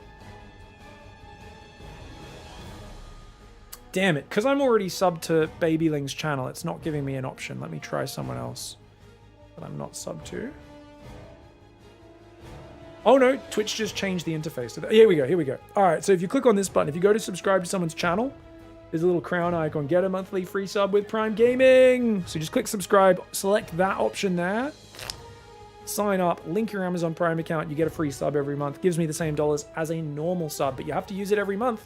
Otherwise, Jeff Bezos keeps that money to bribe Katy Perry to climb inside his oddly penis-shaped rocket so she can become an astronaut and a symbol for, like, feminine bravery and just smashing the boundaries. And just, it's so amazing. So if you guys want to support StarCraft streams instead, give me those subs instead of letting Katy Perry get them. Razorback OTP, thank you for the 100 biddy cheer. I kissed a Protoss and I liked it. Taste of their carrier a move. Thanks for the Bezos box. Zarathaus, thanks to 11 month resub. Appreciate it. Thank you. Thank you, Razorback with 100 biddies. Thank you, thank you, thank you, thank you. I've been giving pig money from Mr. Bezos for many years, says Tyrannodon. I appreciate that, Tyrannodon. Dude, you're almost at, you're like 3.5 years. 3.5 years hanging out in the channel, Tyrannoding it up. Pig, that was so unnecessary. Oh, come on, we've all kissed a Protoss before. It's not as, come on, it's not as taboo as it used to be, guys. It's 2026. Nothing wrong with kissing a fellow Protoss. Getting on the lips. Getting a taste of that laser Protoss, you know? Pigmate, hope all is well done. Thank you, Delta Boxer. It is, yeah. She is dating the former Canada Prime Minister. Oh, really? Like Trudeau? That's so funny. They don't have mouths. Where did you kiss them? Oh, just all over, mate. Where didn't I kiss them? You've never had a makeout session with a tree? You just fucking pick anything that's vaguely mouth, you know, just give it a fucking tonguing. Nothing wrong with kissing a Protoss. You can. Do Protoss have ears? Maybe you like wet willy their ear? I don't know. Speaking of which, whoever invented the wet willy is actually deranged.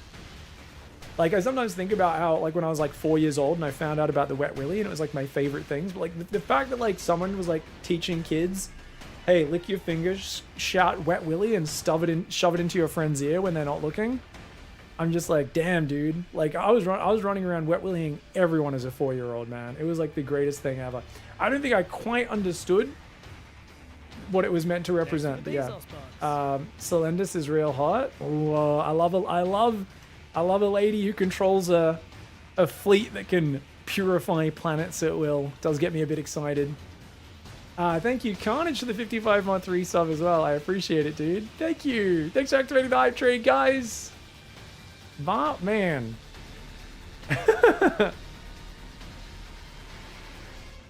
Razorback's like, okay, on that note, I'm going back to work now. Thank you, Razorback. Thanks for the love, guys. Appreciate you all. It's how cavemen used to establish dominance. Nice. All right, guys. Game 5 to decide it all. It's going to be Tyto Citadel, a big map. Zound in the top left, cracked him open pretty well. I still felt like there was a few moments where, like, I think there's a really cool high-value thing I'd love to see from Zound, which is when he gets to that late game, he has tempo. If he's attacking this base, and then he rotates to attack the other base, send 2 Zealots in here. Just like, if you know there's not a planetary in a base, keep trickling Zealots in. I think he could have done a bit of a better job of that in the last game. I also think it's going to be hard if you're in a more competitive game where Hero Marine doesn't have as much time to build up. And on this map layout as well, it's going to be harder to zone out Warp Prisms, I think, coming down both flanks of the map. So if we get to that later stage, I do want to see a bit more Prism activity, unless Gabe is like super turreted up.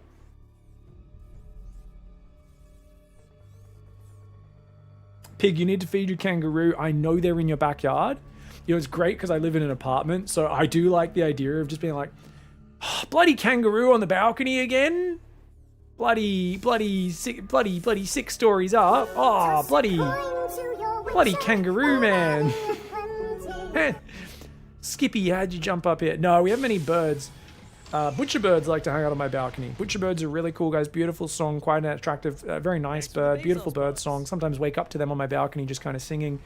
Thankfully, we don't have any tree branches on our balcony, because then we'd get to see the dark side. It is called the Butcherbird for a reason. They do like to skewer their food on like a tree branch and then eat it off of it. And they eat a lot of messed up things. But isn't that just nature? Nature is metal, man. Second gas comes up. Looks like a core before Nexus, I believe. Yes, it was core before Nexus. Adept's coming out. So this was a probe scout into a recall against a double gas Reaper opening. Now, normally you want to play a bit safer against these double gas openings because you don't know what Terran's going to throw at you from it. And I do wonder if Gabe just throws caution to the wind and just like shoves with tank medevac marine or something like that. I mean, it feels like he's having pretty good success in late game, but it also feels like he, like most Terrans, does not enjoy just sitting in that corner defending for 15 minutes, absorbing punch after punch and trying not to, you know, playing spread against Storm and Disruptor defense simulator. Clem is impressively consistent at that, and don't get me wrong, Gabe's pretty good as well. I think if Gabe's going to play that late game style again, I want to see tank production. Just get like 6 siege tanks out, because if you just have like a siege tank here, a siege tank up like here as well, or like behind your command centers, it just makes it so much harder for the Protoss to just like poke in and pick at you. It just gives you an extra kind of, I will not die. Like TY used to be the king of late game, and he'd just make tanks non-stop in this matchup. And it's not good for killing the Protoss. It definitely puts you in a very defensive stance. But if we're in that stage where we're turtling to late game anyway, I really wouldn't mind it. Gabe has to play around his limits because he's so slow. Zaun can do whatever he wants because he is faster. I don't think Zaun's any faster. These guys are actually very similarly matched in speed. But Protoss just gets a lot more map control in the early mid-game. And late mid-game as well. It's mid-game in general. Reaper's going to be dancing forwards. Clem often does give us an unrealistic stand of what we expect from Terran multitasking. But he really is an absolute freak. Like, Beyond is kind of as, like, you could say he's as good at micro as Clem, but there's no way Beyond's as good at multitasking as Clem. Like, Beyond's capable of these amazing moments of, like, furious, speedy play, but you can almost guarantee he's, like, missing upgrades and mismacroing behind it, whereas Clem will be doing both at once. With very... Like, it doesn't matter what Clem's doing, you don't really have any moment where he's noticeably ignoring one area of the game to focus on another. And that's a freakish, unique characteristic that he has. So we're going back to Cloak Banshees in Game 5. Okay, interesting. And this was a pretty safe play in that he built a battery in both bases, and he's got a lot of units to defend. Gonna go for a 3-gate Prism. We'll see how good Zaun's Stalker pressure is, because, you know, there hasn't been a lot of safety tank play for Hero Marine. But he's actually building tanks this time, so he's actually playing a bit safer this time around. He's also going to 3 barracks at a good timing. So far, 2 Reapers have gone down for only 1 probe. So, I mean, the opening defense was perfect for Zaun, who can now secure a 3rd base. Why has he not sent a probe to a 3rd? He's got 600 minerals. Oh, Zaun's build is not lining up right now. Come on, man. He just told that to build. This is like 45 seconds delayed unnecessarily. Maybe even a minute. That 3rd Nexus timing is off. Actually sneak out. He's got 2 tanks. I like that depot to block these gaps between the buildings. So you can always lower them to let your tanks in and out and units around, but you can always raise the depot to block your opponent. No bunker is so risky. These Banshees are going to ruin the day of Zaun, though. His Observer's not quite going to see those Banshees coming in. I think he could have committed fully on the front, blinked in, killed the tank, and Gabe might be dead. Because if he used Prism Micro to pick up the Stalkers, he could have got so much damage, but Banshees are coming in. Zaun has no idea. He's just started looking down here, which means he doesn't notice the Banshee immediately. Stalker's trying to do what they can. We'll see what he does. Stalker's warping at home. There is an Observer coming out, but he's got to quickly micro that, and he's not looking at it. He's microing his Stalkers on the other side. 1 Stalker for 5 SCVs. Good trade for him, but he hasn't reacted with the Observer at home. It rallied in the wrong direction. Now he's sending it there, and that's going to be 12 probes. Beautiful catch there. 1 Banshee does go down. Gabe happy with that damage. Loses 5 SCV. Doesn't care. If he can start a 3rd command center here, it gives him really good depth into the next stage of the game. That 3rd command center does go down. 3rd Nexus only now coming up for Zaun. Zaun he needs to be chronoing probes. Right now, he needs to chrono probes and rally to that 3rd. So he's rallying back to his main. He messed up his saturation there. He's got to be chronoing probes on all 3 Nexi. There's no window to get aggressive with Blink Stalkers. He has to get to the front to pick off Marines as Gabe moves out, and he needs to chrono those probes. Finally, he chronos probes. As I said, Zaun does not chrono workers very much. He doesn't really keep consistent worker production almost ever. And once again, missing worker production.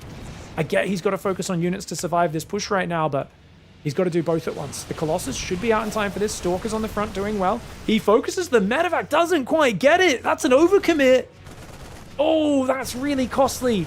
This is so many Marines and tanks. +1 in shields is almost done. Marauders are building as well. Hellions going to drive in the natural. Extra problems for Zound to deal with. He's just going to shift-click A-move those probes, which is a good call. 2 more Stalkers go down in the front. You can see he shift-click A-move that, so those probes will go back to mining. No, he didn't shift-click it. Okay, they are going back now. The Stalker's trying to fight this. He's going to blink forward. 1 tank goes down. 2 tanks go down, but all the Stalkers are gone. He gets rid of all the tanks, but he loses every Stalker. It's now 1 Colossus against 20 Marines. The probes have to fight. The Marines just click with their important thing. The battery not quite ready. Oh, man, the surprise Banshee's doing big damage. And then Zound not quite quick enough with his multitasking. You could see that if he'd pulled that Observer a bit quicker, I think he could have limited that damage to like 7 or 8 probe losses. I do think he needed to be a little bit quicker on 2 things that like other than pulling the Observer, which we mentioned, which I think is quite big. So I'll just show you guys just this so you can see the delay. If he'd warped in Stalkers and rallied his Robo here, this would be fine. But that Observer goes in the wrong direction. And these Stalkers, you can see, look at the delay. That's a big delay. He might have got rid of both Banshees and only lost 8 or 9 probes. Big difference maker. Not only that, it would have been a slightly faster shutdown on this, which means get your Stalkers to the other side of the map quicker. And this is something Zound was very slow on. So notice he goes back to mining. Chrono's probes. He needs to get his Stalkers to the enemy natural right now, but instead he's splitting his Stalkers to like look for the Banshees and stuff. He should just be going straight to Gabe's natural right now. 0 delay. He starts a Colossus finally, and he's still only building 2 probes at a time. And you can just tell he's frozen here. It's a little bit frozen, and he does finally chrono probes, but where are his Stalkers? He sees the Banshee on the left side of the map, and he moves all of his Stalkers to respond. They should be meeting this army here. This army should lose 8 or 9 Marines on the way across the map, maybe even more than that. And instead, this Banshee is surviving because of that slow initial response. You can see the snowball effect. This Banshee is just wasting his time, wasting his actions, and the Stalkers are going to get there with way less Stalkers than he should have. He could have used Warpins for the Banshee. Only needed one or 2 Stalkers to defend that. And then going for the medevac, I think is even worse, because now he's lost so many extra shields here that won't be ready for the next fight. There's no battery on this base either, because he spotted this army out here, rather than if he spotted it out here. And you can kind of see there's no time to respond. Imagine if there was a battery ready when the Colossus arrived. Imagine if he slowed the push down a little bit quicker and picked off 5, 6, 7 more Marines before this army gets to his base. Very different game we're looking at. Gabe was not all in on this push, but he was definitely committing pretty hard, and the fact that he's able to do his first siege right there in range of the Nexus, that's a travesty. You want to try and force a siege further up or pick off a lot of units on the way across the map. Gabe, though, with the surprise Banshees, they paid off really well for him in this series. Even when they were kind of shut down early on, it was still a tough game for Zound. Hero Marine also with some very impressive late game, turtling up and just winning and grinding out those late games. I think Zound had plenty of opportunities to win this series, though. I think Zound, a guy who has been a Homestory Cup champion before, is probably going to be kicking himself a little bit. I think his late game, he's got to work on that Tempest Siege play with the Storm, but also like letting the game slip away on, was it White Rabbit? Was like, oh, I can't believe that game slipped away, man. The Banshee's getting in at the perfect time on, actually, Tourmaline. Sorry, Tourmaline was the one where the single Banshee completely brought Gabe back into the game after the proxy gates at the start. Either way, hats off to Gabe. Home crown champion, manages to grind it through in a matchup where he will be very vocally like, I'm not good at this matchup, and I think it's Protoss favored, and I really struggle, and I don't really expect myself to win these games. But he goes in there, and I think there's something about being free of that pressure and expectation that makes Gabe play really well. GG, well played, legend.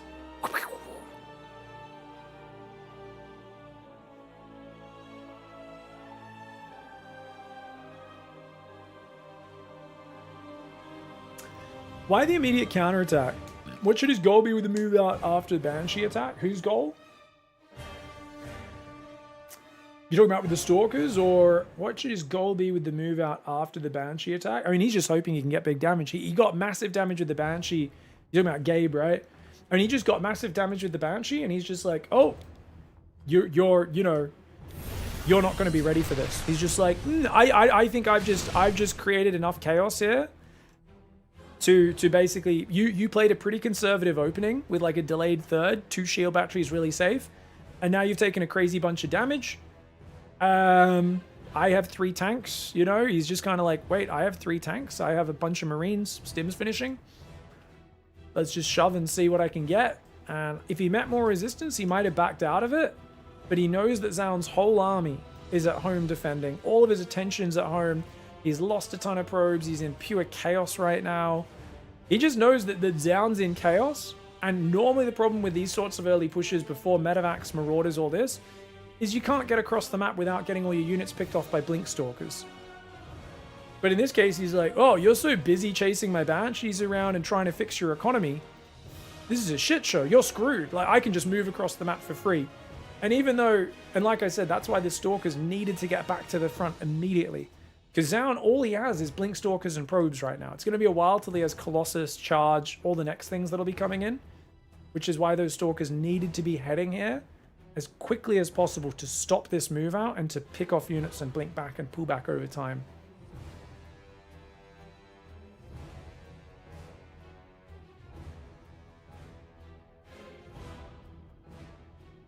GG's.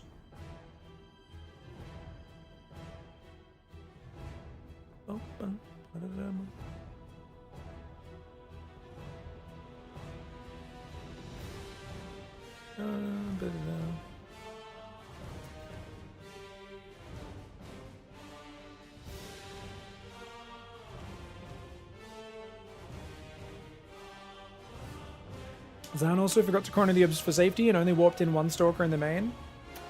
Yeah. Yeah, if you do that, the max reaction, then you'll be good.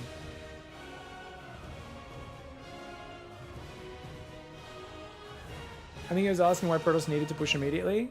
Ah, yeah. Maybe. It's not really a counterattack. He just needs to get outside the base to stop the push out. Yeah. Hero Marine Zaun. Alright guys, next up, SERRAL CLEM. It is time. Upper bracket semi-final. Best of 5. Whose nipples are tight? Who's got goosebumps? Whose crotch is burgeoning? Sorry guys. SERRAL CLEM, keen to see these games, guys. It is the upper semi-finals. Should be fun. We don't get to see Clem SERRAL very often these days. Red PHLUD, thank you very much for the Prime sub before. Woo Man, Razorback, Carnage, Zarathos. I appreciate you guys so much. Thank you very much. Max is the Toss King. Yeah, Max is still a little hot and cold depending on the situation, but overall his speed, his multitasking, and I think his well-roundedness across the matchups. It's hard to argue with Max being the second best Protoss in the world behind Hero. Even though he's better than Hero at a lot of things, it's, you know, you look at his stats on paper and you're like, he's just better than Hero. But Hero has, like, you know how in Dungeons and Dragons games, sometimes you'll have a luck stat? Like, Hero has an insanely high luck stat. Like, you're like, oh, I mean, he's lower on, like, strength, dex, intel, like, all vitality, all the standard toughness, whatever, you know, they're all way lower than Max. But Max has, like, a 0 luck stat. And Hero has, like, a fucking 69 luck stat, you know? And that just, it affects everything. Yeah. And it creates awesomeness. Yeah. Yeah, I don't think Hero can get tilted as well.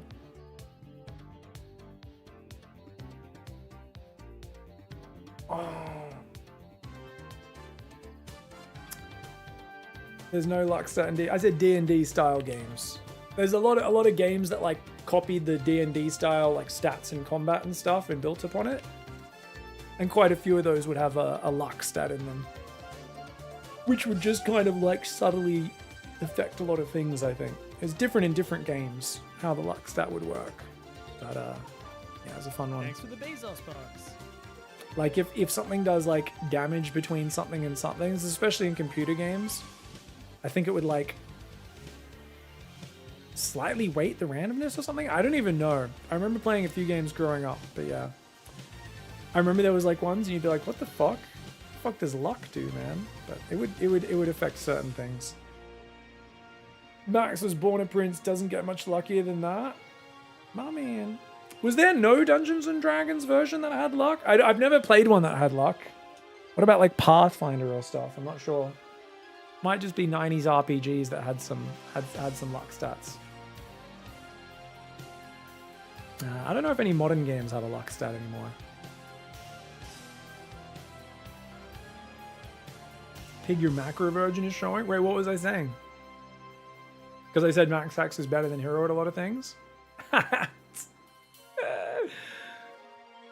The thing is, what makes Hero so good is he's capable of playing the best macro game you've ever seen. He just doesn't like doing it most of the time. He waits until it's only when his opponent is convinced he can't play macro for the life of him. And that's when he's like, it's time. And you're like, what the fuck, bro? Fallout had it as well. Fire Emblem, yeah. Yeah, that was a 3-2 for Marine, that last one. We're going to do SERRAL CLEM now, guys. All right. SERRAL versus CLEM. All right, guys, don't go anywhere. Very quick ad break. Yeah, sometimes it's like chance to find valuable items and stuff. Yeah, it's usually crit %, dodge %. Yeah, it like affects all these little things like that. Yeah. Especially like, I guess if you're using a dice game, I feel like it's not as common. But I think if you're playing like a computer game where you're not having to roll a dice and it's much easier to do modifiers like that programmed into it, then the luck stat makes more sense, right? So probably not as popular with like tabletop, but non-tabletop, luck stat for the win. We'll be back in 3 minutes. See you guys in a sec. BRB.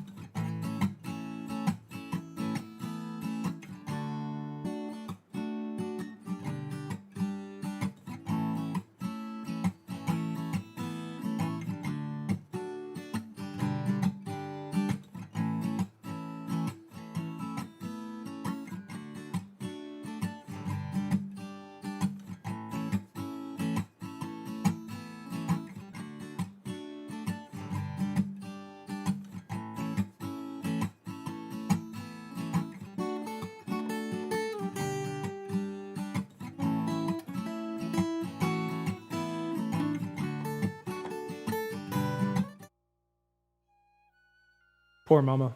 Jesus. 8 kittens at once. Psycho. I miss those little guys. Hopefully can take care of some new ones soon.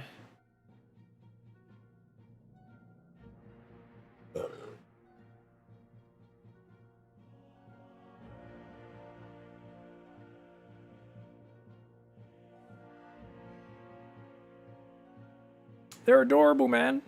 They're so cute.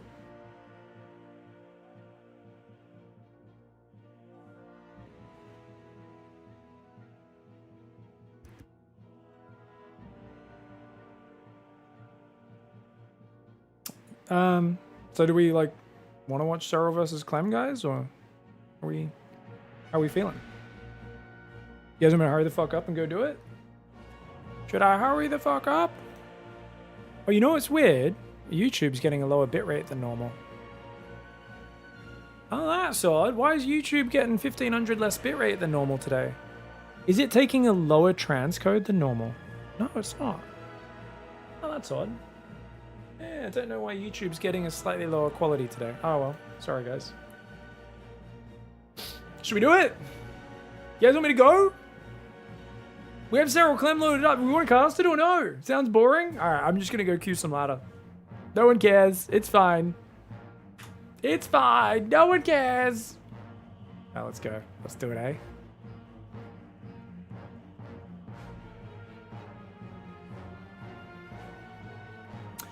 Alright, guys. We've got Liquid CLEM in the top left side of the map, SERRAL in the bottom right side. And this is it. It is the semi-finals upper bracket Homestory Cup, a matchup we've been waiting to see. We haven't seen it in a while. CLEM has been grinding 4,000 games a day ever since the patch came out, and even before it was released. SERRAL has been in hibernation ever since the Esports World Cup. He came out recently to China, and we said, oh, it's SERRAL. You know when he comes to a big tournament, he comes prepared. People said, oh, but we haven't seen any games. Is he even practicing? And I was like, it's SERRAL. He always practices for big tournaments and wrecks everybody. And guess what? That didn't happen. He looked a little off in his EVP, a little lacking confidence, and he got smashed.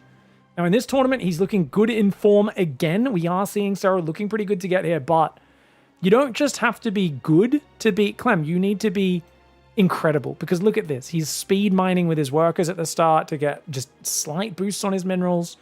You could see these shift-click paths.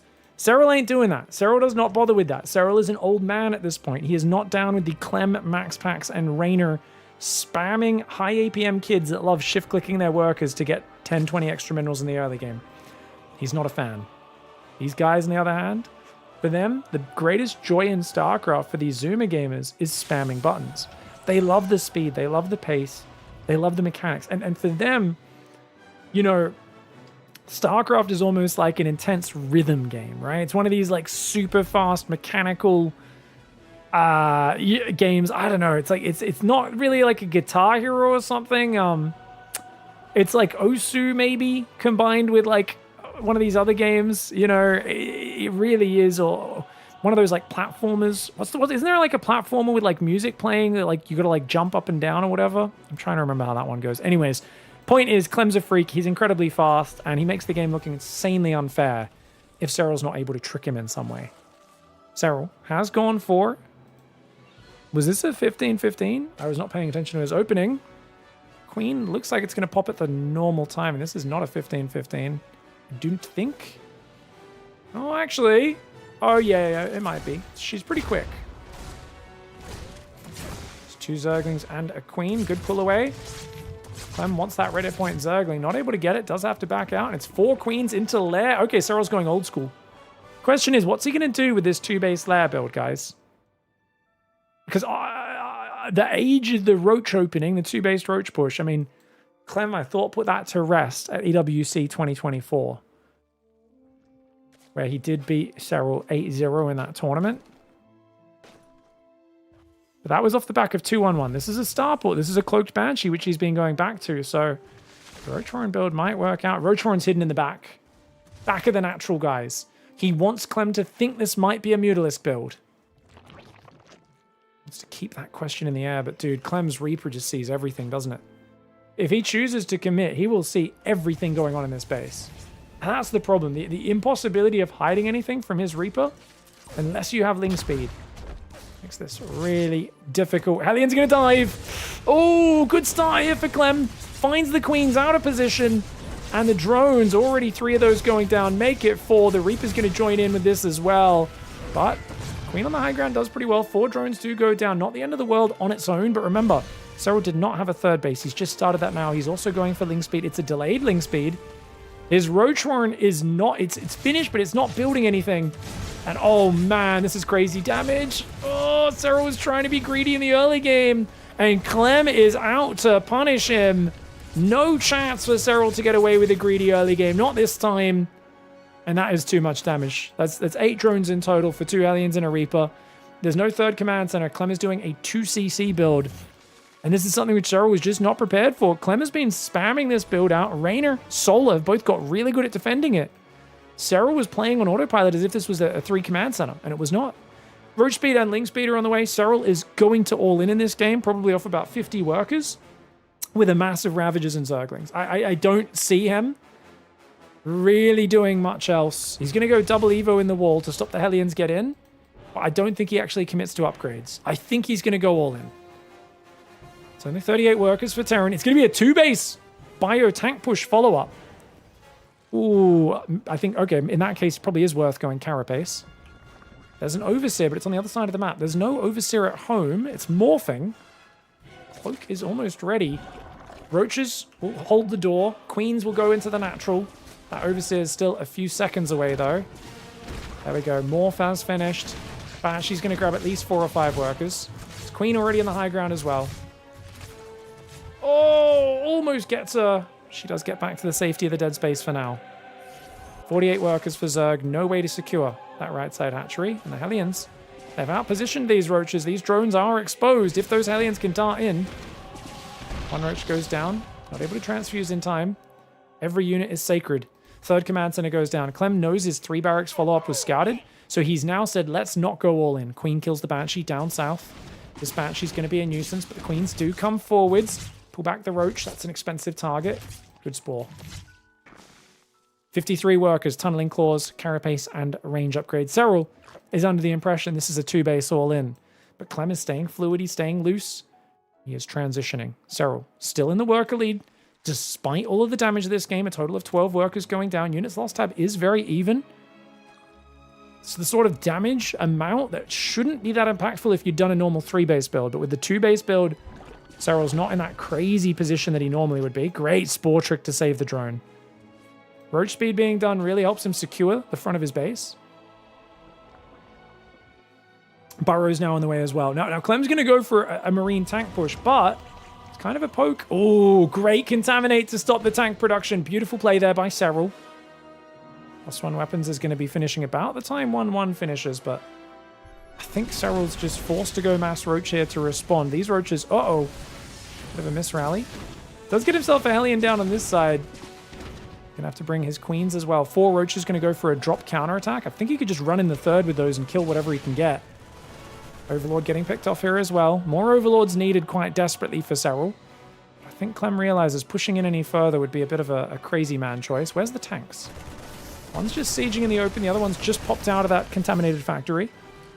And the Roaches are going to go get inside that main base. It's a slow Overlord drop, guys. I think those Roaches just running in the 3rd might have been better just to get some high impact damage done as quickly as possible. I guess he's going to split Roaches in the natural as well. It's a low economy setup for Serral. Long term, this is not good for him, but against a guy who's only gone 1 engineering bay initially. There's no armor upgrades for Terran. Roaches dropping in the main base.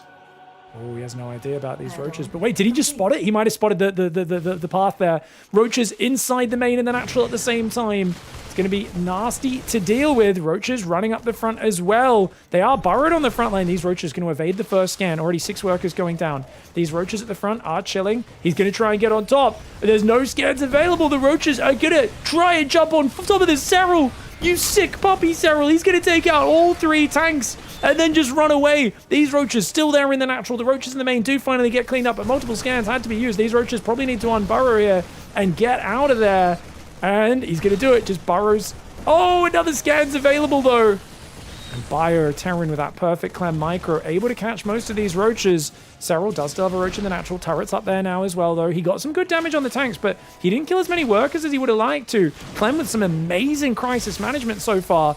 I love that SERRAL's playing like a bag of D's. You might be wondering, what are D's? D's roaches! I love that. He just burrows a single roach to force a scan. Problem. Fourth base is not mining, guys. It's just come up. No fifth. Limited creep spread. No infestation pit. No follow-up. 7 drones are now building. SERRAL will need gases on this fourth. Infestation. He needs to go infestors, and a Broodlord transition would be the best from here. Usually, these days, and against someone as good as Clem, does he believe in the Broodlord transition? I don't know. I think you have to do it, because it's going to be double tank production. Technically, I know a lot of pros would just go Vipers because it's the more well-rounded unit. It's also a unit that's just not as high impact as you get around a Broodlords against a guy who's got double factory tank, and it's game-changing. You turn his own artillery against himself, you know? Good moves with these roaches. You can't see them when they're not moving. SERRAL does leave them there. They do get scanned down. Banshee goes down on the other side of the map. 2 roaches for a scan. I think SERRAL's fine with those trades, man. That's 225 minerals of mining that you're missing out on each one of those. The question is, if SERRAL, if he had some fungals, I think he could wreck this push out, but he's only got 3 Ravagers, and that's a problem. He's also got a few roaches burrowed, a few unburrowed. He's going to pop up on the rally, take out a few units here. These 2 roaches will go unburrow in the third base as well, which could be nice. The tanks are getting awfully far forward, though. Roaches running in. 2-2's not quite ready. He needs 10 more seconds. Only +1 done for the Terran. Clem is forcing a fight just before the upgrades are finished. SERRAL, he does not want to give up this 4th base. 2-2 finally kicks in here. But those tanks are adding such firepower from the back line. Clem, he's stutter-stepping really nicely. Only 1 tank has fallen. And the Roach Ravager on its own, not able to deal with this. If he had 5 or 6 Ravagers and a few Infestors and he fought out front, you know, set the fight up really nicely with a good fungal ambush, it's a different story. But similar supply, with the tanks pre-sieged, with half your army going down before your upgrades are finished, that's a good fight for Clem. He's going to focus the Ravagers down. That should be able to finish off this game pretty well. Single Roach on burrows, kills itself 1 or 2 SCVs. It's not really going to matter. SERRAL's on 3 base up against a 3 base Clem. I love the style. It's been a while since SERRAL screwed with Clem with tunneling claws. But hats off to Clem for having so many scans in the bank and really just handling the pressure very nicely. I do think SERRAL took a bit too much damage early game, which made this whole follow-up so much harder than he would have liked it to be. And you can't be letting those early Hellions in to do so much damage and so much wasting of your time. Roaches try to transition around the top left, bit of a flank on the army. We'll get rid of one of his tanks, which is nice, but the army on the front is so outnumbered, so outgunned. Trying to heal those roaches with burrow. Trying to come in from behind. Scan on the rear. And those tanks will clear those roaches up before they can get on top. Roach Ravager's getting overwhelmed. And that is going to be Clem taking a decisive game 1. SERRAL, I do not think he expected that to be the 2-gas early Hellion run by. You have to realize, guys, when he does a 3cc build, these Hellions start a lot later in the game. But look at this. Normally, you're starting your first 2 Hellions at, what, 305, 310? His first 2 Hellions are popping at this time, and that's why they get in here earlier than SERRAL was expecting, while the Reaper's distracting him in the main. And that's just classic Clem. I've played so many of these gasless, no ling speed builds against Clem. Like, 2024, start of 2025. It's so hard to not let this Reaper distract you and just keep enough units occupied. And then these first 2 Hellions, even off of 3cc, his Hellions are annoying, but if he does this 2 command center build, damn, these Hellions hit fast. Really nice opening for Clem, and I think that's just too much damage for SERRAL going into the mid game.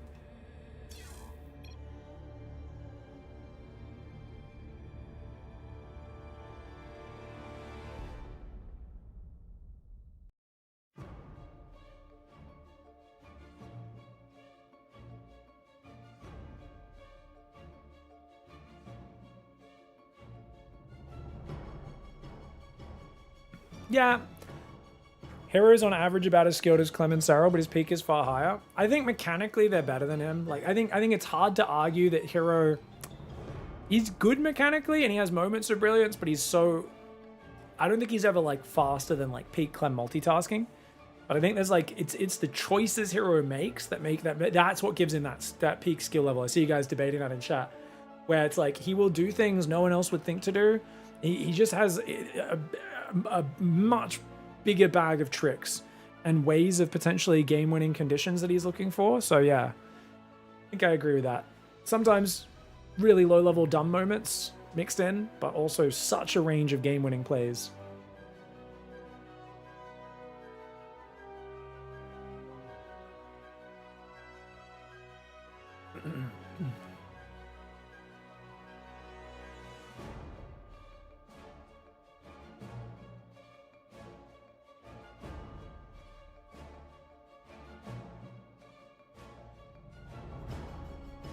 Yeah, totally agree, Rakanichu. Yeah, it's like the tanks were good, but then he kills all the roaches and loses so few SCVs. Oh. All right. Nice game one there for Clem. Deals with a tricky build order for SERRAL. And on to Winter Madness. Bottom right side, SERRAL. I think he wanted to control Ruby Rock a bit better with that 2-base opening and not give the options for the easy run-bys. But he was thinking more about the 3cc game. Ends up in trouble. Goes for an extractor trick this time. Will be a more standard 16 hatch opening for SERRAL. Look at this. Bloody shift clicking is the amount of speed mining he does. Like I see Max Pax and Trigger do it with 1 or 2 workers. There are multiple times you'll see Clem in the early game with 3 workers with those green lines showing they've been given shift clicks. And like I can do it with like 1 or 2 occasionally without it really messing with my build. But he even does it on the close patches, and he does it across 4 different patches. He actually did it so well there that he bounced a worker off this close patch. You should only do it on far patches, not the close patches, because the close patches are already mining at like 100% efficiency. So if you shift click, like this doesn't help him.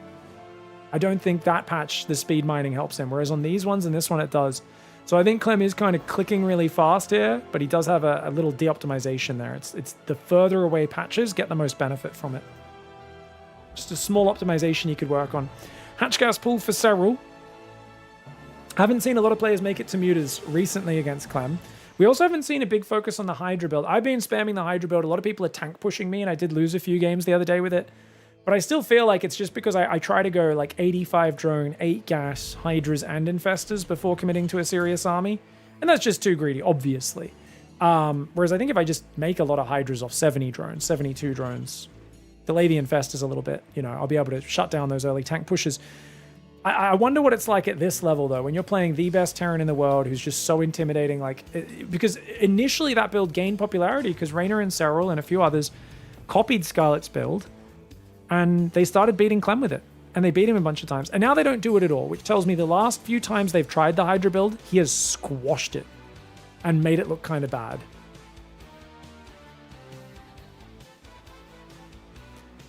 Do you think SERRAL not participating in the small tournaments is hurting him? He seems washed. I don't think he's never committed in small tournaments. The question is, how much has he actually practiced and prepared over the last few months? And is the map pool hurting him? Is it he only started practicing a week or 2 before the Chinese tournament and he just needs more time? What's his practice environment looking like? I don't think losing that 3-0 to Hero matters. I mean, he's beaten Raynor already to get to this match, which is awesome. I think he's still looking very good. He hasn't looked as next level perfect, but it's such a small sample size, and we really don't know because SERRAL, he holds his cards close to his chest. And to me, it feels like maybe he hasn't actually practiced. He took a bit of a break. I don't know if that's true. Did he take a break for like 4 or 5 months? He might have had an extended off season, but because he never shares these details. Oh, beautiful block there by Clem. Gets the drone, and he's denied the 3rd base for a full minute. I got to criticize the build choice for SERRAL, guys. Obviously, washed is crazy talk for either of these guys. But yeah. But SERRAL was so used to dominating everybody that him struggling against some players like Hero recently. I think his matches in the group stage of this tournament have been pretty dominant as well.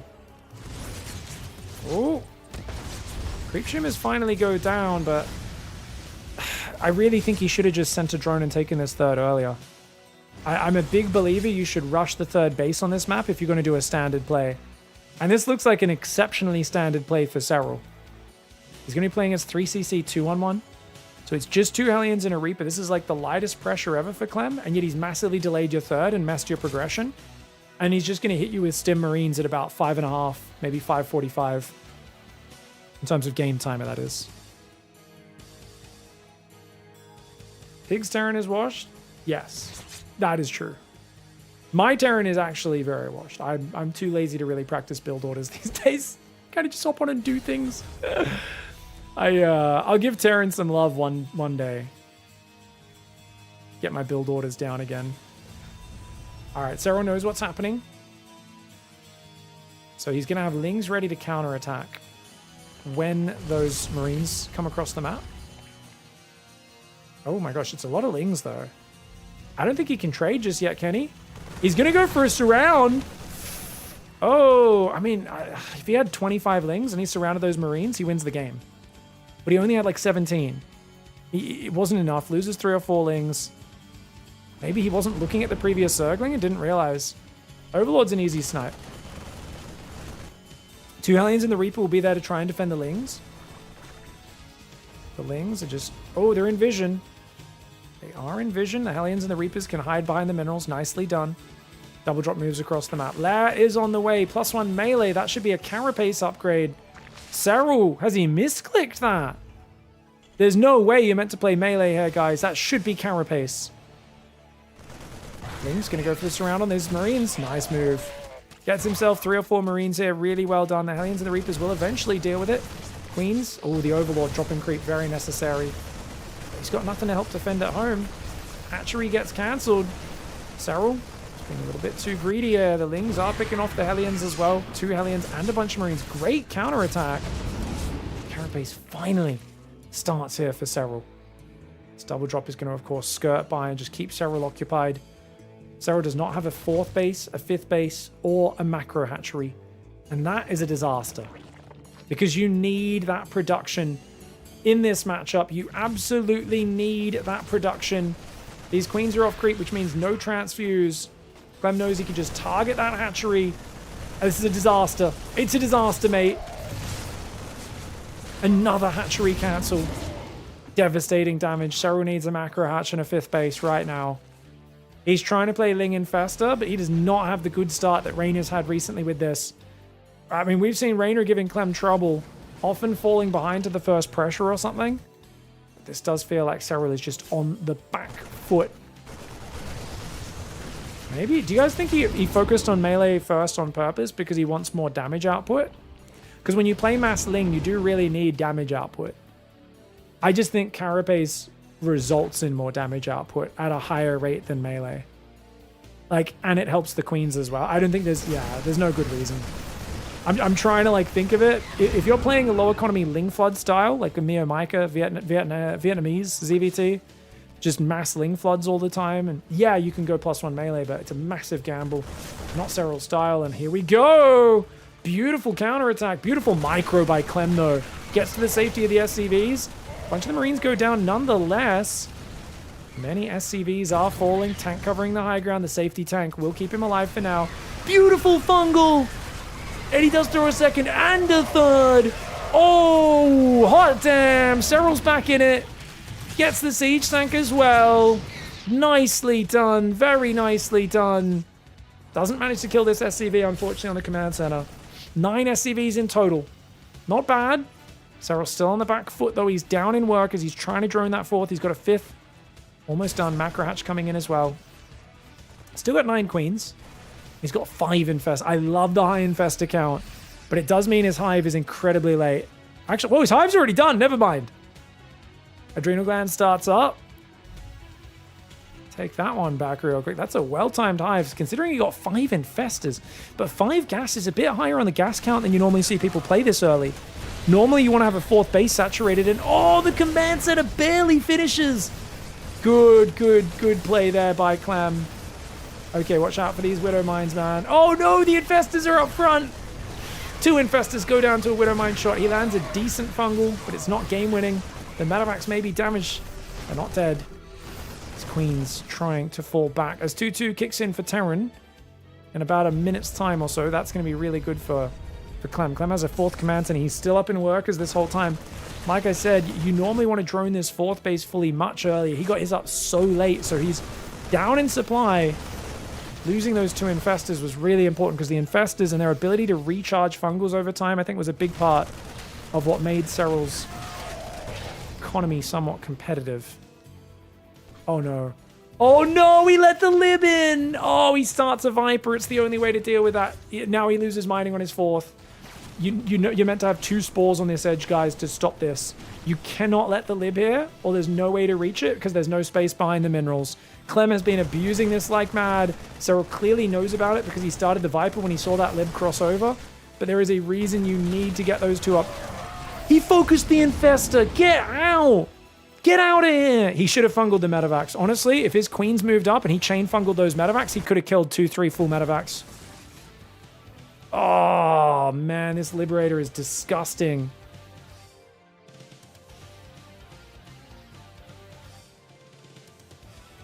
Look at this. The Viper's like, okay, finally. Oh, so much mining time, so much distraction. SERRAL's down 30 supply, mass bio, 14 Widow Mines. 3-3 and Kindness Plating are on the way at a good timing. SERRAL doesn't have the money to build Ultras, and he's down in army supply. He's got an awesome army. It's so streamlined. Oh, man, a Parasitic Bomb on these medevacs plus a Fungal would be amazing. Things trying to come in. Sergeant Chadhammer's on the high ground defending at the same time. There is an engagement on the front, but a bunch of the infestors got jumped on. SERRAL wasn't looking.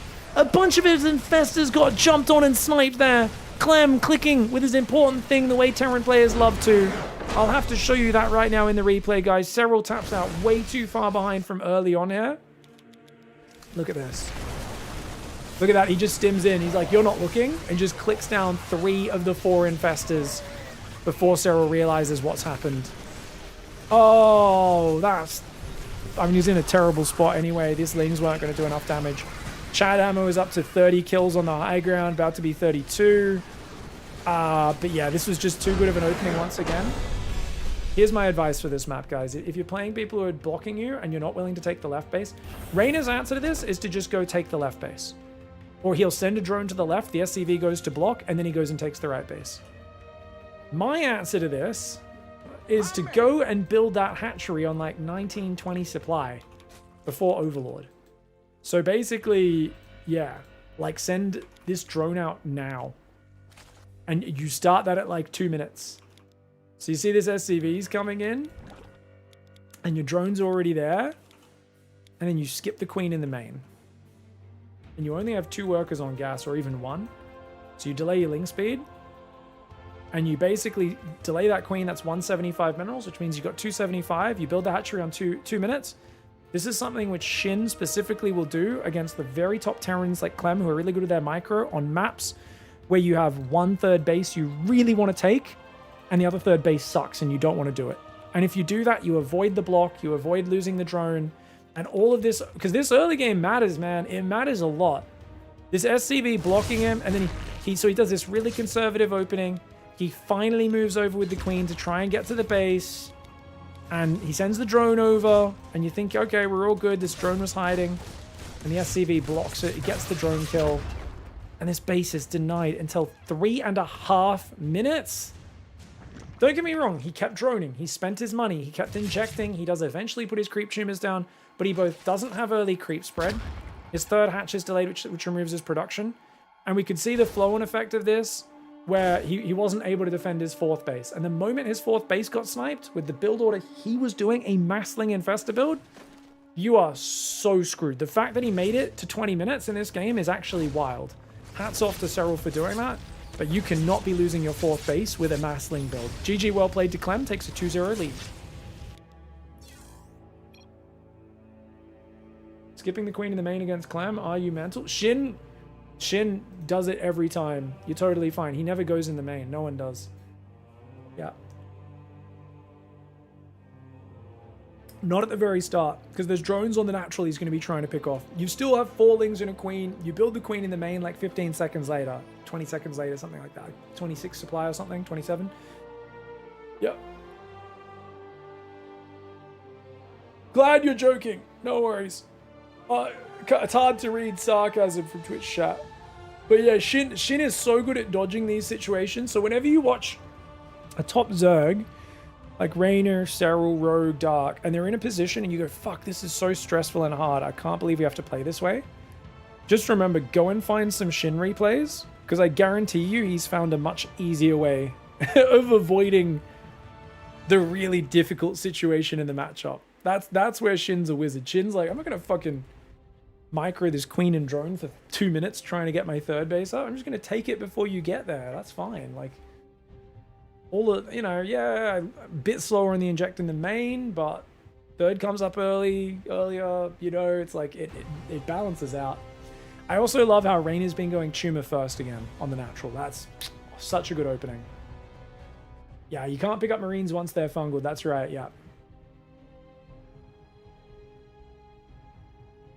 Yeah, he's macroing perfectly while he does it as well, Geeky Travel. He's such a dickhead, isn't he? He's a proper dickhead, Clem.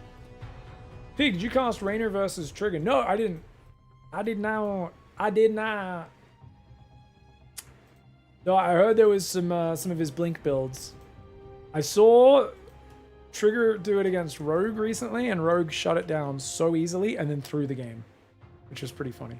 So I'm keen to check it out. Maybe I should add it to my list. The best of 3, right? I think there was some really drunk games. People told me, like crazy games. Yeah.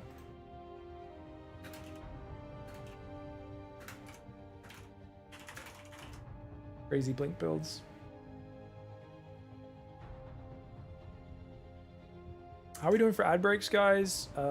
We are well ahead of schedule on ads. Yes. SC Jax, thank you for the 94-month resub. Guys, don't forget to click the sub button. I'm purposefully doing as much casting and as little shout-outs as possible today. Support the channel to allow me to keep doing it. Help support Pigfest as well. All donations for the next month going towards Pigfest. Serral's already been announced to play at Pigfest, February 19th to March 1st. It's going to be awesome. Yeah, we'll be casting a lot of good games as we go on. Yep. Yes. Yeah, that's probably next, Senju.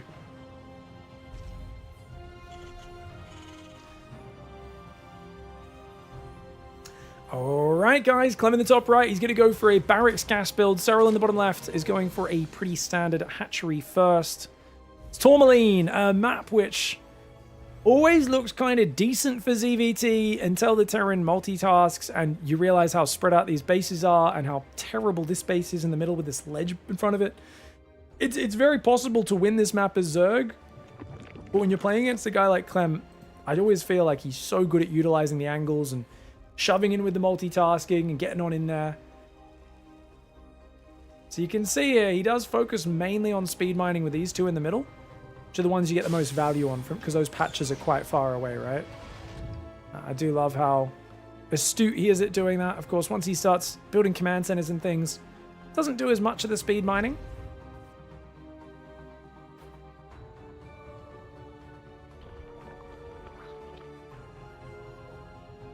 SCV's going to come out. On this map, if he blocks this space, you probably just take the left, right? The left does seem worse on this map, though.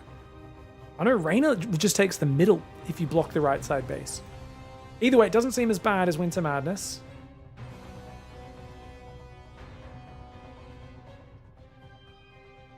Reaper's coming out.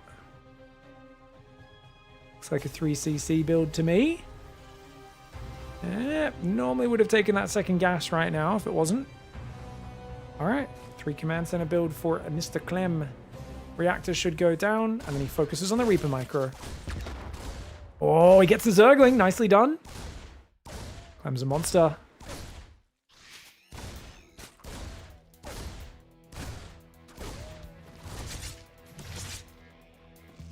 Alright, Queen pushes him back. Double inject. Third Queen in the main, so we can bring these 2 Queens to the front.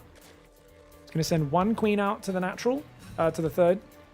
Escort that drone. Drone, of course, needs to stay near the extractor to protect itself. Don't get stuck going to the other extractor. You got to go to this one. Drone's going to start damaging it. Reaper went to the wrong side, which means this base will get down unless you build an eBay.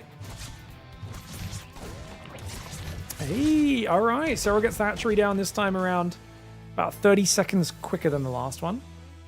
Reaper's gonna circle into that main base. And the new queen's out there, ready to defend. Creep Shoomer will go down. Link speed's almost finished.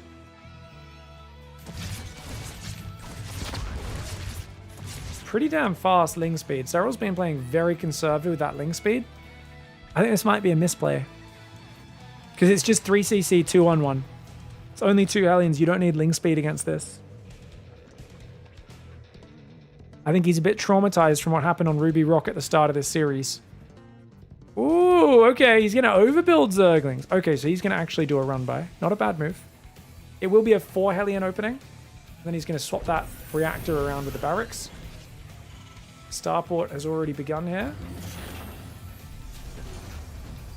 Factory builds the reactor for the starport. Triple Marine production starts.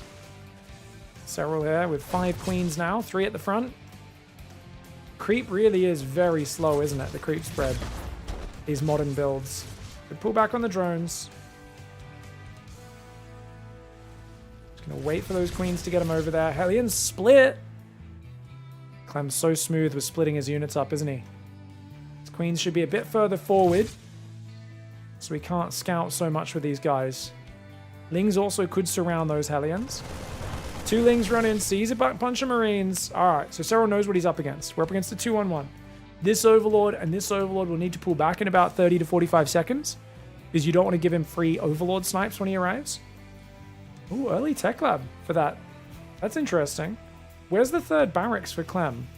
Is he going to go double eBay before 3rd barracks? He is, okay. Yeah, does make sense. It does make sense.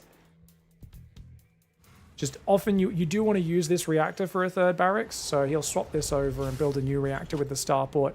It's too early to go into non-stop medevac production. You want to use your gas for your upgrades and get the Marine count higher before you need more than those first 2 medevacs.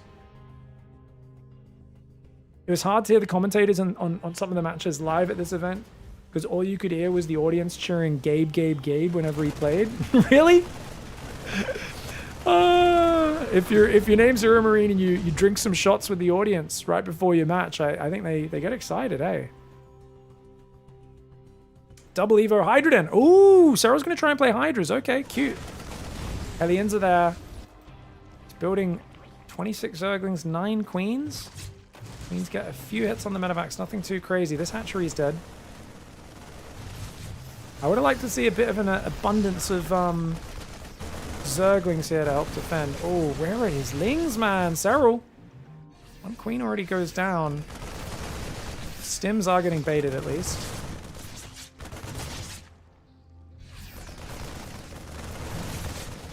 Alright, Lings and Queens are going to take out a few Marines. Oh, not bad. Not bad engagement here for Serral. Clem's diving Hellion Reaper on the other side, but the Lings are surrounding that as well. 1 medevac goes down.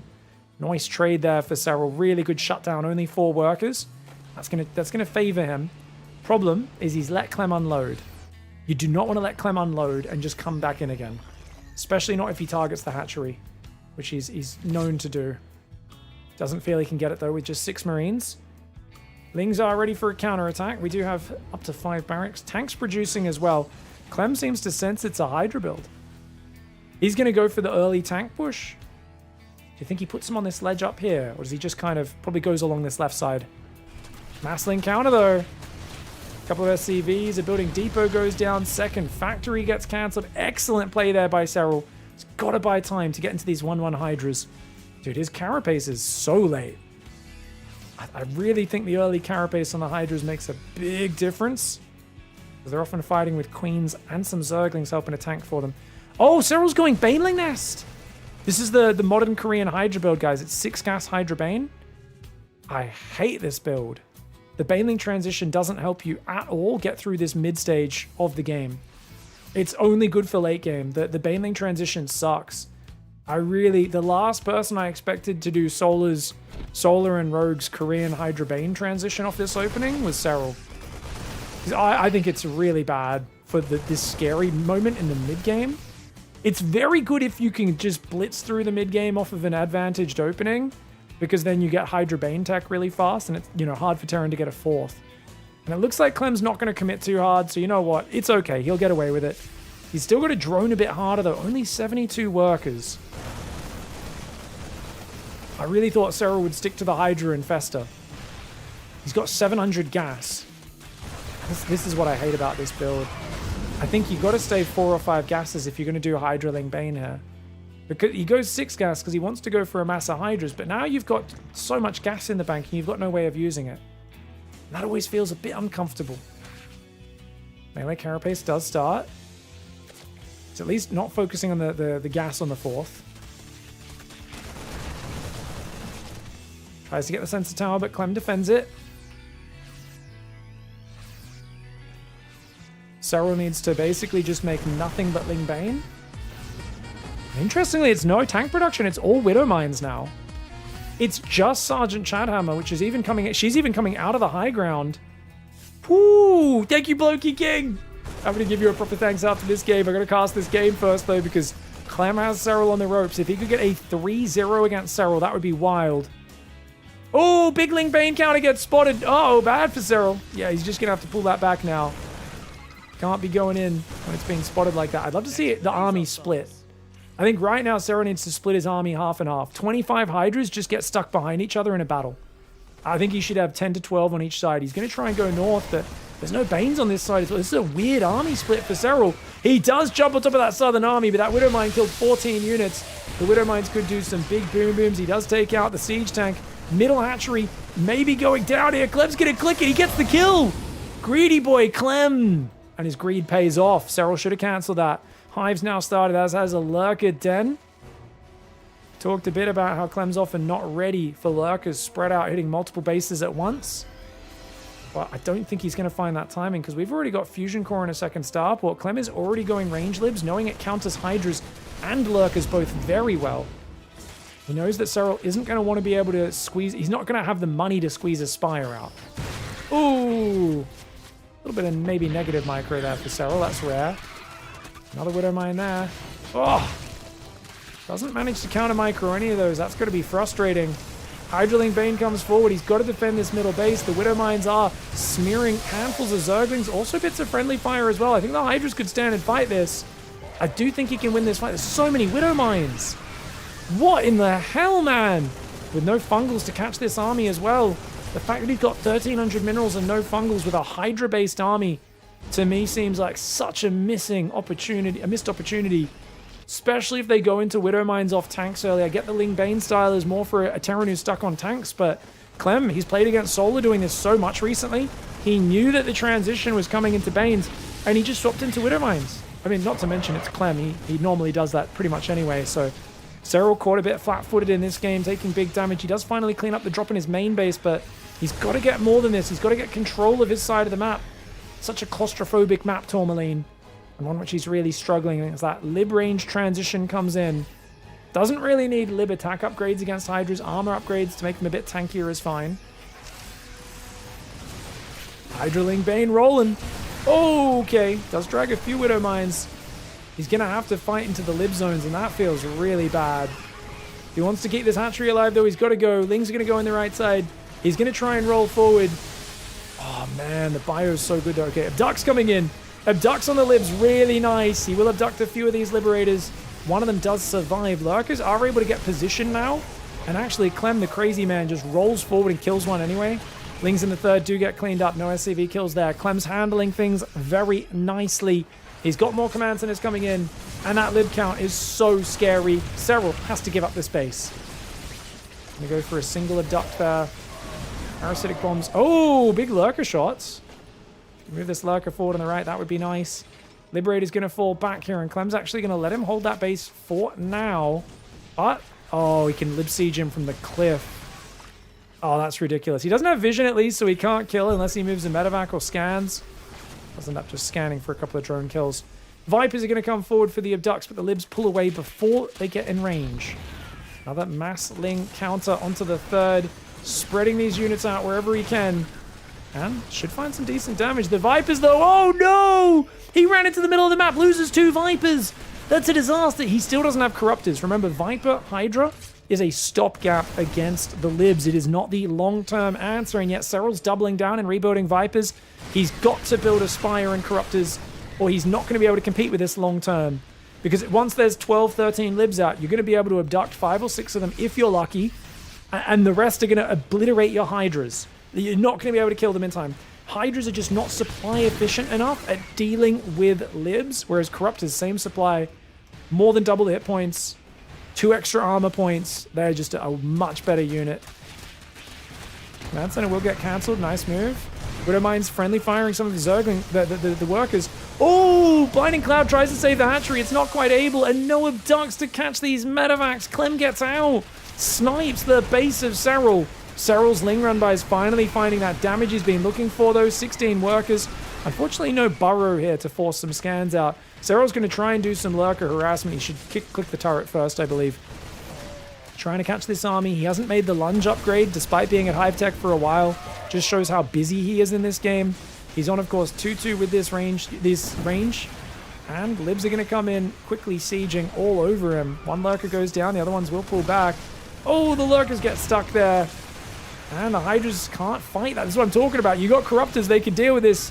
Unless his Vipers are there, you are in trouble. He's abducting medevacs from the corner of the map. Gets a few of them. Doesn't find one of the full medevacs. Or the other one with some units still inside as well. He's going to have to pull back. Is SERRAL. He's still got the center base. He's rebuilding on the left. Bottom right's up, but not mining right now. And look at the lib count. That's what I'm talking about. You've got to have the Spire by this stage of the game, but SERRAL's been on the back foot pretty much constantly in this series. He does get the full medevac, and it looks like he will manage to kill the other medevac. Somehow, the medevac with 3 Marines survives. God knows how. Hatchery in the middle is going to go down. SERRAL's just so on the back foot, man. He's finally making lunge, +3 carapace and +2 melee. Clem, of course, doesn't forget about his drop. He says, get in there and distract the enemy. No, he F2'd it, didn't he? Might have just F2'd that. Spire's coming in, trying to get those flyer attack upgrades. But it's a bit too little too late. He needed these Corruptors much earlier. I had this argument a few years ago with a bunch of the top pros. They said Hydras are better, aren't they? Because Hydras can, like, stop ghosts from sniping and stuff, so they're a better late game unit. And I explained to them that they're more multi-purpose, but they are nowhere near as good. Ducks coming in, couple libs going down. Problem is Hydras are too fragile, and they get wrecked by Liberators so hard. They can also get one-shotted by Snipe as well. When you're battling against your maxed out army supply cap, it's vital you have Corruptors against this sort of 2 starport lib transition. Let's quickly abandon shop. Abandon shop? It's like abandoning ship when you own a shop, and you're just like, I'm sick of it. I'm done working for today. You just close up halfway through the workday, man. I do like that he's trying to split lurkers up, but it's pretty late in the game. There's already mass scans. Hydras. So many Hydras.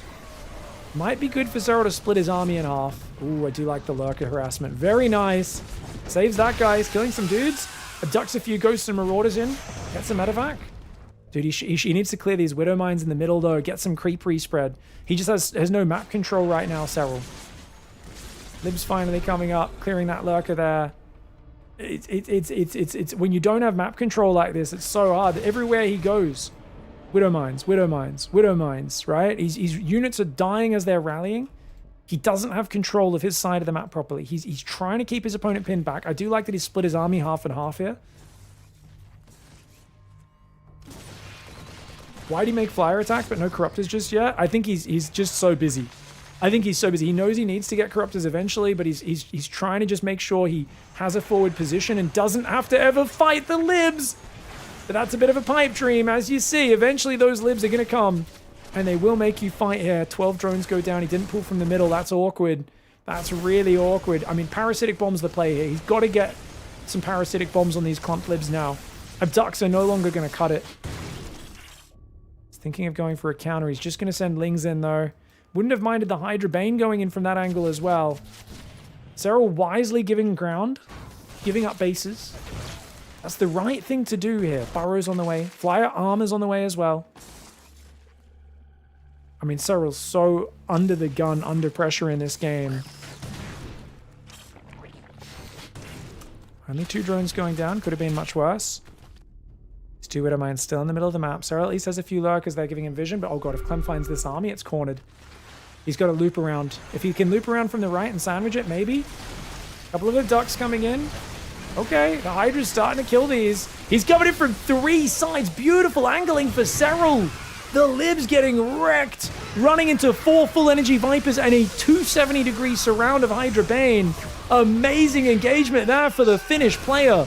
Remember, he's only on 65 workers. Clem's bank may be very low. This is a massive fight, but is it enough to win? He can't even remax right now. Clem, give him a minute. He will remax. He's just got to drop a few more mules and survive. That's why SERRAL wants to push right now. He feels he's got the advantage, and he is correct in that regard. Oh, the Widowbite takes out 6 Banes. That's nasty for SERRAL.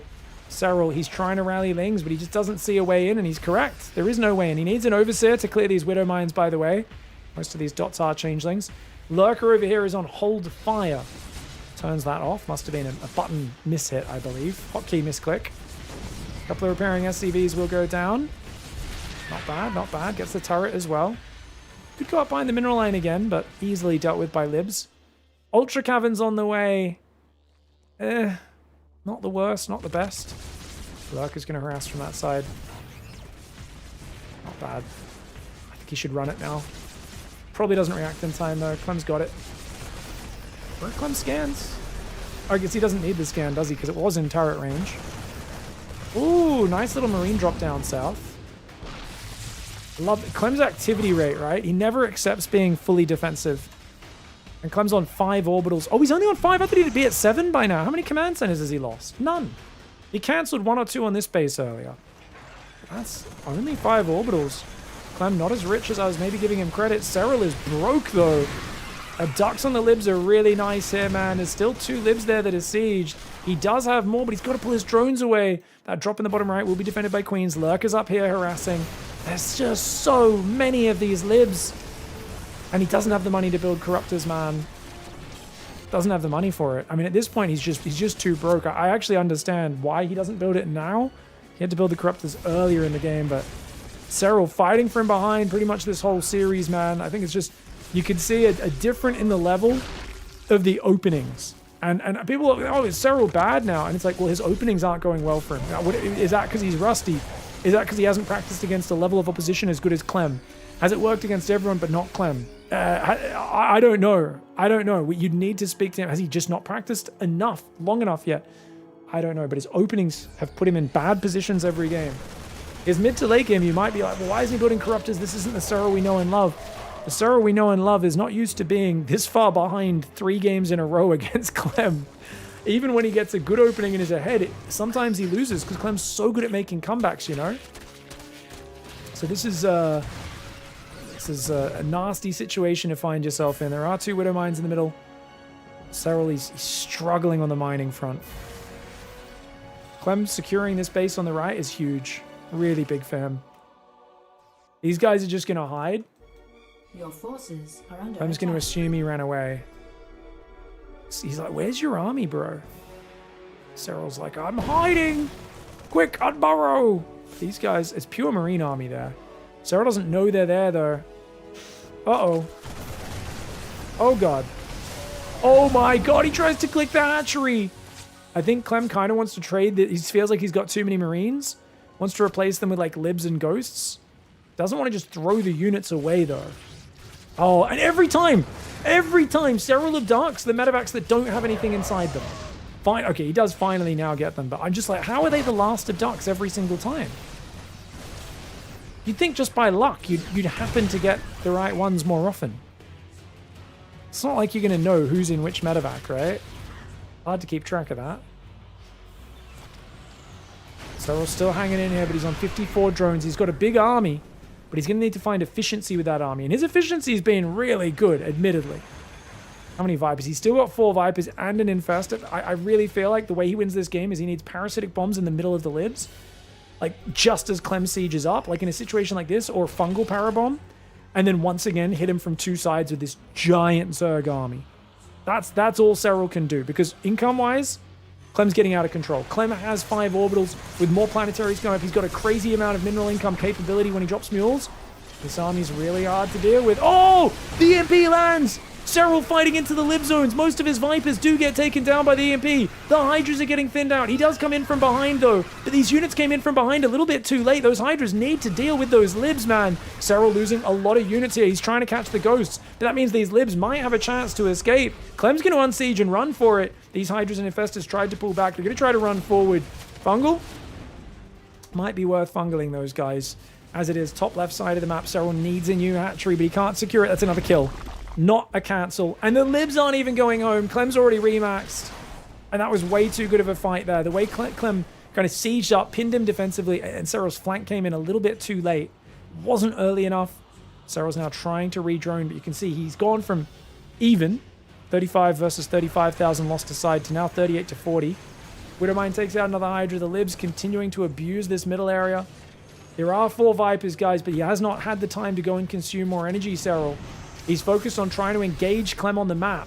That means these Vipers don't have the power that they had previously. Ling's in the top left. Marauders are there waiting to snipe that hatchery again. Serral, he's got a few minerals here, a few minerals here, a few minerals there. Clem, meanwhile, is looking for a freshie. If he gets a fresh base in the bottom right side, his income is just going to be secured for the rest of this game, and he's got it. He doesn't even need to deny this top left, and yet he does it again. Another kill. No cancel.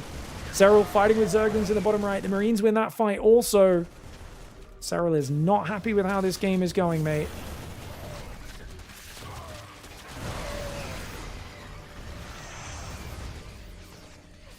In any other game, this trading is god tier. Guys, in any other game of ZVT, 25 minutes in, god tier trading. In this game, it's terrible. Because Serral's been down on economy the whole game. And he's just going to tap out. He's just going to throw in the towel. He's just, I mean, there's just, like, what can he do at that stage? His Vipers have no energy. I get why he GG's, guys. Like, what's he going to do? He's just slowly getting cornered, and a couple of snipes landed. He just lost 3 out of his 4 Vipers to snipes. He abducted a few Libs. There's so many more Libs and Ghosts and Mines. Clem had Widow Mines all over the map. I've told you guys this map is a nightmare to defend because you've got this disgusting push path through the middle. You've got this ledge, which normally tanks abuse. Libs abused it. You've got this base is way out here. This base is way down here. And Clem's constantly coming in from these different angles. So you're so close, right? Your middle base to his middle base is right next to each other. So he can push you at any moment, which is what you want as a Terran, you hate as a Zerg. And you've got this incredibly wide front, which Zerg enjoys when they're able to attack.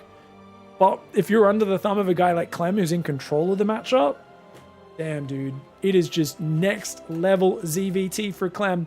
Beautiful play by him, guys. And at the end of the day, he does take down Serral. Maybe if Serral added some Corruptors a bit earlier, he could have done some stuff. And the reason for that is Clem played a really interesting style this game. Remember, he went range libs at like 10, 12 minutes before going mass air. So he went very early into lib range and second starport. Like super hard.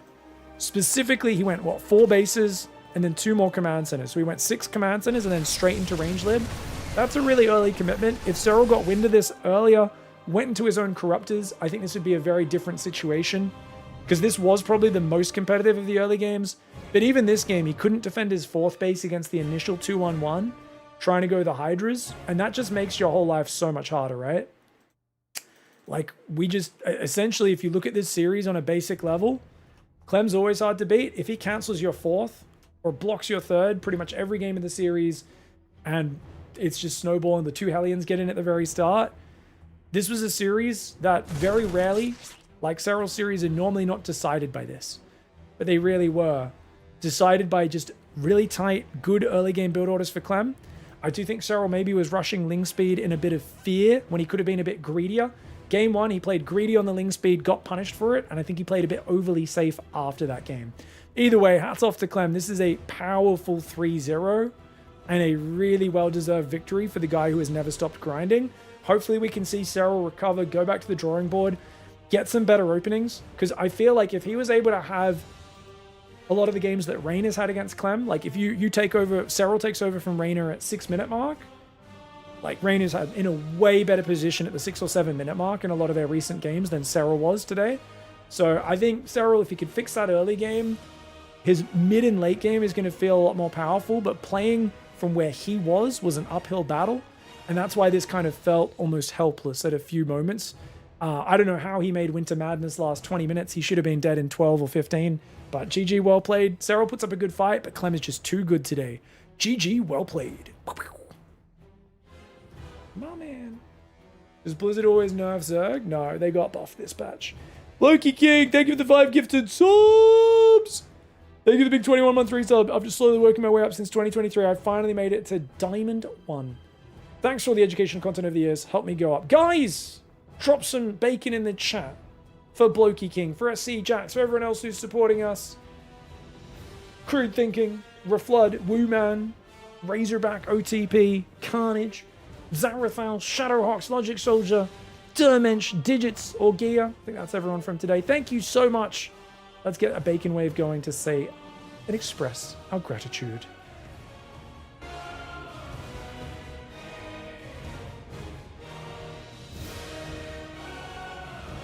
That's a one-man bacon wave. What's going on, guys? Okay, I think the stream lagged earlier, so I think you guys are a few seconds behind because of that. Oh my god, I tried to copy-paste Ratjar's bacon.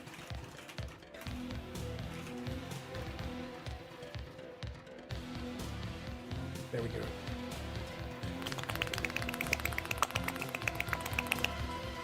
Moist! Almost as moist as Blokey King. Lubricated his way, glided right into Diamond 1 like a legend. Congrats, Blokey King! You've done what most people will never achieve. And you've become almost a Masters player.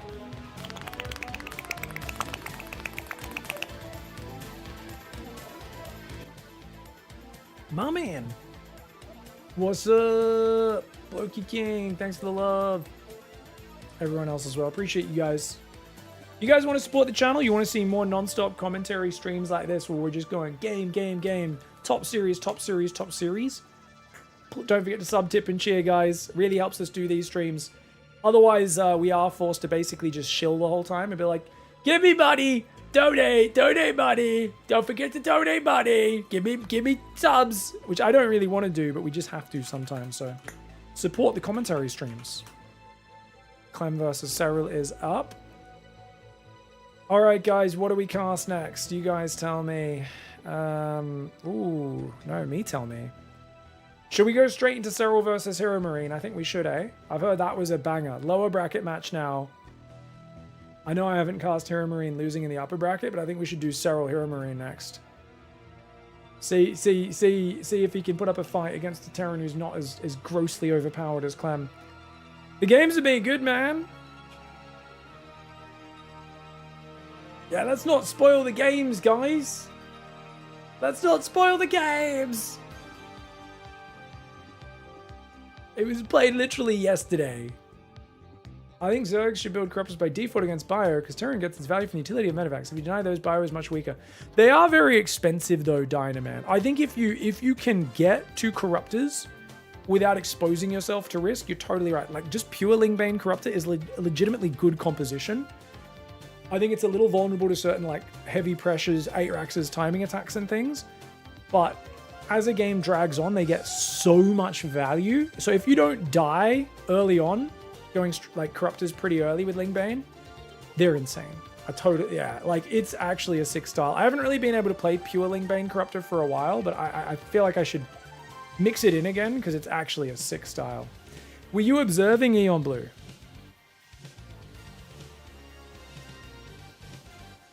It's as good as ever. How would you rate the Big Gabe pizza though, Eon Blue, for anyone who's never had it? Is it like Domino's level? Are we talking like it's just Domino's pizza? Are we talking it's like the pizza they make it like a kebab joint, you know? Like pretty casual takeaway pizza? Like how is it like Raina's grandma's pizza, you know? Like authentic and shit, tastes like it was made by an old Italian lady.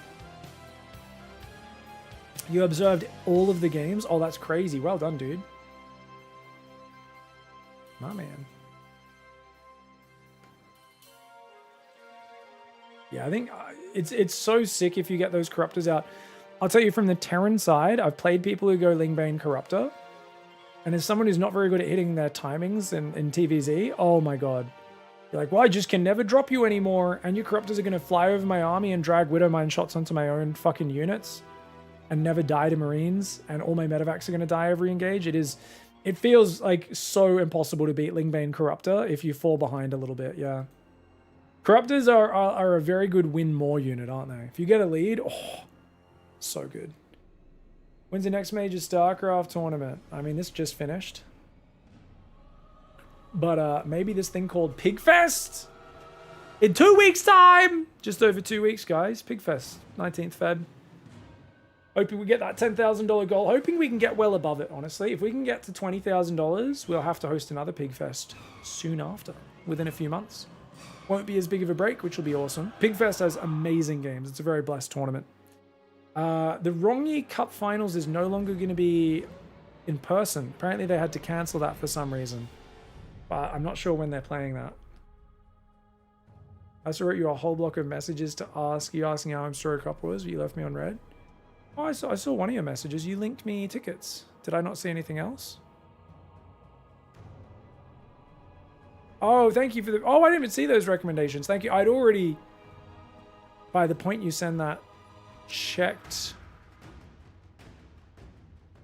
I picked the series. I mean, you say left on red. You were marked unread here. Dot was probably on my Discord. Probably read it and left it unread for me to read.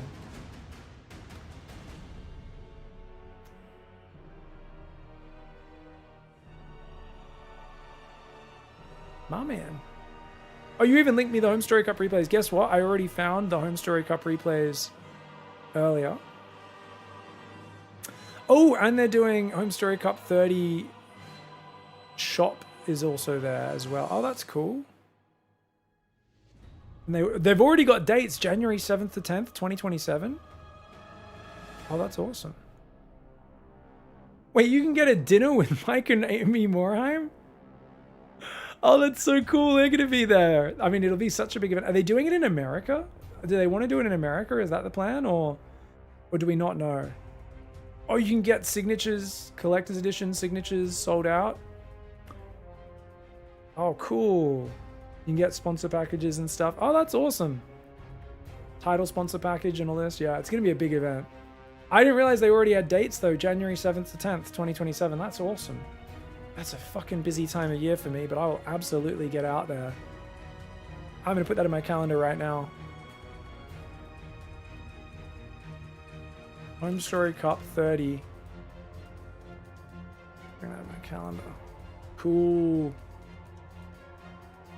It's going to be in Eastern Europe. Nice.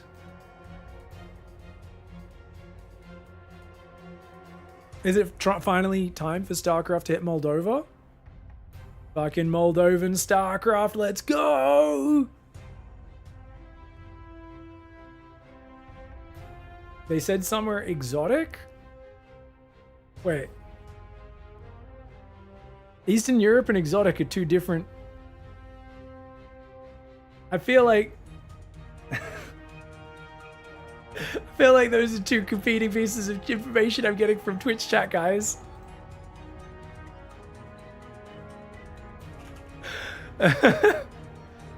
No offense to Eastern Europe. I love Eastern Europe, but I don't think of it as being particularly exotic. Maybe we go to Bulgaria. Think you should watch the clip? Oh, let's take a look. We get a shout out here. Well, Wardy and Rotterdam trying to talk about stiffies or something, were they? Na, das war ganz geil. Ganz geil. It wasn't that funny, Dennis. It was like a really Unexpected. unexpected. And it sounded really weird sexy. That's always my German, man. My German is either a little too angry or a little too sexy. There's no in between. Scheiße, nein! Ich habe wirklich viel Spaß heute Abend. Oh no. Oh. Ian Blue is getting a little excited. It's alright, Ian Blue. We'll go back to English, mate. Oh, I can contain myself right now.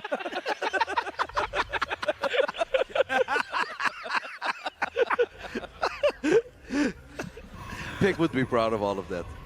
Hey, speaking of great guys to bring out for 30, Yes. it's one hell of a nightmare journey for him to Eastern Europe, but Anzi has done it so many times in the past, it would be Nice banter.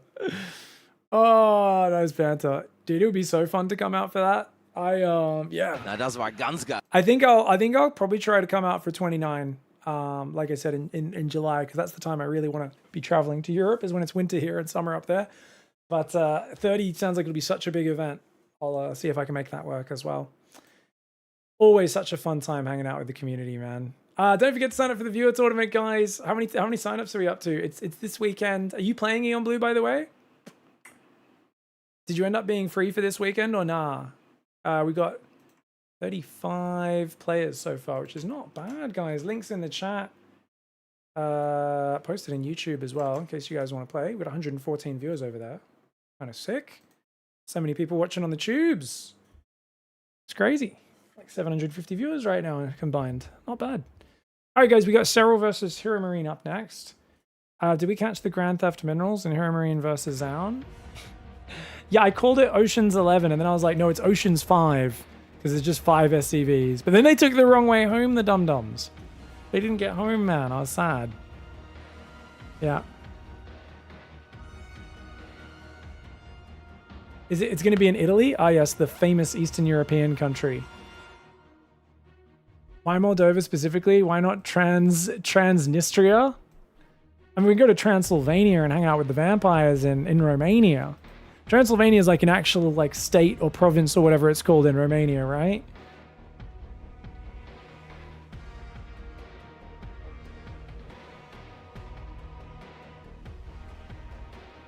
Let me recover from Homestory Cup. You have no idea how exhausted I am.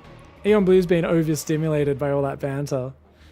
Like, Eon Blue's getting a bit excited. They knew his stiffy was wobbling the desk a bit, which is why he was struggling with the camera control. He's like, ugh. Oh, yeah. Scheiße, nein. They are speaking German. Oh.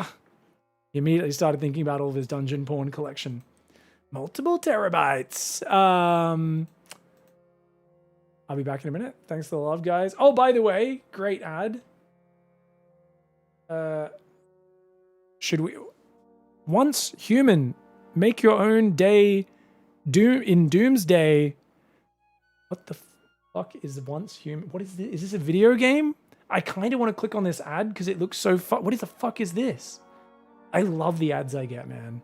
My ads are all just like, you looking for a grandma to date, or here's some weird kinky weeb shit. And I'm just like, why? I don't even understand. Is it... I swear I haven't Googled either of those things.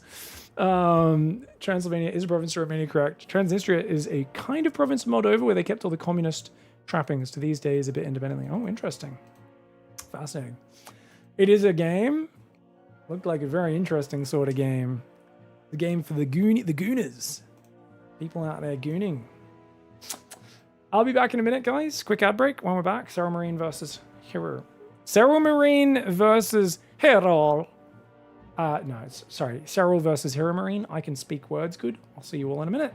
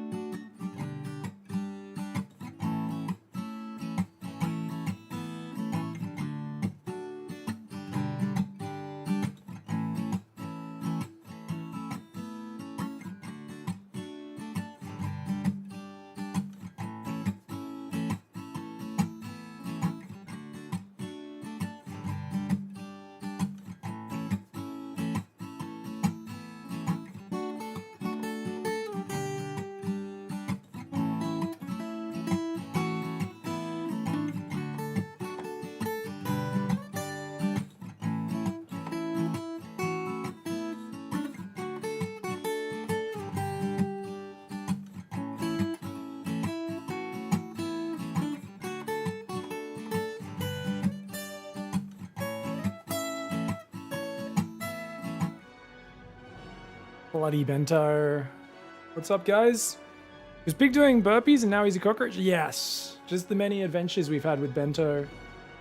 We haven't even taken care of Bento's our friends.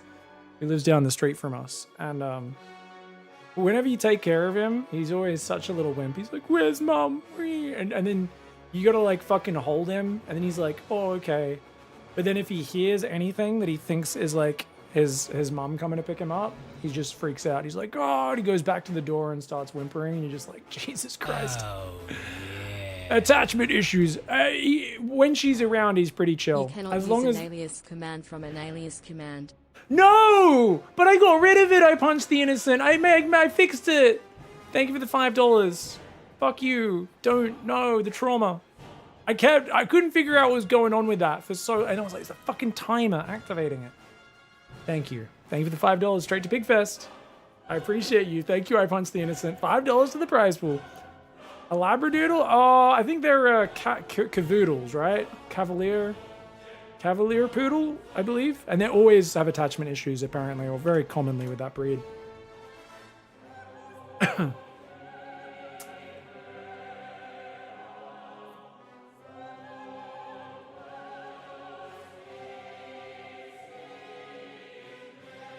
Oh shit, Yo-Yo, are you still here, dude? Sorry, man. I saw your message and I was talking about something else and I forgot to respond. Anyway, he's probably not here anymore. How do you punish a Zerg going for a fast third in PvZ? I usually play 1 get expanded to 2 adept standard. You don't need to. A fast third is totally normal in PvZ. Don't need to do anything to punish it. So you should just focus on doing whatever your game plan is. Don't try and adapt to a fast third. Doesn't change anything.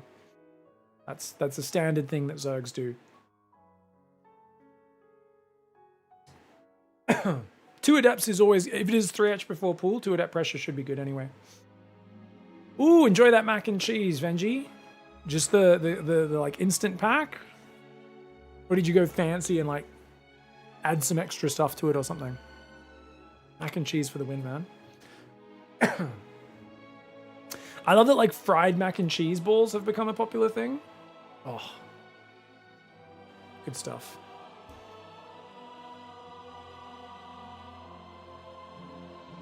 All right, guys. Well, he's got the home ground advantage, but he's got to fight an uphill battle. It's Mouse Esports Hero Marine up against SERRAL. SERRAL for Basilisk in the bottom right. It's the lower bracket now here at Homestory Cup, and Hero Marine is the home ground champion. The home ground hero. I don't think he's ever won a Homestory Cup, but he's been there drinking beers, hanging out with the community since he was like a little kid, and now here he is 15 years later, as an absolute beast of the scene and a guy who I think everybody there... I heard that apparently during any of his games, it got to the point where you couldn't hear the commentators very clearly because the audience would just be chanting either Big Gabe or Hero Marine so loudly.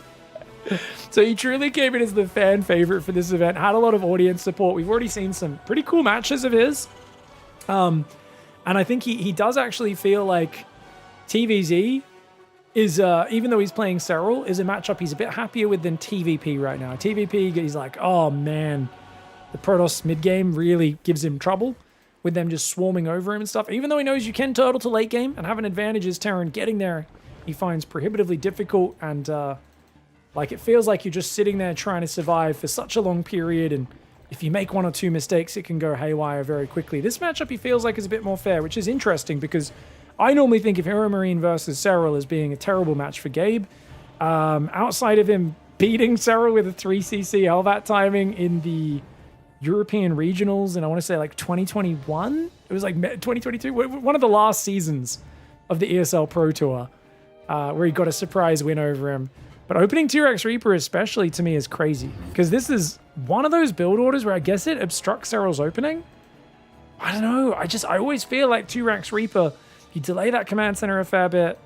The top Zergs are usually very good at just sending a drone out now to get a 3rd down. SERRAL sends it out just before the Reaper arrives. Cuts it a little bit fine for my own comfort personally. Link speed's on the way. He's fully pulled off gas. SERRAL was playing a very quick link speed this tournament, playing very safe openings. He was also taking a shot whenever he won a series, says Patricia. Is that real, or are you making that up? I would not be surprised if he was drinking there. Dude, whenever Big Gabe's at a party, I could be like totally drunk, and talking to Big Gabe at parties and after parties and things is dangerous. Because I'm like, cool, I'm at that peak point. I gotta lay off the booze now to ride this, like, you know, perfect moment where I'm not gonna feel like terrible tomorrow, and I'm just gonna be buzzed but not falling over. And then Gabe will be like, come drink with me, and he'll just like grab me and like try to like force me to do shots with him. And he'll want to do like 5 shots. You know, it's not like, okay, maybe I'll do like a little third of a shot. We'll do a little celebrate. Gabe will try to make me drink 5 shots in a row. And I've very quickly learned he is a dangerous man to be near when liquor is involved. Oh, the Reapers haven't done too much damage yet, but they are going to find that third hatchery. And I think SERRAL... Oh, he's going to try and save it. He didn't start this third hatchery that quickly. I like to start it really early so it has a lot of hit points on it. Oh, the Lings are going to try and trap him, but Ling Speed's not quite there, which means 2 Zerglings go down very quickly. That's 4 Reapers. Okay, Factory's there as well. 3rd Command Center coming up, double Engineering Bay, and the Reapers will pull back. It was real. It was on stream, and it's actually per game. It's a shot per game he was winning. I have the rules for it. Please post the rules. What the heck? What? Isn't there a group, like, it's surely not in the group stage, right? Are you telling me he was actually doing shots in the middle of, like, this series and the series against, like, Zaun and stuff? If he won maps? Because, dude, maybe that's... I've always said Terran players, when they stop caring about winning or losing and they just start doing meme builds, are actually the scariest. Because, like, Terran is something about just throwing caution to the wind and just committing with crazy builds that sometimes works in tournaments. He did it in the group stage. Oh my lord. What a mad lad. Dude, I gotta go check out the whole video of this tournament, because Homestory Cup's on in the middle of the night when I'm sleeping. I'm casting this less than 24 hours after it's finished. Well, I guess more than 24 hours now, as we've been commentating quite a few series today. Let's see how we go. It's gonna be a 1-1 Marine Hellbat timing. Where's that Armory? I think he's gonna go Armory pretty soon, man. 3rd gas, 4th gas, depots. The 1-1 Marine Hellbat timing is actually quite hard to stop. The Marine's delaying. Starport goes down. Maybe he waits for the 2 medevacs. It's a lot of Hellions. 6 Hellions, 4 Reapers, a pretty fearsome little army. Very good for dealing with Zerglings. There was time between the group stage and the playoffs, so he was able to recover, of course, but damn, man. That means he's multiple shots deep at this point, because he's already played quite a few games in the playoffs. What does Goober mean? Goober means idiot, right?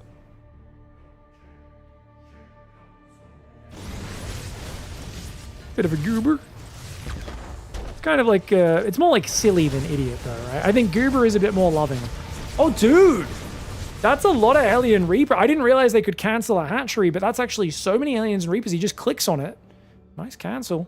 SERRAL's on 61 drones. Carapace comes in. 2nd Evo's behind it. 4th base rebuilding. Oh, the Marine's well positioned. Look at that. He's got his little security detail in there. That's so nasty. When mineral lines have little areas like this, Zerg players are just like, are you serious? Do you just hate Zerg?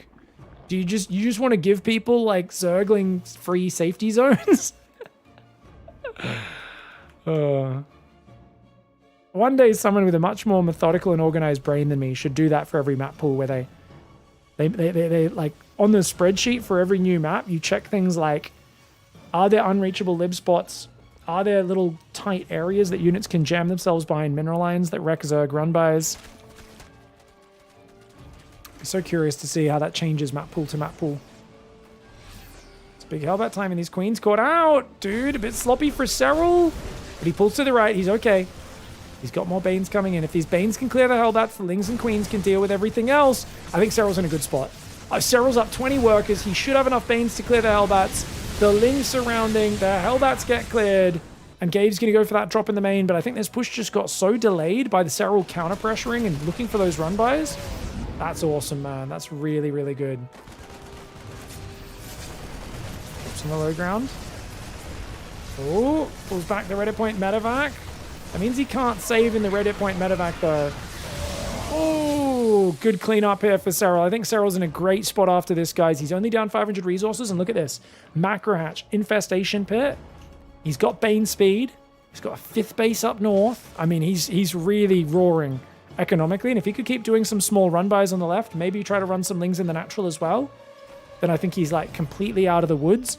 He's got creep spreading through the middle. Pretty good creep on the south. His creep up north not being ignored either. Does need to spread these tumors.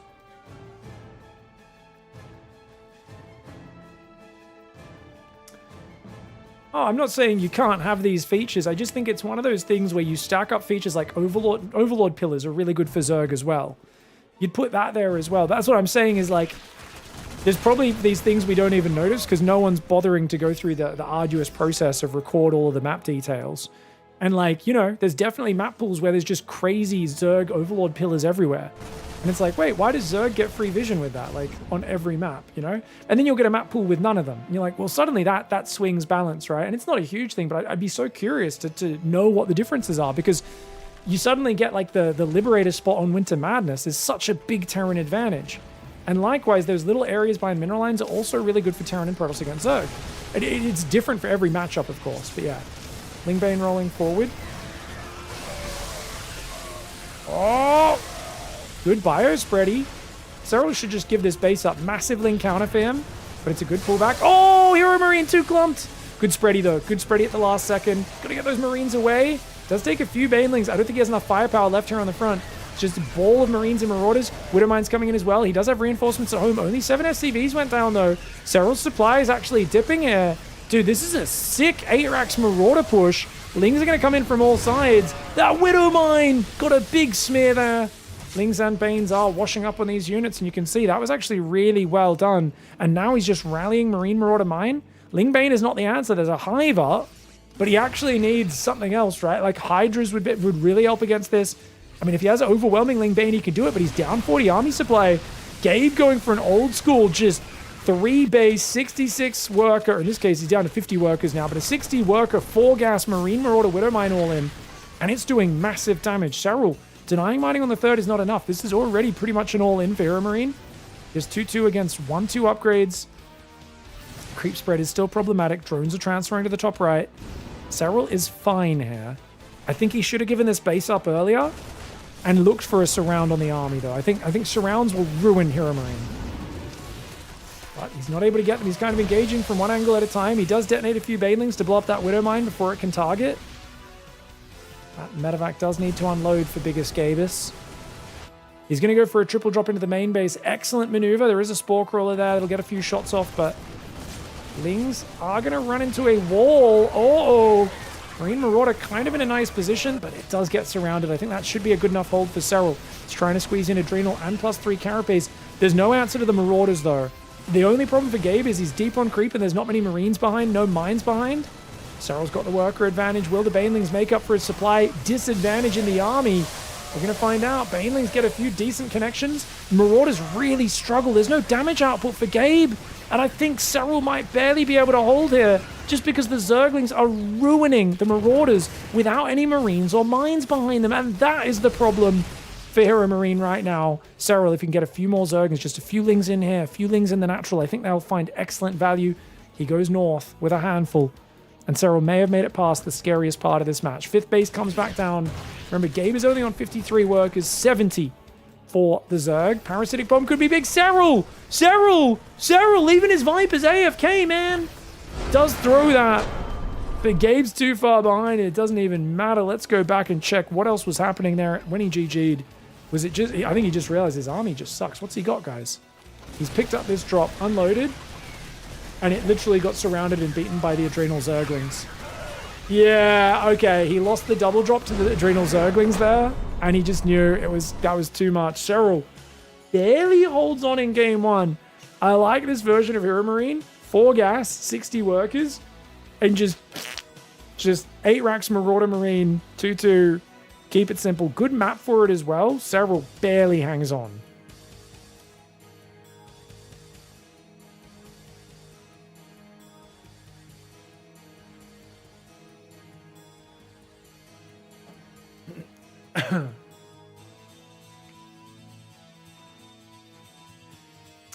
Yeah, it would just be one of those interesting statistics, Senju, right? To know the different map features. Because then you can kind of look at things in a really general sense where you go, okay, perception is balance is pretty bad for Zerg against Terran right now. And turns out these new maps we're considering actually have no pervert pillars and all really good mineral spots. And like another feature is if the high ground ledge covers the whole third base. It's really good for Terran because the tank on the high ground covers everything. That's like massive. Whereas there's maps where that tank doesn't really cover the third. The third's kind of off to the side more with like some inaccessible terrain in the middle or whatever. Way more vulnerable. So it's actually huge. Hey, State, what's up? 5 kilograms. I'm probably a little bit heavier right now. I haven't weighed myself in the last few days. We went away for a few days. And I've been eating a fair amount of food. But I've been exercising as well. So I'll start weighing myself again tomorrow and I'll update this number. I'm probably like 81 kilos right now, but that's all right. I had a good 12-kilometer run yesterday. I'm feeling good as always. We're going to keep going. Try and get to the beach some more this week as well. Go catch some waves. Have a good time. But we're feeling good. Hope you're doing well, State. I should really update it every day, even when the number goes back up or whatever. But like I said, I've been lazy not weighing myself. I'll cook some chicken this afternoon. Make sure I've got some chicken on standby. Cook a fresh batch of broccoli. Have me healthy foods ready. Go for a good run this afternoon. Oh, actually, I'm probably gonna go to my friend's Smash tournament tonight and eat pizza and beer. Maybe I'll just skip lunch for that one then, eh? I'll just eat some chicken and nothing else until pizza and beer. Is this live? About as live as a poopy in your pants is, Michael Atkinson. No, this is one of the best games from Homestory Cup. Homestory Cup finished about 24 hours ago. So we are having some good times casting the best matches from it. Alright guys, Hero Marine in the bottom right side of the map. Great game one for him, not bad at all. Really put the pressure on SERRAL, and I think if you have a bunch of Hydras, some sort of ranged unit, defending that sort of push becomes a fair bit easier. But when you don't have any ranged units, the Marauders on the front line are just really annoying to deal with, because you kind of need to surround them with Zerglings to kill them, at which point Widowmines and Marines in their back line do exceptionally well while those Marauders tank.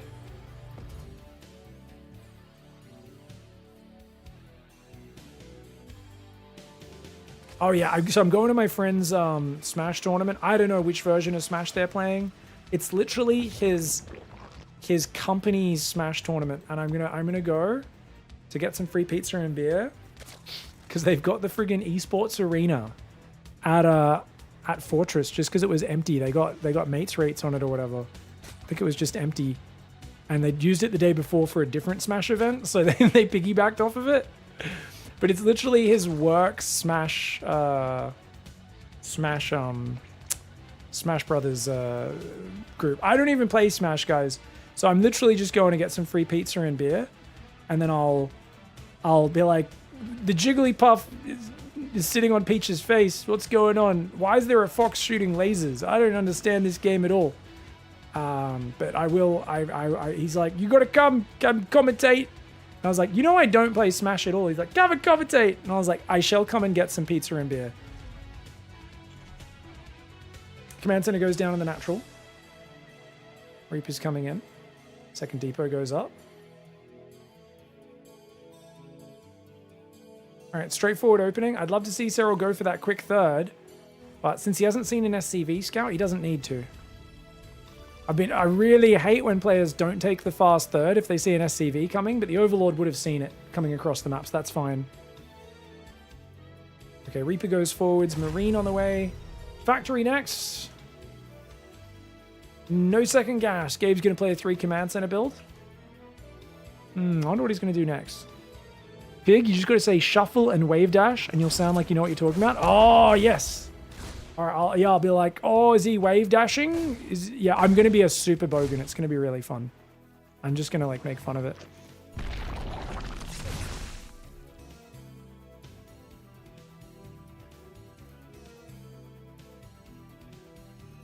Third hatchery goes down in the normal spot. Gabe's got a third command center. No real action from him early. The question is, what does he do next? I think straight Hellion Banshee builds, Hero Marine against Serral, bad idea. I think straight Hellion Banshee, really generic, is going to give Serral a chance to just get in a really good position. So that's it. I don't know what I want to see from him, but I don't want to see that. Here we go, second factory. So he's probably going to go either straight Battle Mech or probably Blue Flame first. He could get a few Cyclones and just, you know, play Cyclone Hellion, catch Serral off guard, pick off a few Overlords, start clearing creep, picking off Zerglings, and just kind of chipping at him. Usually it's Blue Flame off of this opening. Be very nice.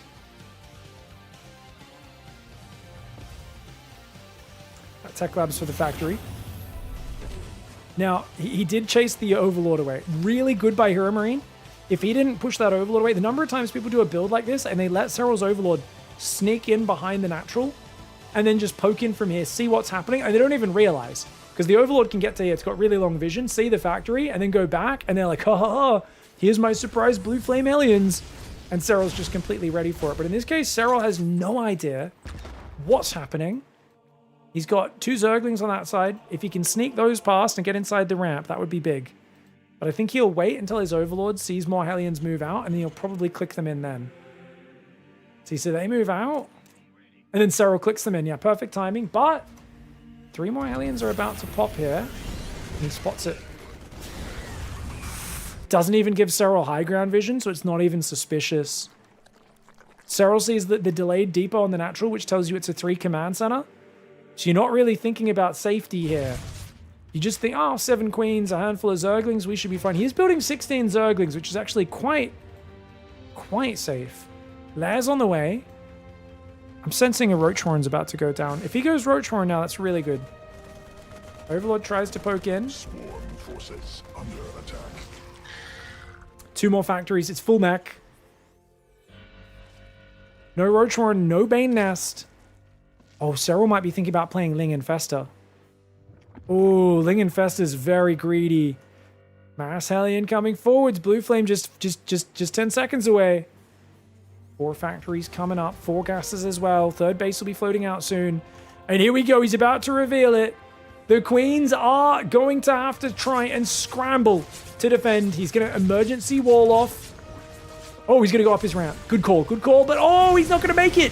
9 drones go down instantly. The Lings are getting wrecked. His queens aren't perfectly positioned. Oh, and he bounces them with the Reaper Grenade.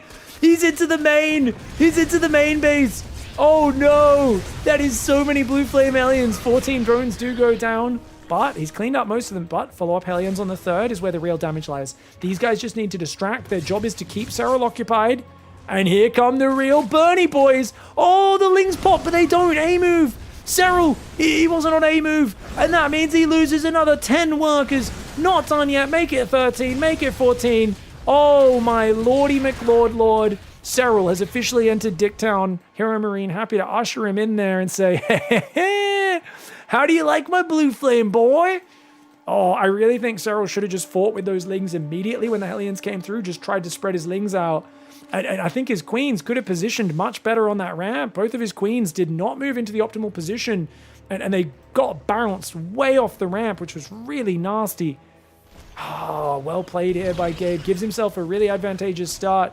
Serral now confirms that it's mech. And he's going to have to build a Roachhorn right now and try to play Ravager Ling Bane comeback style. His work account's really bad. He's trying to rebuild it now. Still has 8 queens, so he's relying on the queens for defense for now. He cancels his Evo. Evo upgrades are not important against mech at all. It's get 4 bases of economy and defend those 4 bases of drones. Then you can think about upgrades and stuff, but still no Roachhorn or Hydroden. And now he goes double Evo. Dude, this Roachhorn is kind of late. I get he had to be greedy here, but I think he's left himself a bit too open here to the follow-up. Hellions coming in. He's built Spore Crawlers against a guy with no starports. Serral not too happy about that. We'll catch these Marines on the right side. Got some Banelings. Has to build Ling Bane to defend this for now. That means it's all about surrounding him on creep, preferably. No transfuses on the Overlord. Doesn't really have much transfuse energy in general. Serral trying to go +1 melee, +1 range. The attack upgrades. Bane speed's almost there. And if these units poke in any further, He will try to loop in and surround. These Cyclones rallying on creep, very dangerous. But Serral shows his hand. Few Lings on the right side. He wants to roll probably Banes into that base. Yep. Morphs Banes, clicks him in. Cyclones on the left, Hellions on the right. Bit of a weird split here. The Hellions kind of distract. Gabe going for the hatchery delete. But he's not scanned it. Oh, but he stays just long enough. And Serral just taps out. Tricky. I like the way Hermarine disguised that build really well. But I think Serral messed up on his scramble on the defense. Right? I think he had enough time to respond to that. Let's go take a look here. What time did that hit? Pretty early, man. 5 minutes 20. Yeah, I was like, if these drones are mineral walk to the main, which they should be, and I'm honestly not sure if they were or not.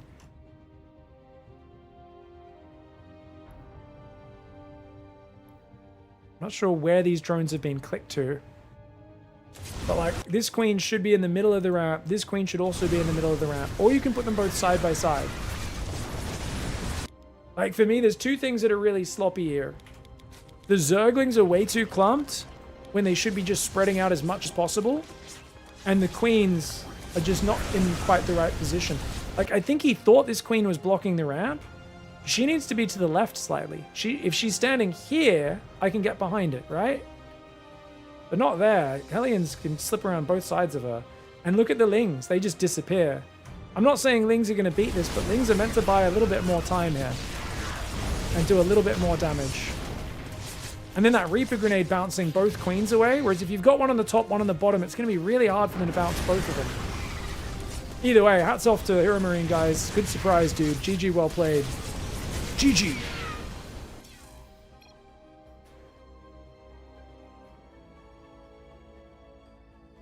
Oh, it said 32 above the hatchery. Good call. Good catch, Pippins. I think if you've got a queen on the very bottom of the ramp blocking and a queen on the very top, I don't know if a grenade can hit both of those. Kind of hard. It's also, if he doesn't scan, he actually can't place the grenade above like the midpoint of the ramp or wherever you can, because you can't see above there until you get up past the first queen. So if the first queen's blocking him, and let's say a grenade can, if it's perfectly placed, hit both queens, he would need to scan, throw the grenade perfectly in the middle, and have it bounce the queens off both ends. That's hard to pull off. So, could have at least made it more difficult for Gabe.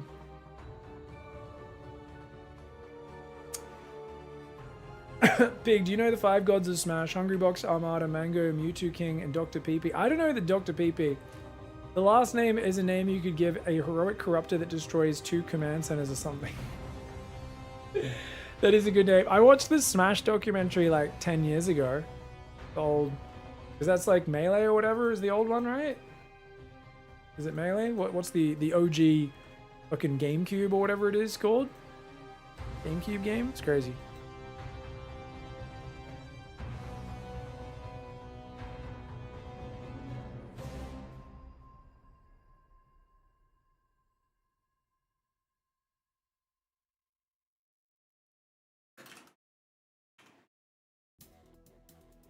First of all, what's Lector-Schnaps?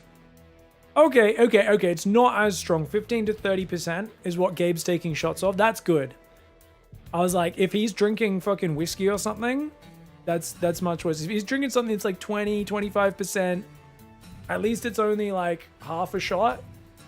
You know, half of a standard drink in terms of liquor. It depends on the size of the shots, to be fair. It's that... And Bier ex oder fertig nach dem Match. I don't know what that means. Every other match you have to have a beer? Like a whole beer or what? Or just a swig of beer? Sorry, my German's not good, guys. This is apparently the drinking drinking game rules. Match win. You need to then also have harder schnapps and long drink X and 20 euro shitcoin order strike for... What the fuck is this?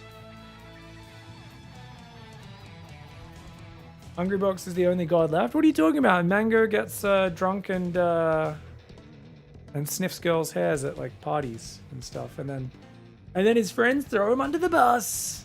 That's the last time I saw Mango. They're like, we're having a drinking party and we're going to make the alcoholic get drunk and then talk about how inappropriate it is after he does inappropriate things to the girls that are there. We're going to throw him under the bus. Hey, Ludwig's a cool guy. I don't really follow any of those people, but yeah.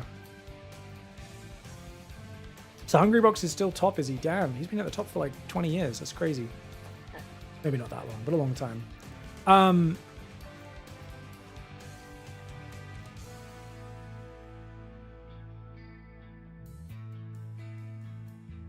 This is very mango coded, yes.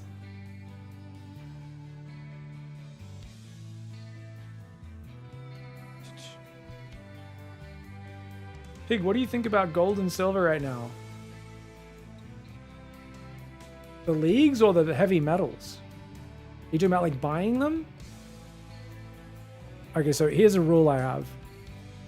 My dad consumes some very questionable media content these days as an older gentleman. You know they're vulnerable to that stuff. He's been talking about silver a bit recently. I think it's a bad investment. I know nothing about it, but on that alone, I'm sure my dad does okay with his investments. He's not a stupid guy, but I do think he can be influenced by some very questionable people.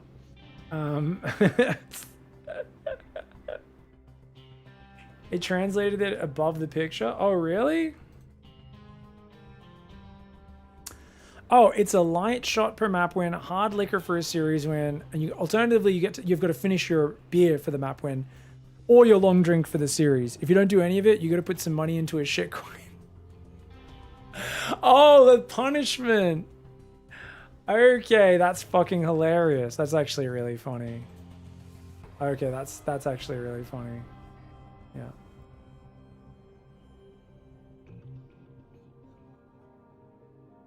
Silver and gold is skyrocketing. It's the smartest investment you can do. Silver and gold is always and will always be valuable. Money loses value. Gold does not. Oh, God. I don't want to shit on you guys too badly. It's good to invest in things, and it's a good idea to invest in things. That is definitely a good idea. But every time people go crazy about investing in stuff, there's always a lot of people who are just like, yeah, this thing's the best. Do this. The moment everyone starts talking about something being the best, it's just like a warning sign that it might work out for you, it might not.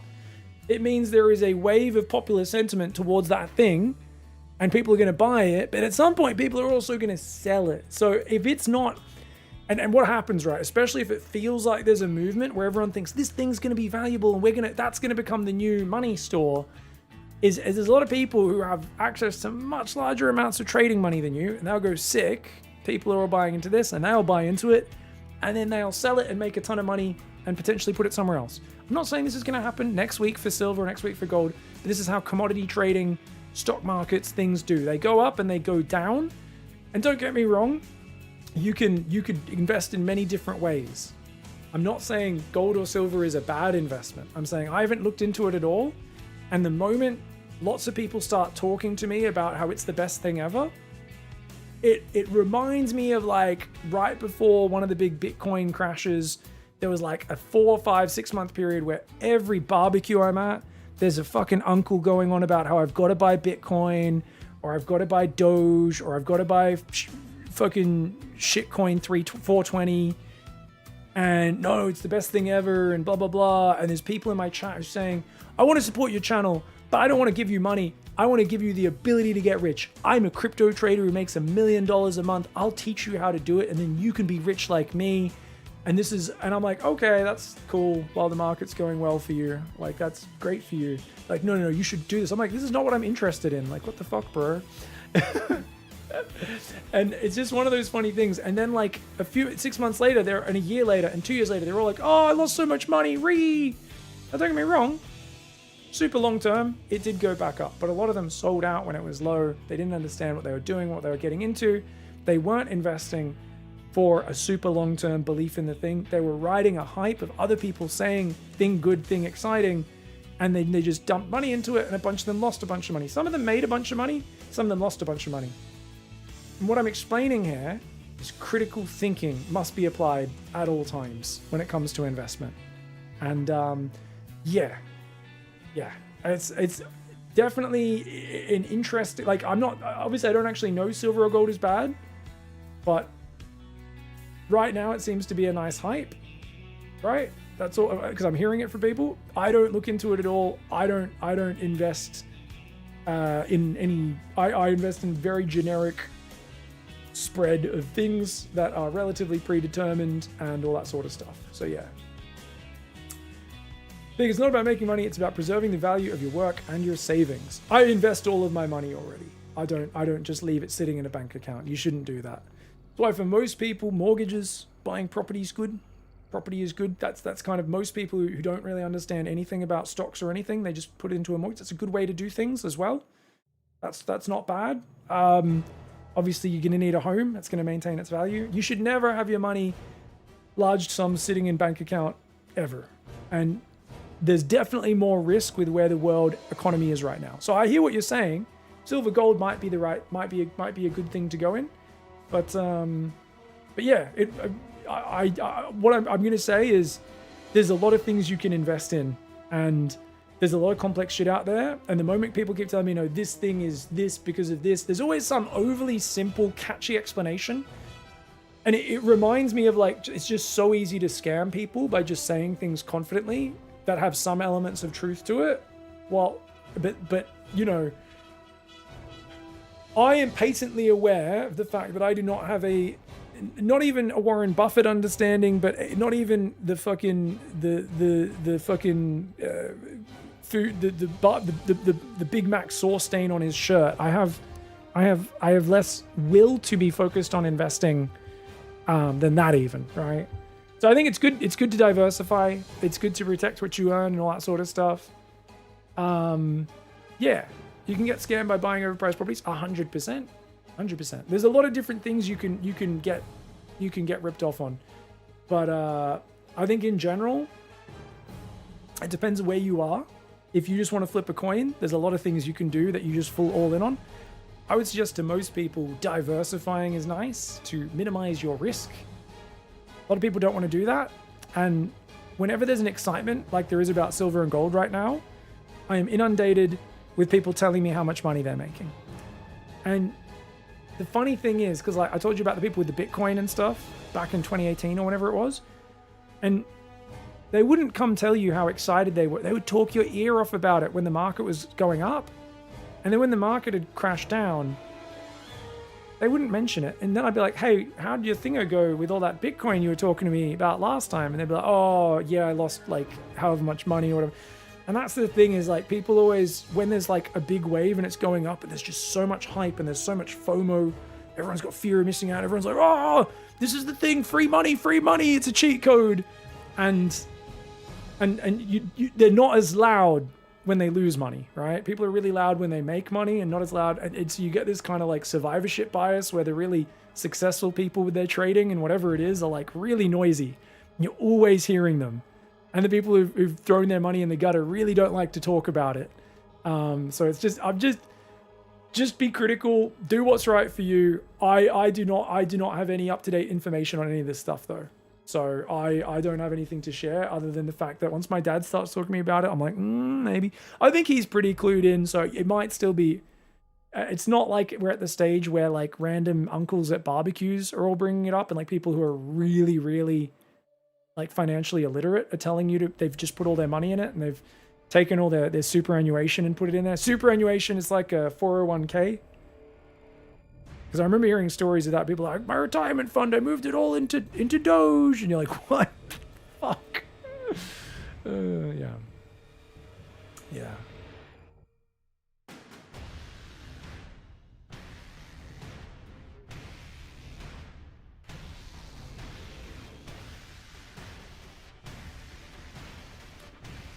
Pig, you're speaking about precious metals as if they are the same as Bitcoin. So the moment, anytime there's a lot of excitement about something that you can invest in, and people start to, what do they do? What's it called? Where you're guessing if it's going to go up and down. If everyone's doing that, that shares a lot of similarity, and it's not the exact same thing by any means. I do think the gold value is pretty stupid, to be fair. for whatever reason, humans have always loved gold and it's always valuable. But like outside of a few rare like electronic uses and stuff like that, I do think most of the uses of gold are fucking stupid. You know what I mean? Speculation, that's the word I was looking for. Thank you guys. But I do agree, most people don't think the same as me. They're like, no, I need gold jewelry. I need gold status symbol. I need gold wedding ring. So it's always going to be worth a decent amount for sure. Yeah. But like I said, it's just like, if you were like telling me a few years ago when there wasn't this hype around it, you're like, oh yeah, I like to put this amount in gold as a really safe long-term 20% of my portfolio, blah, blah, blah, because of this reason. I would be like, cool, that's fine. It's just because like I've heard people getting a bit overly like all like hyper about gold and silver recently. And I'm kind of like, because it's be wary when there's a hype wave. Be wary when everyone gets excited and a certain thing starts growing and growing and growing and everyone's speculating on it and stuff. Because there will inevitably be a moment where people are just speculating in it. They're not saying, I want to put my money in a long term. They're saying, I want to make a trade this week or this month, make a few, however much percent, and then sell out of it and crash it back down. And especially when you get to the level of institutional investors, people who are investing billions of dollars at a time, they can make that graph shoot right up and then crash right down. So you just got to be careful about when you get into these things and stuff and how you diversify stuff is what I would say. Yeah. People thought that about tin back in the day. Oh yeah. The real value of gold is in electronics, says Pancake, and medical as well, apparently. Oh, cool.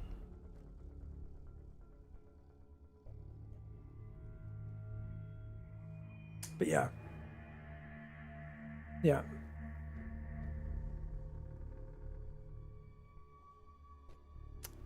You got to, yeah, I'm just saying, think about it and don't get too married to the concept, Wolf. Stay critical. I'm not saying don't do it. I'm saying don't, like, research as much, understand why you're doing it, and don't just get excited thinking, like, number gonna go up. You know, if you're like, hey, I just think this is a way safer way to keep my money. If the number goes up, that's cool. I just don't think it'll ever drop below blah, blah, blah. And this is really just a store of money for me. You know, that's all cool. But if you're just getting excited because number going up and graph going up, you're like, I'm going to be the first, it's great, blah, blah, blah. You got to be careful. Buying property from the government is also very stupid. The government doesn't actually own anything. Well, you don't usually buy it from the government. You buy it from the guy who you buy it off. It's an illusion in people's heads, the same as money. Yeah, that's true. I mean, don't be wrong. If society breaks down, having your piece of paper saying you own this land isn't going to be as important as having the fucking bunch of guns and and the community that is willing to defend said land from other roaming bands of cannibals that want to steal your house and your children and eat them. But yeah. Within the current paradigm, I think property is still going to be valuable for a long time. I'd be worried about it for your kids maybe, if things don't stabilize. But the way usually humanity works is usually things like elastic band this way and that way. So one would hope that there would be a very stable era following this ultra chaotic era that we will get to enjoy in our older age. And then hopefully our kids will get to live in a not totally fucked world. Fingers crossed, unlikely, but we'll see. And and then the one after that as well. The generation after that, we'll see. Maybe the planet's too hot. Maybe we've done a nuclear war by then. I don't know, man. It's already been a long time. No big nuclear war yet, right? It's been 75 years. Still haven't done one. 80 years now, right? Since nukes. Surprised. This isn't the ultra chaotic era. It will get, yeah, I mean, it definitely has the potential to get much worse. But this is the on-ramp, right?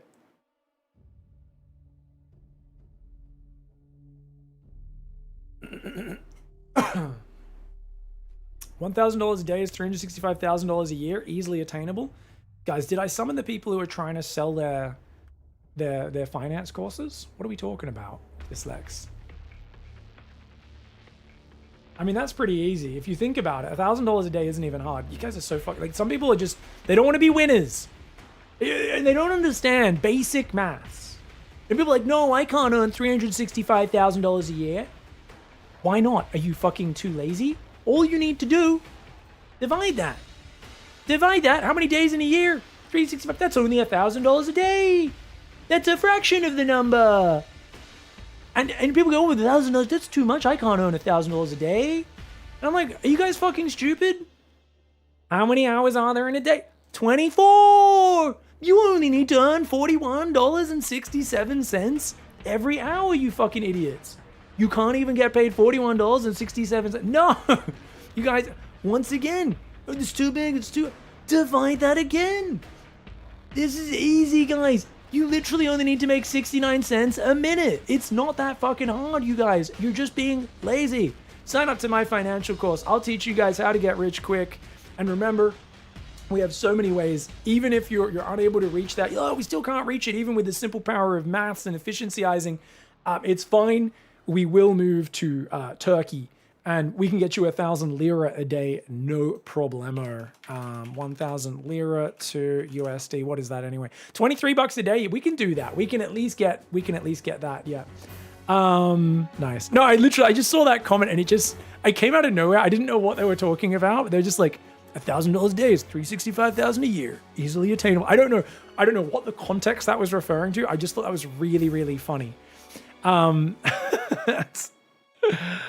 Goldzilla says S&P 500, similar index stocks seem to be a good investment. Yeah, you can invest in so many different indexes these days as well. There's all sorts of different indexes. Do emerging markets. You can do like business property conglomerates and all sorts of different things. There are many investment vehicles these days. It's good to use them for sure. You have to work 40 hours a day at $25 an hour. No biggie. Exactly. It's not that hard. Just stop being lazy, Pete the Pirate. Pete knows.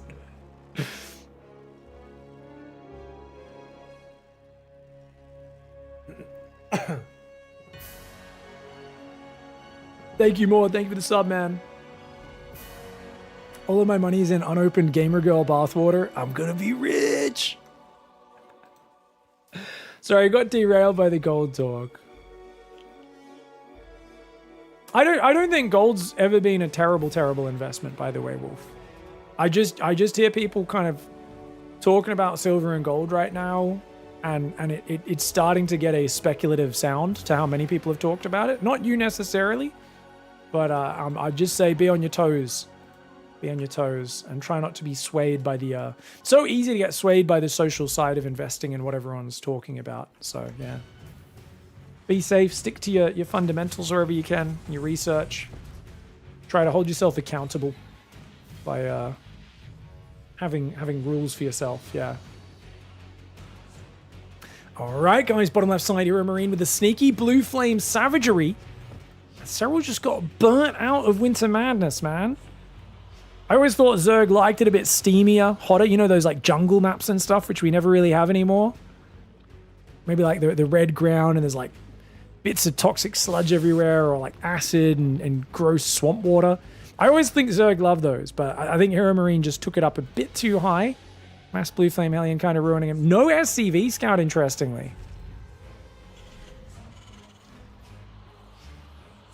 Command Center starts up. Second depot goes up. All right, SERRAL has been really big on triple mining the gas. Is this just because he's afraid of 2x Reaper, I wonder? It feels very, very respectful. Almost overly so. He did this against CLEM as well. I'm kind of just looking at it going, I don't think you should do this every game. I think do this some games. So for what I'm seeing, guys, is SERRAL looks a little bit stiff in his early game EVT right now. And the way I describe this is normally SERRAL's very good at playing the odds, right? You know how against Protoss players, sometimes he'll go for the normal 16 hatchery, but if he's very good at anticipating on a map, oh, they might try and block me, and he'll go and take a 15 hatch before Overlord, and the probe they send across at the start to block, and the hatchery's already started. And he kind of wins the opening minigame. Feels like his last few ZVTs, he's going Ling Speed blind most games. And now this time he did delay it till after the third hatch, which I like. Ah, okay, this I really like. Cancels the Ling Speed, starts the third queen. Much better. Much better. Because he realizes this is not 2x Reaper, it's a 1x Reaper expand. I'm very happy. I think that's a really good adjustment. Even though he still mined the 100 gas early, maybe could have sent the drones to the natural slightly earlier to be a little greedier. This is still the correct prioritization. I always say 36 supply ling speed is pretty solid. Building another overlord. He's got 7 lava. Lots of drones building. Creep shimmers down pretty fast. Injects in the main base. Brings that queen to the front as well. Still no ling speed, which makes me think he might go Roach Warren here. Yeah. Be kind of crazy to not start ling speed this long. Third command center has come up, second gas behind. This does not look like a starport, but I really feel like starport openings against a guy who's as good as SERRAL are really quite awkward, and I love that Hero Marine's dodging them. If you guys aren't slower than your opponent, you feel they're faster, they're better on the base mechanics in ZVT, you don't want to be playing Hellion Banshee. You want to surprise him with Mass Blue Flame. You want to go straight here for really fast double upgrades and go for the most disgusting 2/2 8 racks timing they've ever seen in their entire life. This is a pretty good map for tanks, so I wonder if he does like a siege tank 8 racks this time, or does he try that Biomine style again? Tank's obviously good against Roach opening. SERRAL has gone for a well-timed Evo as well. He's got a drone on standby. Its job is to build an Evo chamber if the Hellions try to dart in there. Now it is 6 Hellions, 4 coming across, 2 at home. Doesn't want to choke up his production too tightly. There we go. SERRAL's going to build a set of 4 safety roaches. He's still only on single gas. So you notice, even though he's gone roaches here, it's because he skipped ling speed, he can skip his gas until he's fully saturated. And now he's getting close to saturated. You'll see SERRAL start to take all of his gases. So 2 on the natural, and you can see he resets the rally points. This Patchery will probably re-rally as well as he takes this gas, just so that the drones are popping out to fill up these gases as they're taken. SERRAL's really good at managing those rally points, just as optimal as he can be. Now the Marines here on both sides, nowhere for that Overlord to run. It's going to go down. Sorry for the zooms there. Bit of a misclick. Carapace has started up, but it's a fast Carapace, guys. Starts at 5 minutes. Guess what? 1-1's 3/4 complete. Hero Marine has missed his armory, though. He's going to go starport now on 3 barracks. Armory does go down before the 4th and 5th barracks. That's the correct way to do it with this build. 61 drones for SERRAL. I mean, SERRAL's economy is smooth. But where does he take his 4th? I don't mind the top left 4th. Either that one or this one, both are fine. There is a juicy tank spot in this corner, though. But I think with Ravagers, you can probably buy all those. Not as scary. Big, you should start an OnlyFans and just display the case fans for custom PCs. Ooh. Oh, dude, some of those custom PCs you see at conventions and stuff, they do get me a little randy. That could be profitable. Festation Pit, Baneling Nest, second Evo, all on the way.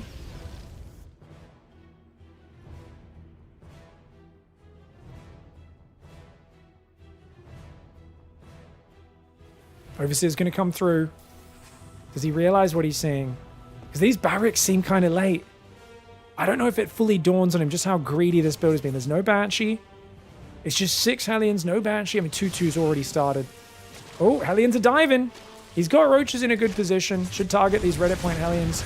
Drones are going to block him. Beautiful drone pull. And, oh, a few more drones would have been nice to pull there, but that's fine. 5 drones, no biggie. Hive's on the way. If he can get an early Blinding Cloud or 2 on the siege tanks, could be massive. Roaches are going to run out. SERRAL, pull back. Careful, SERRAL. Lucky no concussive just yet. It's a pretty big army, but no medevacs with it just yet. And Roach speed is done. SERRAL's Carapace about to kick in. No combat shields. Hero Marine does not want to trade in these small fights. He's got to be careful. 3 more drones coming out. SERRAL's got to stop droning after that and start making army, because I guarantee you these pushes are so scary off these openings. And yet, that's a sensor tower. Whoa. Whoa, whoa, whoa, whoa, whoa, whoa, whoa, whoa. He's going to build a 4th. Dude, Big Gabe is going to try and play a macro game against her. I think he's not going to tech to ghosts. I think the plan for Big Gabe here is just like bio, lib, pressure, pressure, pressure. Ooh, Overseer gets taken out. Would have loved to contaminate one of those upgrades about a minute from now, but loses the Overseer.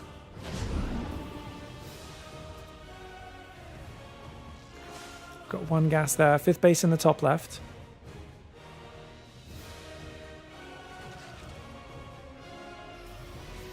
2 Vipers are on the way. Link speed just now starting. A bit late on that link speed, I gotta say, guys. I think you forgot about that one for a little bit. No fungal, but this feels like a good setup for SERRAL. 2 more command centers are gonna go down. Oh. Okay. I think Gabe's gonna get A-moved by Ultras. Maybe before. I mean, the problem is SERRAL's got so much Roach Ravager. So his supply looks good, but maybe doesn't have an actual timing to, like, crush. Safety tank on the high ground. 3 tanks up here. He's still building more drilling clauses on the way. 3 more barracks going down. Gabe's going to try and take this middle base and just entrench this position. Start to break these rocks. SERRAL getting a free pass to late game in this one. I think this map is not bad for late game, Zerg. First 4 bases are hard to crack, but once the Terran takes a 5th out here or out here, they get spread pretty thin. Clearing a little bit of creep for now. It's a tumor over there as well. He's going to push north.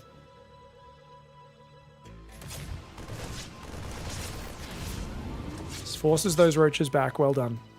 These roaches want to trade out. SERRAL wants to get rid of these bad boys. These roaches are garbage now that he's maxed out. The tank on the high ground makes it really hard to find a trade, dude. If you could run in on this base just from the rally, it would be good, but look at this tank. SERRAL's not going to feel good about that. Roaches try to run in, but Gabe's going to push forward right now. This is a crazy push for Gabe. He's got 2-2. I don't agree with this push, though. He's a bit deep. He's a bit deep. Bane's rolling into Marines. Lings and Roaches coming in from both sides. And Gabe... Oh my lord. For those who don't know, by the way, we did get updates on the drinking game. Apparently him and his friends came up with this one years ago at Homestory Cup. The way it works is every game you win, you have to have a drink of schnapps, which is like, you know, 15 to 20%, 30%, something like that. One of the I think like it's a 15-20% schnapps, not too bad. After every series win, you either have to have a stronger shot of like proper like whiskey or like really like 30% plus spirits, or finish your beer. Actually, sorry, finishing the beer is after a game win.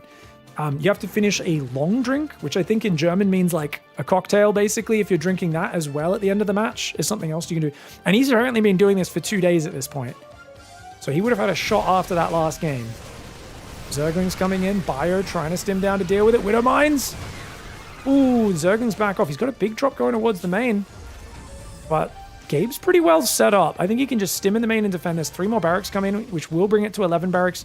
Fusion cores there as well. The drop is waiting in the dead space. I think those overlords are a bit too visible, though. SERRAL kind of giving away what he's doing before he's even done it. He does pull it back there. It looks like Gabe didn't notice. Okay, he's going to go in now. SERRAL just wants to get rid of these roaches and lings and replace them with better units. He's got a Spire and a Nidus Worm on the way. That's a big drop. Pick off a few add-ons, pick off a bunch of SCVs. Lings on the front, try to run in. But Gabe, good discipline, holds position there. Vipers are coming forward. Ravager, Ling, Bane. He goes for a Blinding Cloud on both of the tanks. The Banelings go towards the worker line and the Bio. The Roachling clears the siege tanks. Nice engagement here for SERRAL. 19 workers go down as well. I think he's very happy with this. You know what's cool, guys? You might be wondering, why is this an orbital and not a planetary? And I think the reason is he wants to be able to lift these bases off so they can't be blown up by Banelings. I think he'll add planetaries as the game goes on, but he's basically saying, hey man, I don't think I'll have units in position. Sometimes I just need to lift the base and run the workers. And you can't lift off a planetary fortress, so that actually makes a lot of sense.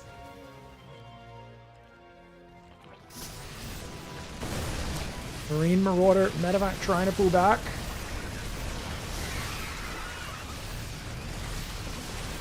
The Roaches mostly have cleared themselves out. SERRAL's like, please kill these for me. Another Ling drop in the main. Oh, SERRAL back in action here. Ling drops in the main, gonna cause problems. Widow Mines are damaging those overlords, but you can see these Roaches are trading out, which is exactly what SERRAL wants. And now the Ultras with 2-3 and Chitinous Plating have arrived on the front. SERRAL burrowing Zerglings in the main as well. Honestly, I think he could bust any of these bases if he chooses to, but he is losing a lot of overlords. He's got to be careful. Those turrets starting to pay off. Widow Mines are getting boomed by the Baneling Ultra before they can fire. Nicely done there by SERRAL. He's still got 2 full energy Vipers. Ling's unburrowing in the main. He's going to try to run away and burrow those. He gets a few of them burrowed outside of the scan in the corner. Very cutesy micro from the Finn. +1 range, +3 melee is on the way. We've got, of course, Caduceus Reactor coming in for Hero Marine. I think for Serral, he's really just got to commit to a fight and try to break one of these positions. And this right side looks awfully undefended. Just going to roll in there. Nidus in the back as well. Great move there. And I don't think he's noticed it. SCVs pull away. Parasitic bombs on the Medivacs. Ultras are on top. Another parasitic bomb in the middle of the Medivacs. Oh my gosh. So much damage. The Nidus Worm Screech happens in the main. There's nothing inside. It's more of a distraction than anything else. And Serral just picking at him. Chipping away at these buildings. Look at the trading. You do not want to be in an even trading situation with Serral. But Serral is notorious for not finishing his opponents off. Serral is a man who likes to take slow, methodical engagements. I've called him the Sandpaper Zerg many times over the years. Because he'll take a fight there, and the moment he's like, I'm not sure if this is a good fight, he pulls back. He doesn't like to take risks. Very risk-averse player. He just wants to roll in, get a good trade, and pull back before your whole army responds. He needs Corruptors now. He does have a Spire. Doesn't have enough bile for the Libs. He needs to get rid of these Roaches. They are just garbage, that last Roach in there. He does have 3 Vipers. Still no Corruptors in the army, and that's a mistake. I absolutely believe this is a mistake. There's Libs coming out. There's also a lot of Medivacs. And you need at least 4 or 5 Corruptors to clear these. It's going to make another Ravager. Try and have a few more Biles available. Nidus Worm goes up to defend. Still Burrowed Zerglings in the main. Could give Serral vision for the future. Gabe trying to make mass command center. He's on 8 orbitals right now. He's spreading tanks out. He's trying to keep his bio spread in many different areas. The Lingon Burrows in the main. Very annoying. Here we go. Ultra Ling Bane rolling forward. The bio runs forward. Blinding Cloud really messing with them. Beautiful Blinding Clouds. He even saves one of the tanks. That was actually a really slick pickup on that siege tank.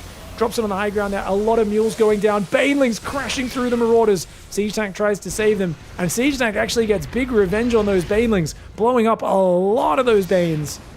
But 23 SCVs go down. The siege tank does end up falling. Nidus Worm inside the main base. Feels like inevitability now that Hero Marine will be going down. He's panic clicking Reapers on his production tab. He's trying to get building armor. He's got enough mules, though. I don't really know if this is, like, game-winning damage yet. Serral's bank is good. Without killing the Medivacs and the Libs, it feels like these fights just aren't as good as they could be. Right? Like, Vipers are good, but he's lacking that follow-through ability, which is exactly what Corruptors give you. Hate to rant about Corruptors too much today, guys. I'm not meaning to. I'm just looking at the game, and I'm like, that's the missing piece. Good parasitic bombs. Will damage the Libs. It won't kill them. Good biomicro. Dude, the Marauders are doing really well. The Ultras and Banes are getting wrecked. This is a terrible fight for Serral. That's a Widowmine with the Biles, but like that fight got really bad for him. He was just running back and forth, getting kited by Marauder tank Lib. That was actually awesome. Very well fought. There's no Infestors out yet. The Marine trying to creep his way forwards. Uh-oh, double spore. Loses the Medivac with 2 Marauders inside. Remember, there's no ghosts on this map. It is mass Marauder Lib, which means heavy Zergling will be key in defeating this army. It's going to be hard to keep that production up as Serral. Heavy Zergling is what beats heavy Marauder, but of course, Widowmine's not bad against Zerglings as the space on the left side goes down. Serral's already mining the right side with 16. He's got the Nidus ready to evacuate, which is great. Not having Corruptors here is a huge oversight. Serral's kind of gone back to a very old school way of play, but he's missing the cherry on top of the pie right now. The icing is not there on top of the cake. And it's cool that he's still picking off things, but these Ravagers, it's 9 supply. Those Ravagers aren't really getting the value of what 9 army supply should be getting you. There we go. That's going to be good. Now he's getting some more value, hitting another 2 Widowmines. Going to try and roll in there. The Ravagers, I believe, get automatically targeted by the Libs. No, they don't. Blows up the Planetary, but look at that, guys. He's getting jumped on by the flank. Has to pull back. Big Ling army in the bottom left. The Lings should be able to get in and go after those SCVs. If they aggro after it, the Liberators will eventually defend everything. And you can see the Planetary will have time to erect itself. Serral trying to build 72 Zerglings. He knows he needs a lot of Zerglings. A Fungal or 2 on this army would be massive. Vipers don't have much energy right now. Don't know if they can really punish this. They're trying to come in is the Ultra Ravager. But a snipe on the hatchery and a pick up and get out of there. Hero Marine fighting like Hellspawn. Where are the Corruptors? It's huge. This is uncharacteristic. Serral's had control over this game for a long time. He's forgetting one of the most crucial pieces of the puzzle here. And these handful of Liberators, there's only 3 on the map, but them and the Medivacs are having complete free reign right now. The Bio, though, overstimmed. It is wounded. Aeromarine's got to be careful. Those Biles are landing. Same time, Ling's running the left side. Beautiful multitasking. Serral's starting to break Aeromarine down now with his Zergling multitasking. But losing this base was a real bummer. He's going to try and saturate the base on the left now. Mining out these 2 middle bases is crucial because Gabe already has 9 orbitals. He can drop mules whenever he wants. These Ravagers will get sacrificed. Finally, the 9 Corruptors come in. I don't get why there's no Infestors. You can't really use Infestors to break positions. Serral's been in charge of this game, so he didn't have a use for the Infestors unless he thought Hero Marine would be counter-pushing. Hero Marine is now being counter-pushing him for the last few minutes, and finally those Infestors will get triggered because of that. It makes sense if you think you're just trying to break a defensive position, don't waste time on Infestors, but Hero Marine's getting really active on this map. Corruptor's Fungal. Big Fungal! Oh my gosh! Oh, but he doesn't finish them all off because he's got to go respond on the top left. Big Drop comes in, snipes into the hatchery, Burrow to hide the drones. Hopefully Gabe doesn't realize. If Gabe scanned, he'd get 20 worker kills. Units lost tab now 6,000 in favor of Gabe. And Serral needs to split this army and find the damage. The Corruptors are going to go to the left. Got this base mining again on the right side. Microbial Shroud is going to be amazing against this non-Ghost style that Hero Marine's playing. And he's finally realized, wait a second, this is not Ghost Terran. If you don't play Ghost Terran, Microbial Shroud is actually so good. Corruptor's damaging the orbital, doesn't want to stand and fight it. I think he could have followed through there, potentially, and finished the command center, but... Oh, Infestor gets caught! Dude, look at this scans. Map hacks for the Terran. I think you got to turn and throw a Fungal, maybe. Try and catch some of these Marauders. One Ultra waddles in on its own. Oh, right side, he lands a Fungal. Ultraling Bane getting a good engagement on the right side. He's going to chase Hero Marine home. Hero Marine kills the hatchery on the left. Serral struggling to defend on 2 sides at once. Still doesn't have an answer to the libs on the bottom right because all his Corruptors are up here in the top left. And he's losing control of his middle bases, which is really problematic. He does keep the right one alive for now, but he's got to be so afraid of this. That Cyclone's actually doing a crazy amount of damage, by the way, as well. I did not expect an accidental Cyclone that got misclicked into the army to pick off as many units, but this guy's got 7 kills, hasn't taken a single hit point of damage. That Cyclone's an actual Chad. It's the only Cyclone that's been built this game. His name is Reginald. They will say, Reginald, you don't belong on a battlefield. Not in late game, maybe in early game. Reginald's like, oh, I can fight too, bro. Shoot and move is the name of the game. Widowmine's doing big damage. Fungal lands. Reginald gets ripped in half by an Ultralisk. And Serral with a very necessary hold on the left side, but at the same time, Corruptors aren't on the right, which means he's got no answer to those libs. Doesn't have enough units to just push him back completely, right? Because he can just pick up, drop back in the lib zones, and if he focuses the Spore down, which he'll be doing momentarily, that Spore Crawler going down means there's nothing that shoots up. But here come the Corruptors. No, they're still a little way away. They're not getting there in time. Serral desperately wants to keep the hatchery up, but he's being baited into bad fights to defend it. Really bad fights. Unit lost tab is now 10,000 in favor of Hero Marine. If Serral was mining out both middle bases, this would be acceptable, but he's not able to just yet. Corruptors aren't fighting. You've got to make sure those Corruptors go deep. Fungal from the left. Nice move. The Infestors barely survive that. Another couple of Fungals go down, and he gets some on the Medivacs as well. Another Fungal on those Medivacs would be juicy. It turns out Serral's name is not Lucy today. Doesn't quite finish off these Medivacs. He's got a bit more control. Needs to respread creep on these flanks. Gabe keeps on pressuring.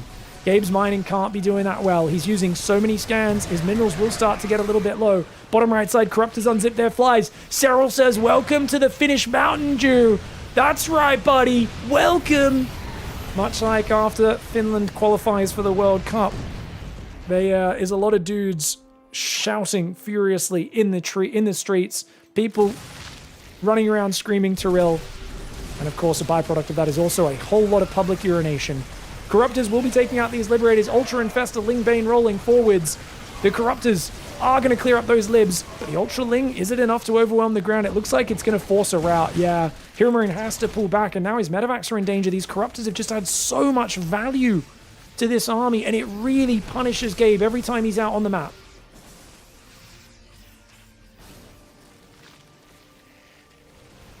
Ultra pulling back right now. Oh, Hatcher on the right side is going to go down. I've got word the YouTube chat may be down. You guys let me know. Ultra Ling Bane in large numbers, man. Overseers take some Widow Mines to the chin. Better than it landing on your Ling Bane. And look at the Fungal Corruptor on the full medevac stopping the escape. Gets one of the full medevacs. Another one does get away, but of course, Hero Marine trying to play this pure bio style. I called it earlier when I said, look, once he built the 4th command center, clearly he doesn't want to play full Ghost late game because that's so hard to pull off against SERRAL. But he tried to play like the mass expand, mass marauder style of tempo TVZ. And dude, he really put the pressure on SERRAL. If SERRAL went Corruptors earlier, I think this is a much easier game for him. But this seems to be a blind spot for SERRAL today. Which is he's just getting Corruptors way too late in his games in general. Otherwise, and those libs and the medevacs are causing him trouble. Once he got them, this game shifted massively in his favor. He's just going to overrun. Ultra Ling Bane Corruptor is one of the most ridiculous compositions at fighting a Terran out in the open on the map. It is so good. They come into the open, man, and especially if you outnumber them, Ultra Ling Bane is wild.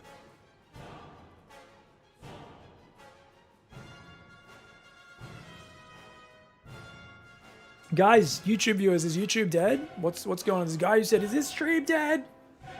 We have 130 viewers. People don't normally chat on YouTube as much, as there's not that many. I mean, 130 is a bit higher than normal, but I think it's fine. Why is YouTube getting 1,500 less bitrate than normal today? 1,500 less bitrate than normal. Okay, yeah. No, you guys are just quiet. The Byron guy was like, is it dead? What's happening? What's happening? Is it over? And I was like, is the game not on the screen? Because I feel like that bit's self-explanatory. The chat did look pretty quiet. But, yeah. My man. Pig is incredibly cultured in very strange ways. I'm a well-traveled gentleman. What can I say? I know how the Finns celebrate. You get drunk, you cheer in the town square, and then you need to pee. I remember I've never actually been, I've been to Finland once, but not during football time. I was in Holland in 2010 during that, was it the 2010 World Cup? Oh, yeah. The draw or the bracket for that. What was the... Hey pig, new vid on your mom's on Levans. Be back in 90 seconds. New Hashtag video on your Rugdom. mom's... Her OnlyVans? Tams, it's OnlyFans. Alright, she can't pronounce good. She's not that smart. But yeah, honestly, awesome. Absolutely awesome. GG, well played. Thank you very much for the love. Really appreciate the support, guys. Thank you so very much. Lilyhammer for hammering away at our Lily and hooking us up with that big support. Oh, yeah. So this was it. 2010. This was the South Africa one with the stupid vuvuzelas. I was in Amsterdam. Me and my friends arrived in Amsterdam on the 6th of July, got off the train from Brussels, and this match was like just finishing, I think. And I've never, or it was just starting. I've never seen more mayhem than this moment. That's when Netherlands made it to the finals. And it was just like, I've never seen every single person in a city wearing bright orange. Everyone's chanting like, Holland, Holland, Holland. People driving around fucking honking their horns. But what I was most impressed by, the Dutch people have really figured out a lot of shit societally. This is why, like, you get so many good gamers there, guys. As you can imagine, there was a prodigious amount of public urination because everyone's just fucking drunk and spilling out, going crazy. But they had those fucking, like, they had literally every 5 meters on the street and on the sidewalk and everywhere, there were like outdoor porta potties, but it was one where it's just literally like 2 walls that are crossed over on each other, and each corner is just like a urinal. And there was like 1 million of these spread across the whole city. And they're like, because whenever there's stuff like this happens in Sydney, man, I remember one time I went to like a Sydney festival on the opening night, and there was literally a river of piss running through the fucking like crowd of people. And I was like, Jesus Christ. And dudes were just like pissing on the street because they didn't have enough public urination facilities. And I was like, what the fuck? The Dutch, they're like, we're going to have like 1 million people in the city on the street going crazy, getting drunk. there was like so many, and it was amazing. I was like, it feels weird to just piss in public in the middle of the street like that, but also I was like, this is kind of fantastic. It was great. It was really well done. Yeah, I never forget that one Sydney festival. I remember specifically, I was like, I'm not going to piss on the street like these animals. And I followed the river of piss, and there was a park, and people were pissing on the trees. But I realized there were these big old fig trees, right? And they have like the giant roots around them, and people were using each gap in the roots as like a urinal. But then I got closer and realized it was all girls using it because there wasn't enough fucking porta potties and shit. And I was like, okay, don't go to, like, there was literally like one tree that had like maybe 14 girls all squatting around it, pissing at the same time. And I was like, that was the source. That was where the river of piss was originating from. Because there was just not enough public facilities. So there's just fucking girls are drunk and they're just like, fucking, oh, I guess this is the piss tree. And they're all, and I'm just like, this is fucked, man. I went and found like, I walked like way further away to find some ground that wasn't inundated in piss, and pissed on a shrub somewhere. But it was, I was like, and I was thinking about it, and I was like, man, the Dutch have figured their shit out. They know how to handle public urination. We just don't have that down in Australia. Yeah. And that's why they have good StarCraft players and content creators, and Warcraft 3 players and whatnot. Elitish, thank you for the 11 month resub. I appreciate you very much. Hope you guys are having a good time. Anyway, my point being, I imagine Finnish people are very similar to the Dutch when there's national football matches going on, where they get incredibly patriotic. Long drink is Finland's gift to the world, by the way, people were telling me before. Oh. Hey, what's up for a week? The Blink Stalker all in? No, I haven't cast. I've heard that he did what he did against Rogue in Rongyi, and I think that's really funny. So I've got that on my list, but I haven't cast it just yet.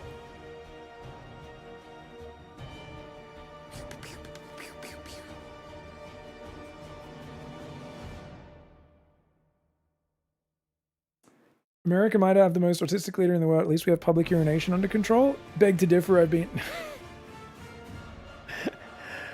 I've been to a lot of StarCraft events that are always in city centers that for some reason are right next to masses of homeless people pissing on the street.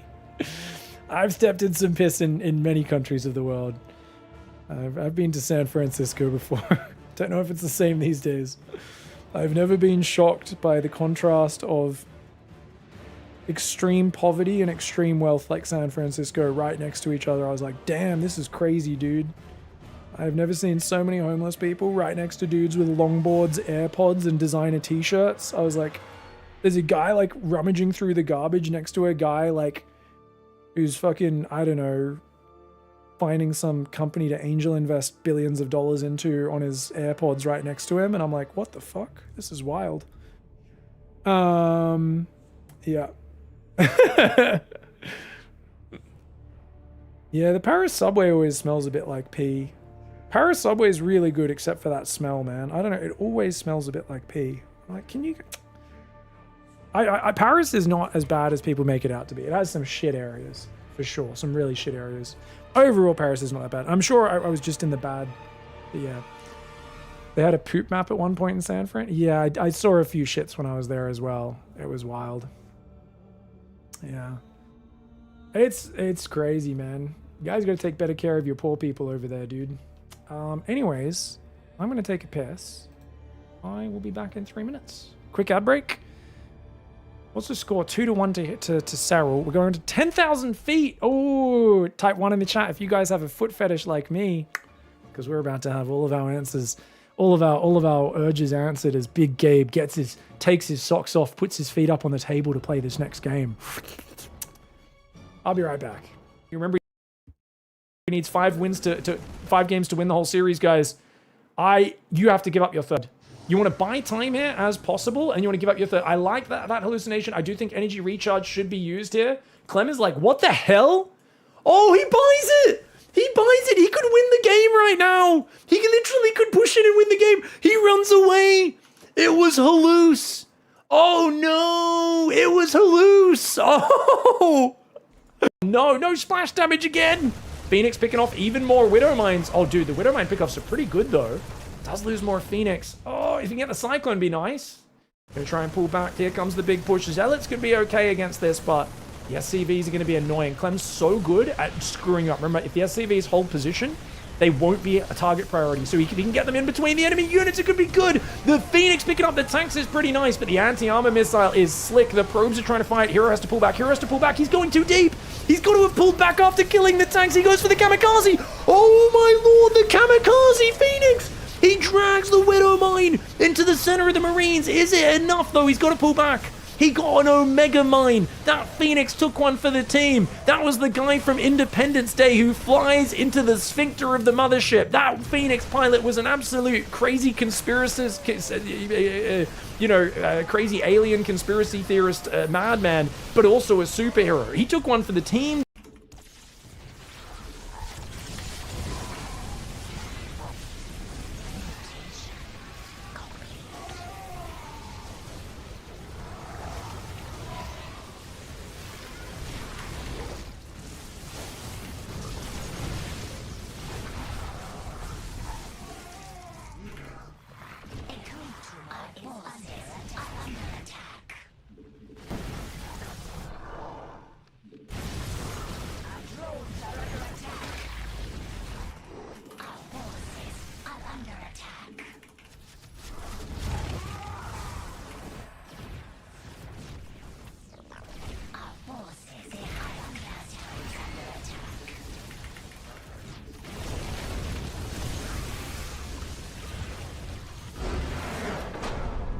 Eat my ballsack.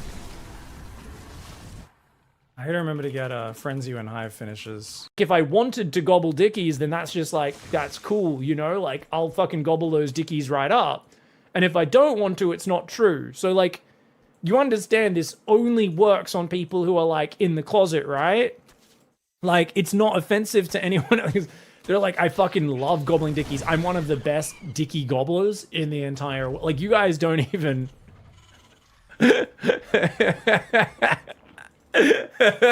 like, you don't even know, man. Like, I'm really good at it. It's just like, you know, I don't think they've thought through their insults very well, guys. You're just like, gets an Archon, needs to give up the fourth, run away. Oh, those force fields. Those force fields were so good. I'm renaming them FAP fields, ladies and gentlemen, because I'm going to need to FAP later to a picture of those as a Protoss player.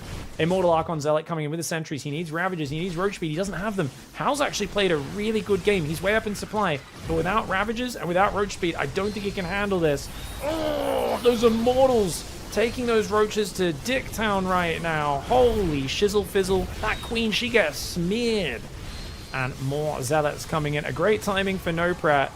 I think you should pull the Zealots away from the left there. Hal's doing a really good job of rallying on the left side, but oh, the force fields!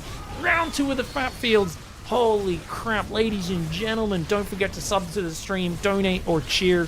I am going to need to buy some lubricant, otherwise I'm going to end up with some very heavy chafing thinking about these force fields later today. And I really, you know, I could end up with some skin tears. Hal, GG, well played, dude. Just decisive. And we're back. Let's go straight into it, guys. All right, down 1-2. He's going to go to a map that's quite good for turtling to late game, but I don't think that's going to be his goal. Hero Marine in the top left. SERRAL in the bottom right here for Basilisk. It is 10,000 feet, a map where I quite like the front base as a Zerg, because it's hard to Hellion harass it. The problem is obviously tank siege is up over there. Ugh, kind of rough. But if you play Roach Ravager, you can bio those tanks, unless they put it really far back and kind of hard for them to get that just right. So I enjoy that third. I can't imagine SERRAL goes for that. Probably just goes for a more normal third. Maybe a fourth in the corner. I've seen players mine these minerals open and take this base pretty early. It's okay. It's not the worst base. I don't know. It just doesn't feel very... Something about this base on the right I don't like. I don't even know quite how to describe it.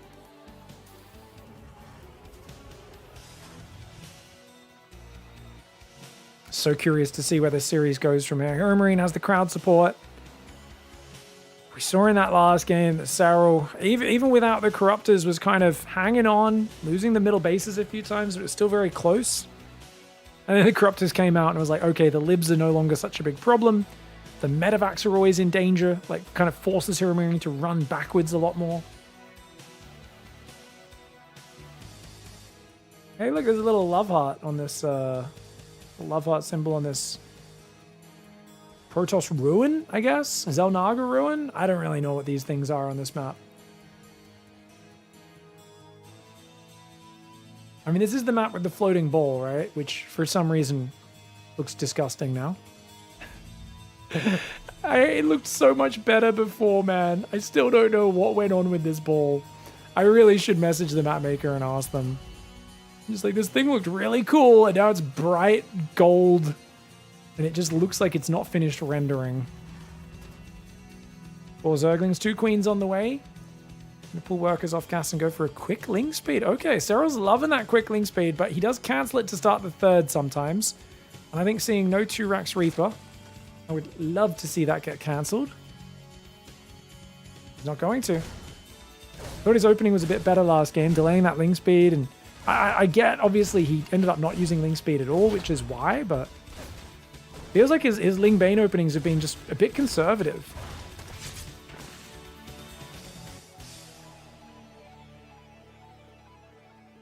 Looks like a half raw, half cooked egg. It just looks weird, man.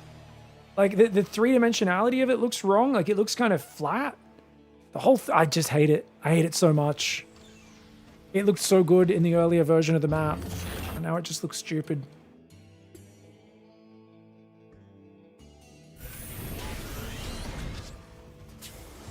Pulled off his mule so it didn't mind the last trip.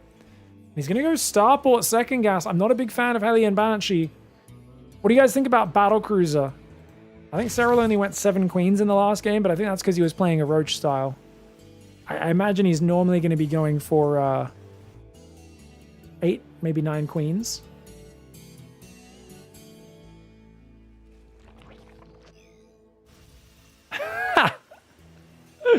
Muffin Man says, well, it's also the shape of your testes. Well, I don't, yeah. It's not a cylinder. It is meant to be a kind of weird kind of ball. It's not like perfectly spherical though. Bit weird shaped.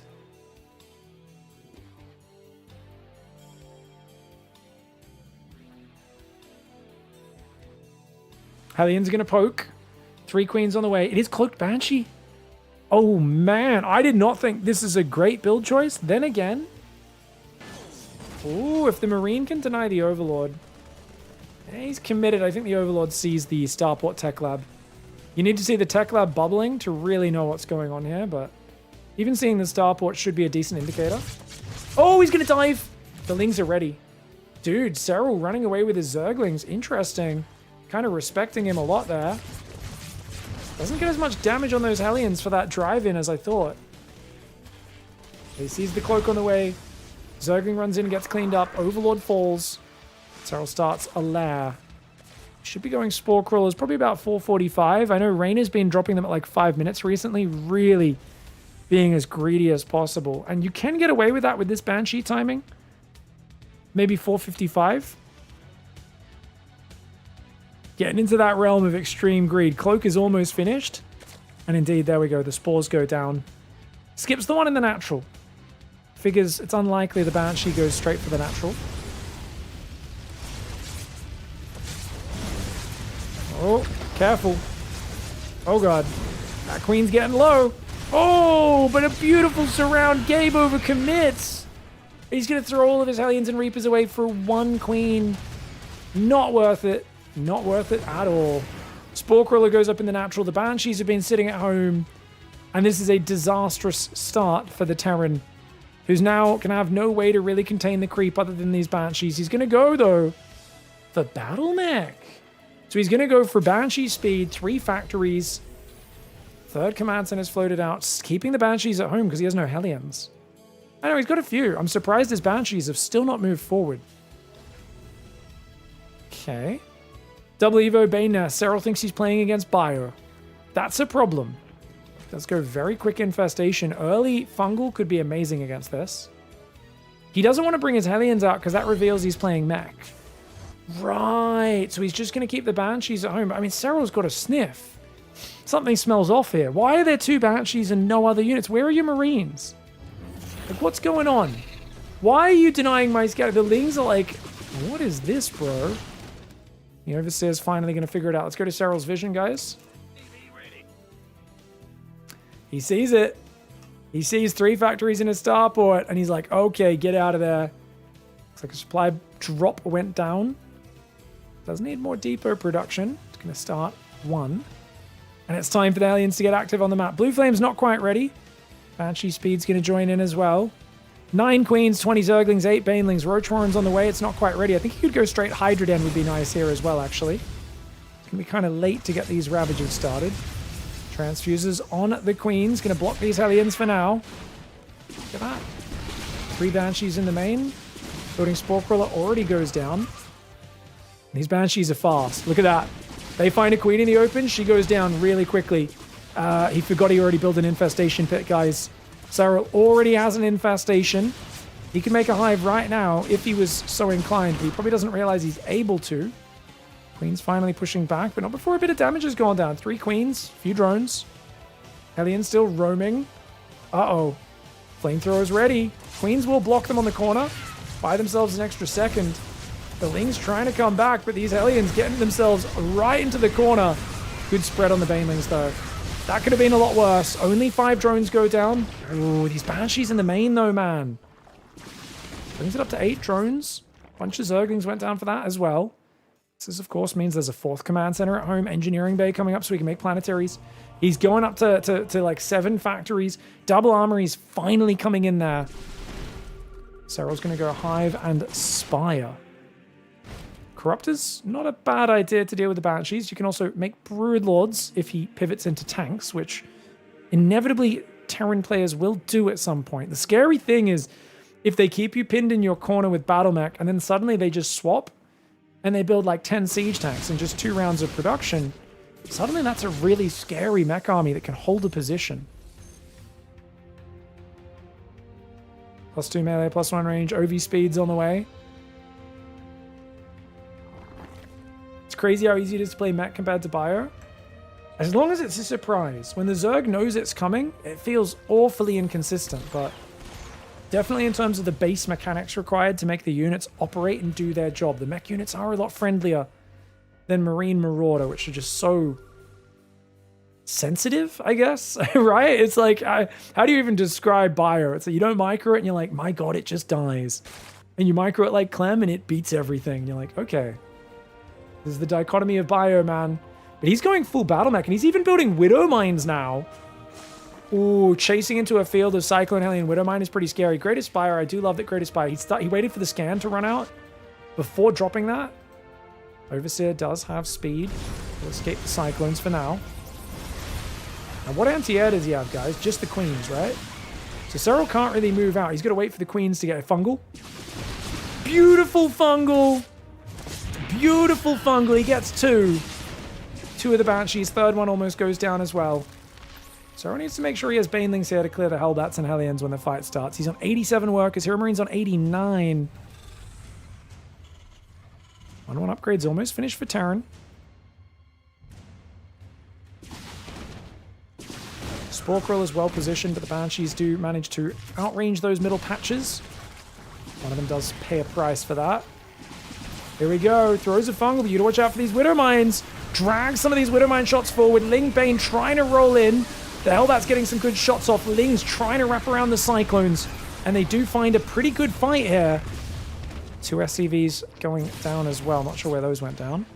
Similar units last time, but remember, Hero Marine has a competitive economy with the Zergs. So you need to try and land a flank on this army usually. Fungal can help. Doesn't have many Banelings to clear the Hellbats though. The Roach Ravager trying to go forward. You got to be careful with the numbers. Because at max out, this army sometimes can just overwhelm your army. Ravagers are 3 supply each. Your 8 Queens aren't really doing anything in these fights. You need to transfuse your army. He's going to go around the left with a counter, and I think that's excellent. This is exactly what Serral needs to do. He's got to keep Banes in his army though. Right now he's so light on Banelings, and I really worry that if there's like 10 Hellbats suddenly in one of these fights, his Lings just get roasted, and his Ravagers can't get through to the Cyclones. Nice Fungal. Gonna catch himself 1 or 2 Cyclones, but the Lings are chasing pretty far. Is this worth it? He's got a chunk of units on the left that he's forgotten about, has SERRAL. Uncharacteristic. I thought he would have sent those in at the same time as all that happened. Tanks are now coming out for Hero Marine. There's already a Great Aspire up. He's already prepared for the Broodlord transition. This is huge. If he sees, the moment he sees a tank, if he just makes Corruptors, makes Broods, and pushes, I think Hero Marine might be screwed. Good micro there. Keeps all the SCVs alive. Planetary's trying to come up in the top left. So he's got to stay active with these units. He's got Burrow on the way to deny the bases. He's trying to respread creep, which he's got to do a slightly better job of. You can see he is now focusing on that. The moment he has a bit of breathing room. Moment to catch his breath. Widowmine's getting taken out. Oh no, he's moved his queens off creep. That's unfortunate. Sitting ducks out there. This is a massive infestors. He does have Neuroparasite as well, but watch out for the tanks on the high ground, SERRAL.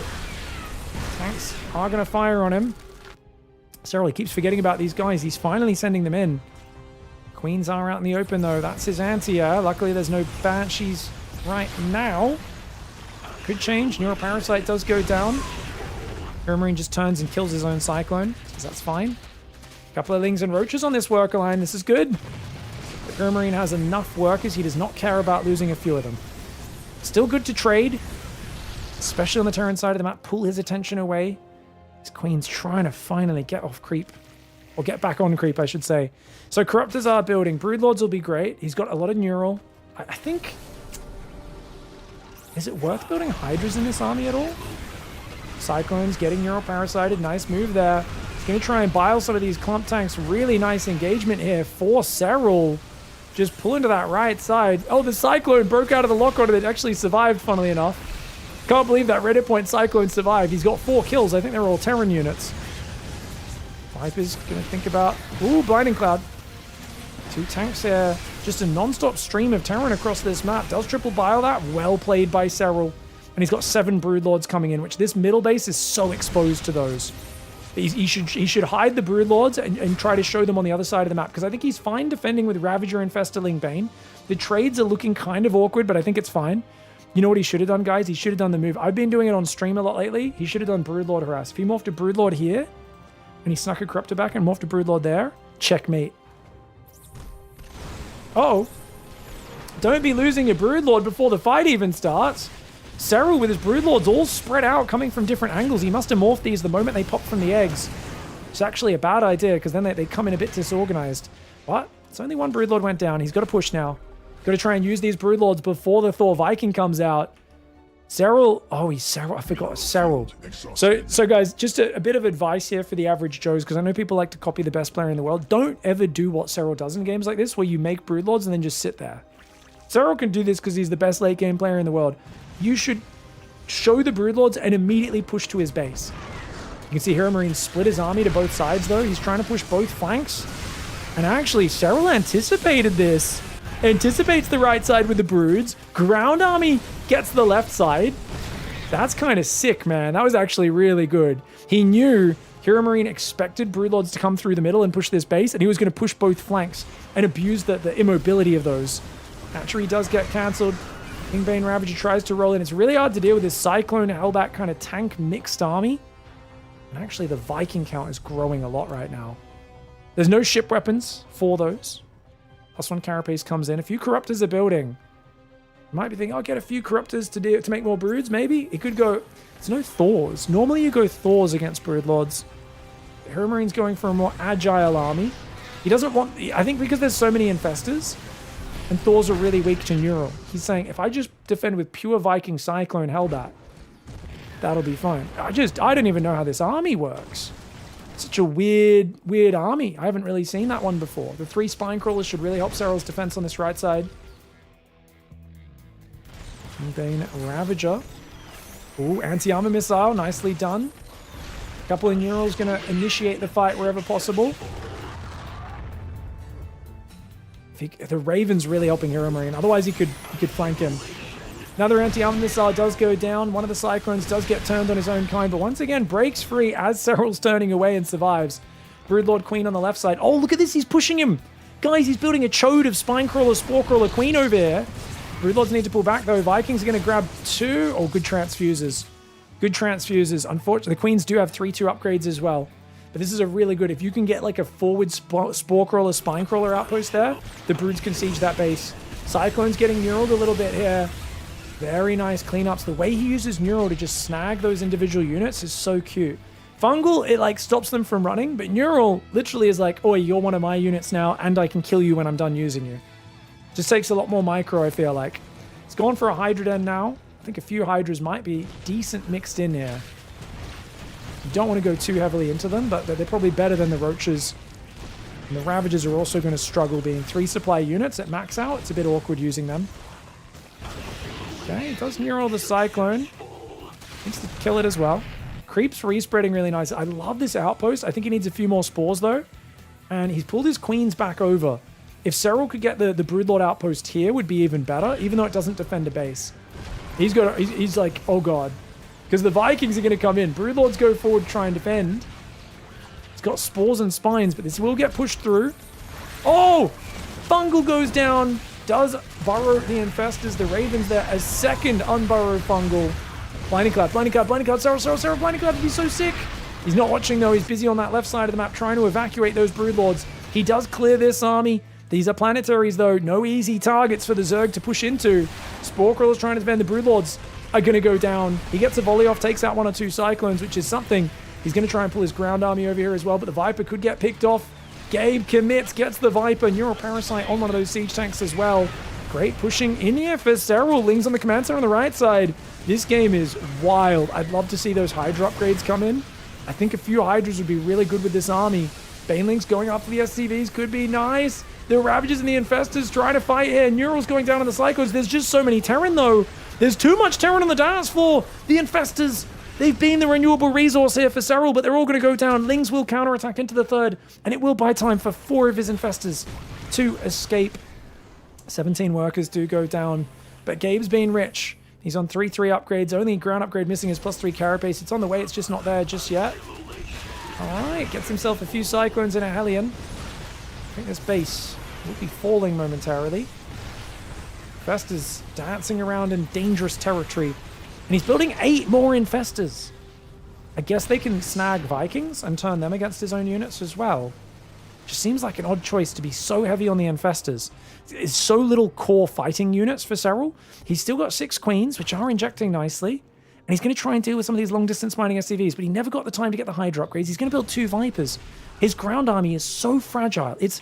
Oh, he's making 10 more Ravagers. He's going to have 13 Ravagers and a lot of Lingbane.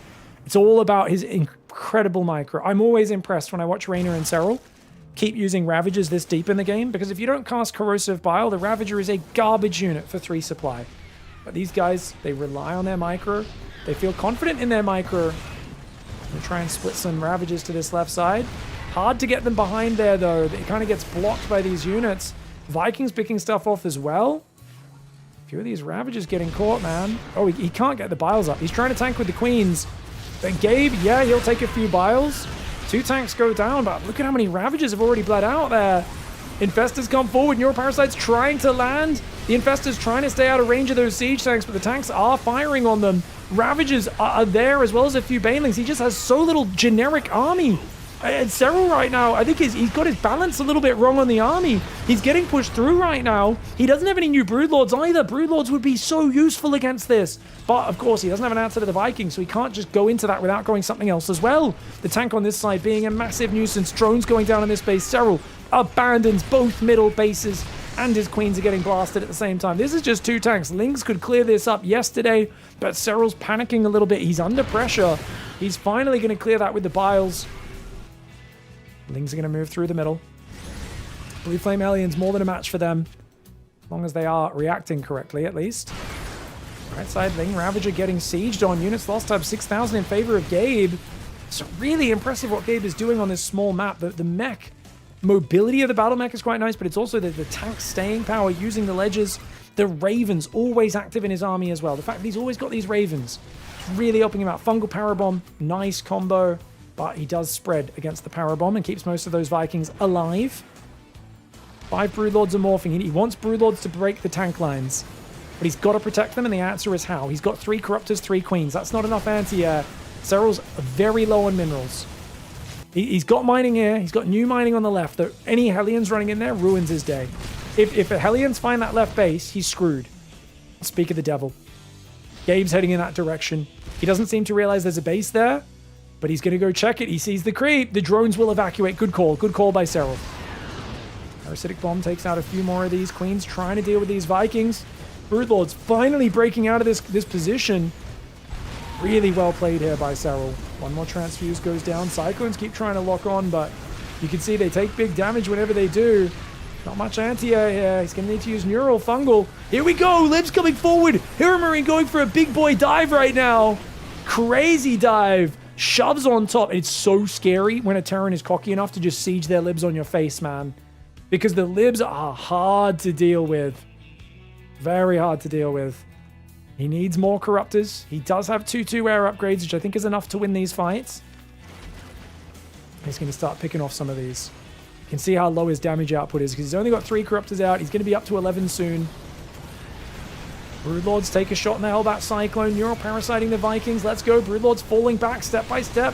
Microbia Shroud helps a little bit on the ground. Biles going across the front. Does take out a Viking with one of them. But dude, what a fearsome army this is from the Terran. He's got Cyclones behind. I think the air army is enough for SERRAL. Oh, Infestors. He just lost 3 Infestors to that tank volley. Broodlord's trying to go forwards with the Corruptor Viper. The Micro so advanced here. The Corruptor Viper will clear the Libs. The Broodlords will push him back.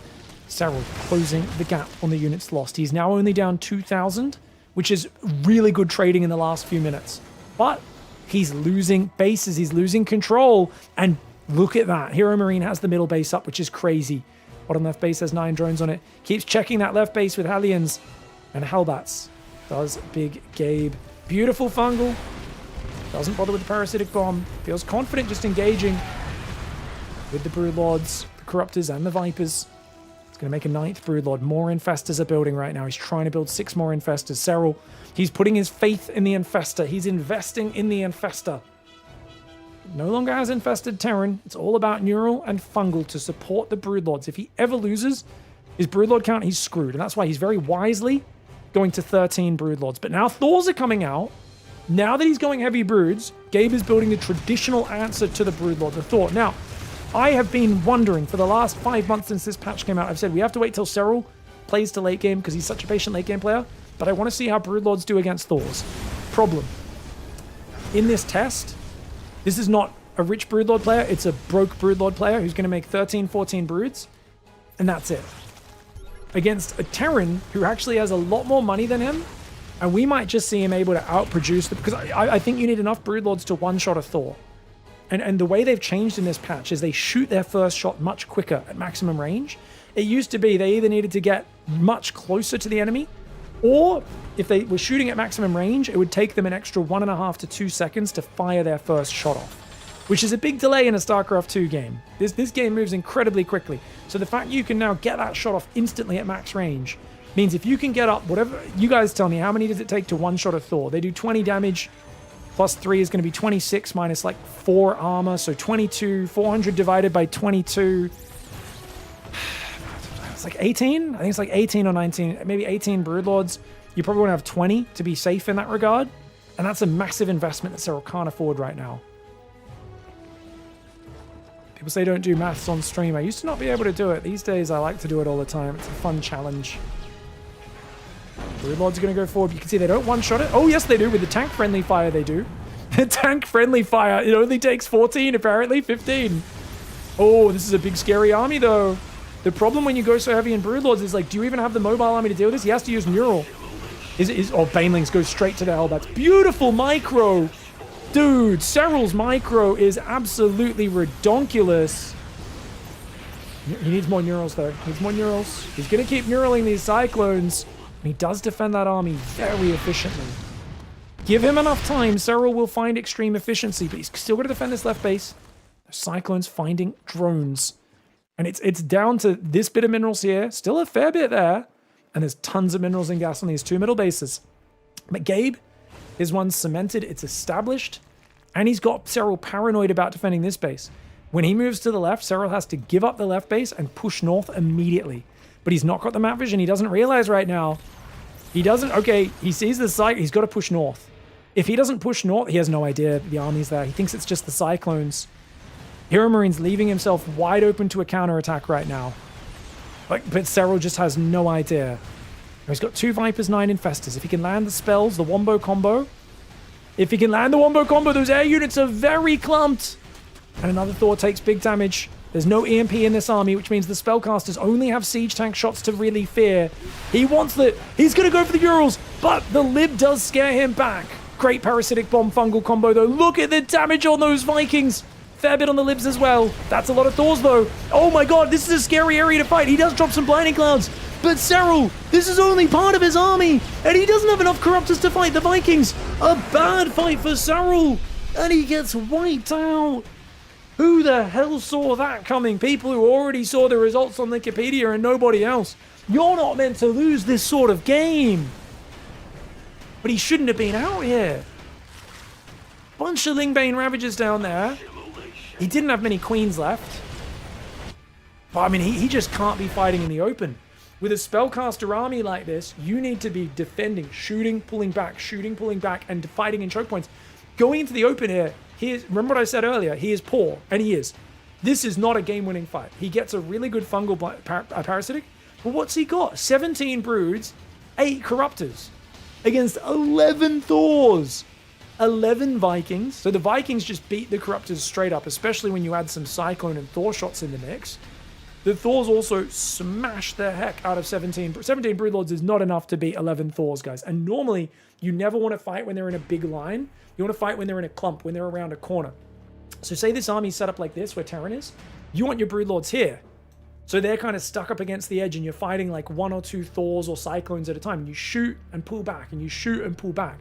He fought into the open. Now, obviously, why'd he do that, guys? It's because he's got no resources left. He knows Gabe is the middle base. He's got to make a play. He should have pushed north and sieged this base down, to be fair.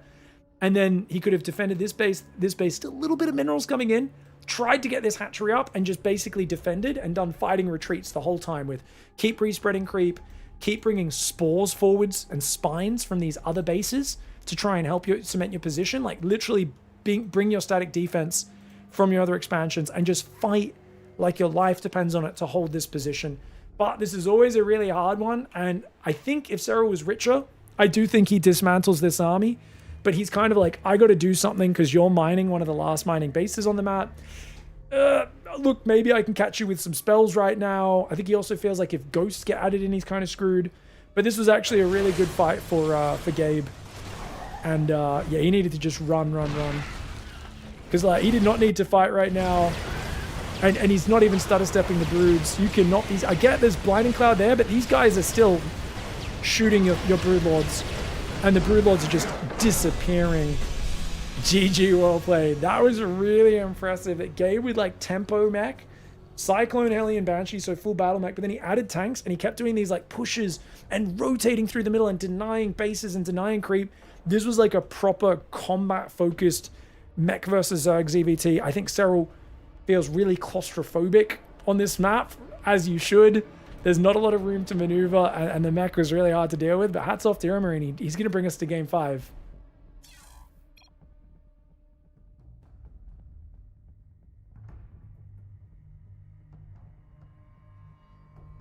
Irma could have spammed missile turrets and waited him out with that bank. Yeah, it's always I think with the best micro, I think the Zerg can be more efficient. But since SERRAL had like no bank to work with, like yeah, the slightest mistake was going to cost him no matter what when you're that poor.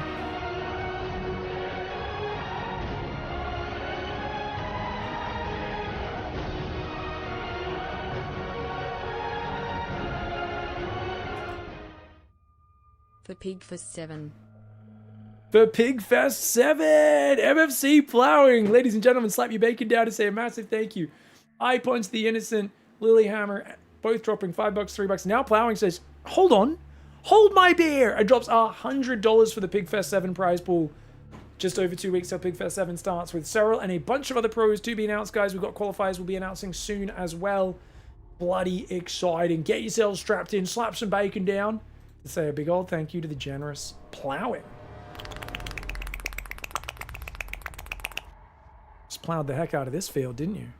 You just plowed the heck out of it. You got me all randy. You just plowed me out, bro. Just fucking plowed me out. I don't even know what we're talking about. Thank you very much, Plowing. You got me so excited I'm talking actual nonsense.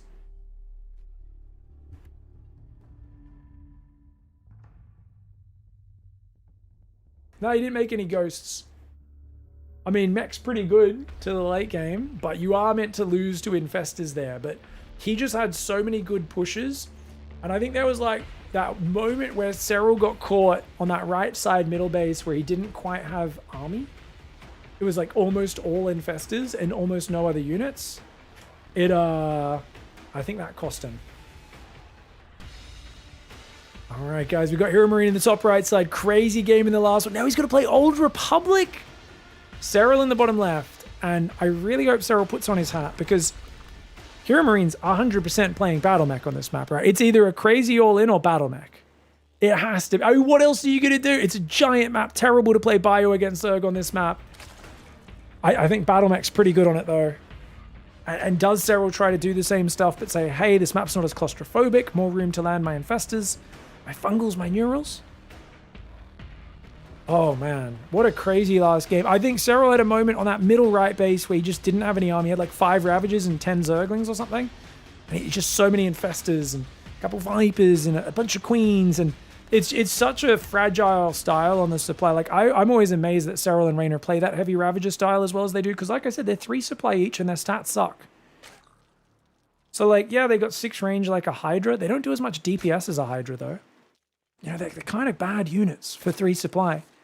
Especially when you're on 90 drones and you got 6 Queens as well. You just have so little army supply if you're then building Infestors and Vipers.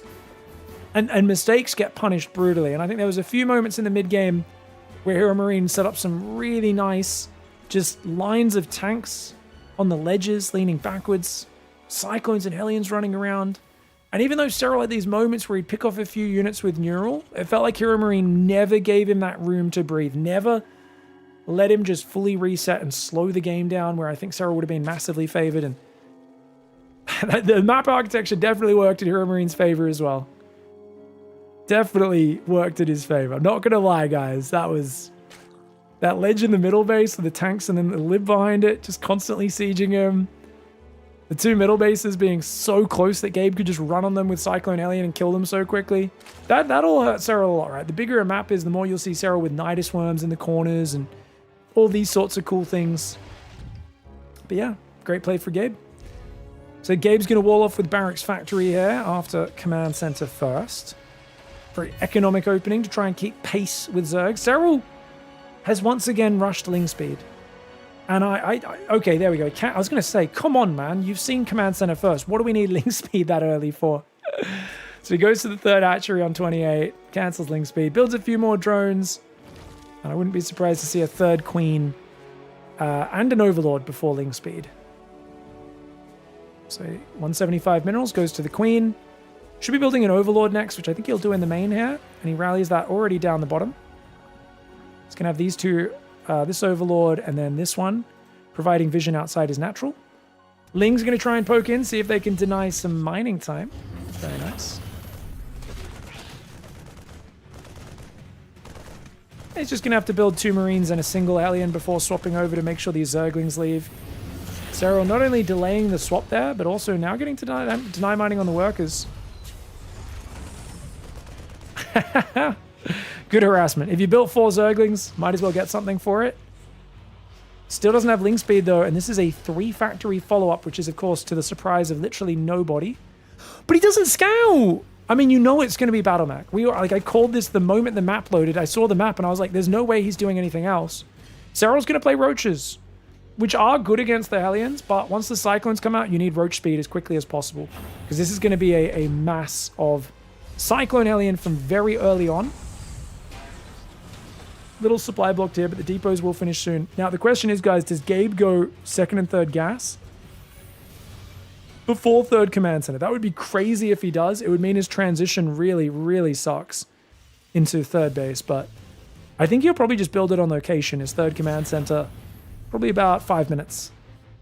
So it's somewhat committed to 2 base, but as long as he doesn't take the extra gases, it's not like he's not, you know, if he takes 4 gases, oh my god, his map it's just going to be bad. It's going to really suck for him.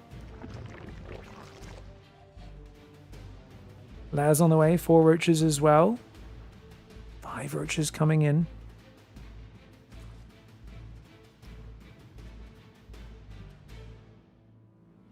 Hellions coming down south. Drones. Oh my gosh. 4 drones going down. Make it 6. Oh, this is... He needed to get an Evo or something down. Okay, that was a huge mistake. This is so rare for SERRAL, guys. I actually noticed it. I didn't mention earlier. This Overlord went here. Why is he here? You're meant to put the Overlord out here first. So you have 1 here, 1 here, 1 there. And these should be as far out as possible, even further than this when you're playing no link speed, because you don't have quick... You don't have a QRF. You don't have a quick reaction force. So you need to see that earlier so that you don't make mistakes like that. He had so little vision. He didn't see it till the Hellions were right here. And you don't need to see air units coming in till a bit later. He should have put an Overlord on the left and an Overlord on the right only after completing the Ring of Vision. And yet he's got Overlords in the back doing nothing. And no Overlord over here. That's bizarre. Now, double Starport's going to come in. I think it's just for Banshees. It could be for a Battlecruiser swap, which would be super cutesy. Oh my gosh. Is he not going to scout it? He might not scout it. Forces under attack. Cyclone's coming forth. Roach Speed's on the way, but Hero Marine's going to have his way with him for a little bit before then. It's a small mistake, but it's a combination of not reacting lightning fast and not having the Overlord in position to begin with. And that's like a fundamental systematic thing, which SERRAL normally does not make that mistake. Roaches getting cleaned up. He's got no Ling speed, guys. He cannot reactively build Zerglings to deal with these Cyclones. And oh, Hero Marine's Micro is really good. SERRAL's not pulling back far enough to break the lock-ons. SERRAL is not pulling back far enough to break the lock-ons. And with 4 Cyclones rotating lock-ons, that's really problematic. He's got to be pulling back the weak queen. SERRAL, he's not pulling back the locked-on units. This is basic Micro. SERRAL tilted right now. He's struggled with Battle Mech in the last game, and he's tilted. He's making a lot of uncharacteristic mistakes in this game. I thought he played pretty good StarCraft up to this point, but he's crap in the bed. He's gone double Evo here as well. I know he thought this was going to be a game against Bio, maybe, but double Evo is not a high priority. Remember, it's all about getting 4 bases of drones and then defending those. So he's on 50 drones on 3 base. The 4th hatchery should absolutely take priority over Evo upgrades. And you should be droning that 4th before even starting those upgrades. Hellions are going to deny him taking this base. Blocks the hatch, blocks the Evo. Roaches could trap him there, which looks like he will get those 2 Hellions finally. But SERRAL, he's got to drone, take a 4th, and catch back up. Because remember, this was a 2-base aggro play. Hero Marine's 3rd is not landed yet. It's coming out late. But the pivot into Banshees is so genius. He's not going to expect it. And Gabe's going to hide it. I think that's the right call. Wait until you've got 4 Banshees, maybe 6. And then you can really, especially if he goes kind of all in with Roaches, those Banshees are going to be amazing.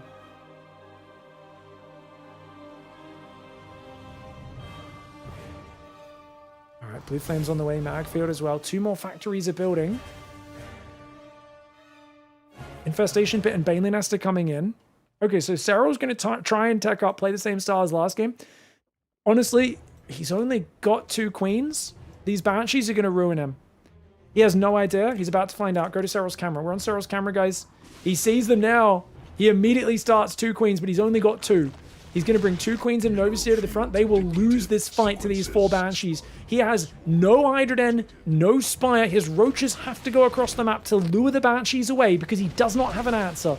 And that means sacrificing a lot of Roaches to protect your drones and your 4th base. But now, Hero Marine says, well, you're going to throw those Roaches away. I'm going to follow you home with my Cyclones and my Hellions. Not to mention the Banshees raining down death from above. Oh my lord, that is a lot of Cyclone, Hellion, Banshee. Roach Queen coming forwards. He's going to go straight Infestor. So he's going to just try and play Infestor Queen. He's like, look, I can't afford Hydras. I can't afford a proper answer to the Banshees. So you get 6 Banshees, and that is just what it is. I'm going to have to try and catch him with Fungal and Queens. Can't move out on the map. 61 drones only here for SERRAL. Massive damage. The micro against that Cyclone attack was quite poor, guys. Very uncharacteristic for SERRAL to not be individually pulling units back. You could tell he was panicked. I can guarantee you his face would have had big frustrated reactions and expressions on it. Roaches. It's not enough Roaches to win this fight. He's going to come from both sides, though. It's pretty good. Oh, he breaks the lock-on. Burrows, unburrows. By the time the scan's out, the lock-ons had already been used. Brilliant maneuver there for SERRAL. But his Roaches do get caught on the Hellbats a little bit. He needs to wait for the Queens. He doesn't even have a Spore Crawler on his base. Fungal. Oh, that's huge! These are the problem right now, these Banshees. These are the problem. Oh, he's going to get so many. Oh, one more. Oh, he only gets 2. 3 Banshees. 3 survive. 2 of them so deep in the red. If he got 1 or 2 more, that would have been massive. 8 drones and a Hydra Den on the way. The reason he's going Hydras is because he doesn't know how many more Banshees will be built in this game, guys. So he's just going to go with that. Look at this. Hero Marine right now is just styling. Loading up Hellbat drops to go, dropping the worker line, built those out of the Tech Lab starports. Hive and Spire on the way. I do think Hydras would have massively helped SERRAL in the previous game because they shoot up, they shoot down, and they're more supply efficient than Ravagers. I know I always go on about build Corruptors, not Hydras. That's for anti-air. For anti-ground, obviously the Hydra's better than the Ravager in terms of its supply efficiency and regular damage output. Hellbats do go down. Queens will push back the drop. SERRAL's on 80 workers. SERRAL has survived. And now Gabe has to realize that he is in a game where he has an advantage, but it's nowhere near the advantage you'd have against anyone else. You are playing a SERRAL who undoubtedly he's learnt his lesson from the last game, right? I'm sure he must have realized to have more standing army is an essential thing. Look at that. Tunneling Claw Roaches are getting caught. Good cleanups. Cyclone Alien gets cleaned up there. Neural has been made. He's got 6 Infestors. I do think both Hydra upgrades need to queue up. Yeah, he's gonna make augments now, movement speed for those Hydras and mix a few of them in. Bungle could be nice here. Oh, we can just click on the Infestors. Oh my god! He doesn't have any mobile anti-air. The Queens are so slow. And look at this mob of Cyclone Alien with 2 tanks backing it up. Infestors. Ooh, the Transfuse saving those Infestors. Tanks are here. Didn't see this army coming. He doesn't have any Zerglings. I think he can push this back though. Infestors do burrow and fall backwards. His Transfuses out of SERRAL have been amazing. Both tanks get biled. Hydras are in the mix. They're going to be a much better standard fighting unit than the Roach or the Ravager. They are a bit more fragile to Hellions though. They've got 90 hit points compared to the 120 of the Ravager, the 145 of the Roach at max hit points. Don't think there's any max hit point Roaches in this game. So 5 more Ravagers are making. He's going mass Ravager Hydra. SERRAL's maxed out army is not as powerful as Hero Marines. It's a lot of tanks. He needs Biles on these tanks and he needs them now. Goes forwards. Biles are landing. The first 3 tanks disappear. He's got to fall back. He can't stand and swing in range of those tanks. Queens dealt with the units all down the bottom. Very nice hold. SERRAL is refusing to die in this game. We've seen him make so many comebacks in his heyday. And this might just be what SERRAL needs to wake up after a bit of a break over the off-season. Is it getting in trouble here deep in the lower bracket against Hero Marine? Is this where he begins that epic comeback journey? Because he is digging deep. He played some big mistakes, uncharacteristic earlier on in the game, and now he is knuckling down. But he has very little room to breathe. I like the way Gabe just kills his own unit there. A lot of people are really afraid to kill their own unit. It's just a Cyclone, you know. Kill it before it kills any of your other stuff. So, he's going to keep picking off these Cyclones with Neural. Doesn't have a lot more energy for that, though. And I don't know if his Banelings can hit the Hellbats. As long as the Hellbats are kind of spread out amongst this, it's going to be tough. Ravager, Hydra, Queen, Infestor goes forward. He's going to try and Neural some of these front-running tanks. One of the tanks gets Neuraled. Ravagers run forward. He lands a few Biles, but he does lose a lot of units. Lings are wrapping around the right side. I think he needed to do this earlier, honestly. If he got some Ravagers from this side, maybe they could do well. That Roach could come in and unburrow in between some of those tanks. The tanks are moving in. Hero Marine's giving him no room to breathe. SERRAL could give this base up. He's going mass Ravager right now. He's going to run forward. Biles need to land everywhere. He lands way too many Biles on that Liberator, but the Lings coming in. And the Lings, when there's no Hellions to defend because they were busy at home dealing with that Ling run by, that is when the Zerglings are the hard counter to the Siege tank because they close the distance so fast. They get on top and they drag friendly fire. Problem. Units lost tab still 2,000 in favor of Big Gabe. Big Gabe is on 5 bases with extra command centers everywhere. He is so rich and his parade push will not stop. Roach, Ravager, Ling. I've seen Reyna scramble out of trouble in this situation with Ravagers before, but I think SERRAL has to give this base up and fight elsewhere. I just do not think he can fight this army front on anymore. And SERRAL is not willing to give up the base and he's going to tap out. Oh my gosh. A disastrous opening for SERRAL, guys. And one has to look at this early game and that decision to pull that Overlord Scout out, and one has to go, was this a game-losing mistake? I have this feeling this was a game-losing mistake going, oh, no, I don't want to lose the Overlord. Gets in, sees the barracks. He doesn't see anything else. He just knows there's a barracks there and it's building something. And he goes for a Roach Warren, which you'd think is decent against this. I don't think he has any idea it's Battle Mech, right? Drones under And then, attack. I mean, this was huge. This was huge. Losing 11... I mean, look at this terrible map vision. This is something, if anyone's watched any of my Zerg coaching sessions, you know 100% this is a mistake. How do we only have vision on creep? Not even on the edge of creep.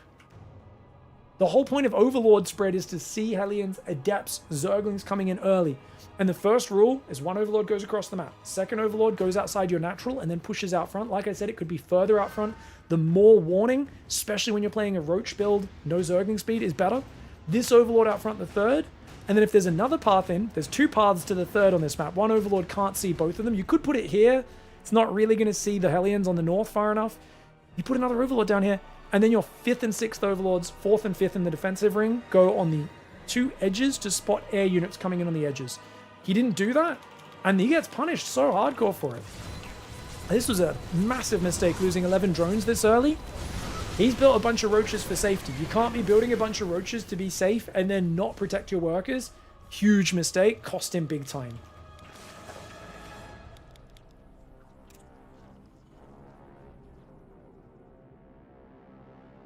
Next up, he sees a few more Hellions in the middle of the map, but he still has no idea what's happening. His lair's finished. He does finally make an Overseer and click it through, but he just doesn't realize what he's up against. And he's like, that's cool, we'll make double upgrades. He thinks he's playing against Bio. I mean, you got to look at how Gabe was playing this series. There's a reason I predicted he was going to play Battle Mech at the very start. This map is horrendous to play ZVT on in a standard game. And Battle Mech is usually pretty good on those maps which are otherwise horrendous for Bio play, pretty damn good for Battle Mech. He's also shown he's playing cheeky mech and Battle Mech builds a lot. He's doing a lot of these styles. There's no way he's playing straight up. So to get caught off guard by this was a real travesty. That being said, let's now look at this micro here really quickly. So notice he needs to pull these roaches back that are locked on and fight with the other units. I can forgive not doing it there, but then here, this queen goes down. He doesn't click her far enough back. She stays in vision. Luckily, I think the Cyclone maybe died or the lock-on broke. But here, this queen, like, you should be fighting with everything, pulling back the weak 2 units that get locked on. She should have pulled back. This queen should be pulling back. The others should turn to fight, but then she should immediately be given another order. And these queens are just getting, like, this is the easiest possible damage Hero Marine could have gotten. And that's awkward as all heck, number 1. Number 2, double upgrades are nice. But even in a standard macro game, having them before a 4th base is fine, but you need to get that 4th base soon afterwards. That 4th base cannot get delayed very long. Even if it's not against mech, you got to get that 4th base on time. Personally, not a big fan of this 4th base against Bio, but I think against Battle Mech it's okay. I do normally prefer this one down the bottom, but against Battle Mech, this base down here is really hard to defend, so I can understand that. From this point, it's the 11 drones early, the not scouting Battle Mech and mech in general because he didn't sacrifice the Overlord. It's not like the Overlord not being in position. And then his miss micro a little bit as well. SERRAL made a few mistakes here, and I think he was a bit thrown off from that last game. Admittedly, 10,000 feet against Battle Mech. Did he make mistakes there? Yes, but that's such a hard map to play on. Whereas this one, I think everything was within the control of SERRAL to turn this into his map, but he did look a little less confident this tournament. And I think coming off of his 0-3 loss in the Chinese tournament, I think my prediction is SERRAL hasn't been practicing all that much during the off break, but I also imagine he's going to be pretty angry. I mean, we know SERRAL settles for nothing less than perfection, and I think he played pretty good StarCraft, but Gabe had the crowd on his side. He's drinking in between games. His whole audience was chanting Big Gabe the entire time, and I think that home ground advantage did work in Gabe's favor. He played like a friggin' legend. I also think SERRAL is going to be so motivated by his losses here, his losses in China, and I think he's going to be super friggin' angry and grinding hard to make sure he doesn't lose in the ways that he's been losing in the last few weeks again. So I think we should have a very motivated SERRAL. Can't wait till the next big tournament he plays. And guess what? I think we know what tournament it's going to be. It's Pigfest 7. That's right, guys. We're hosting Pigfest 7. It's going to be coming up. We're already at $1,676 prize pool. You guys can support that over on my live stream and type !tip or !dono or donate into my chat. Any of those will work. All of my stream donations for the next month until Pigfest 7 finishes will go directly towards the prize pool. of the players and Pigfest. So that is going to be going February 19th to March 1st. SERRAL is already confirmed. We don't know who else is going to be playing that. Well, I do. You don't. We've got most of the players confirmed. We've also got some qualifiers coming up. Stay tuned. We'll have updates, news, all about that over the next few weeks. So get excited. We've got some big StarCraft tournaments. And we'll see if SERRAL can become a 4-time Pigfest champion. Clem denied him last time. Let's see if we can get the crown back in Pigfest. Thanks for watching. We'll catch you guys later. Goodbye and good night.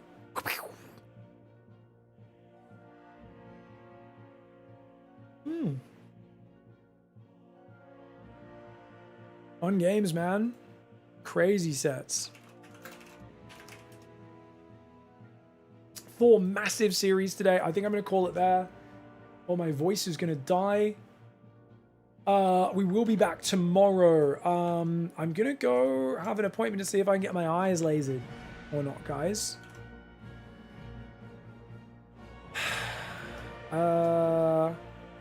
Tomorrow morning. And then, so I normally stream a bit later tomorrow because we got Pigasaur anyway. So it'll be a bit of a later stream tomorrow. But we'll try and get a bunch of ladder in before Pigasaur. Hopefully I'm live by like 10 a.m. my time. Hopefully. We'll see how we go.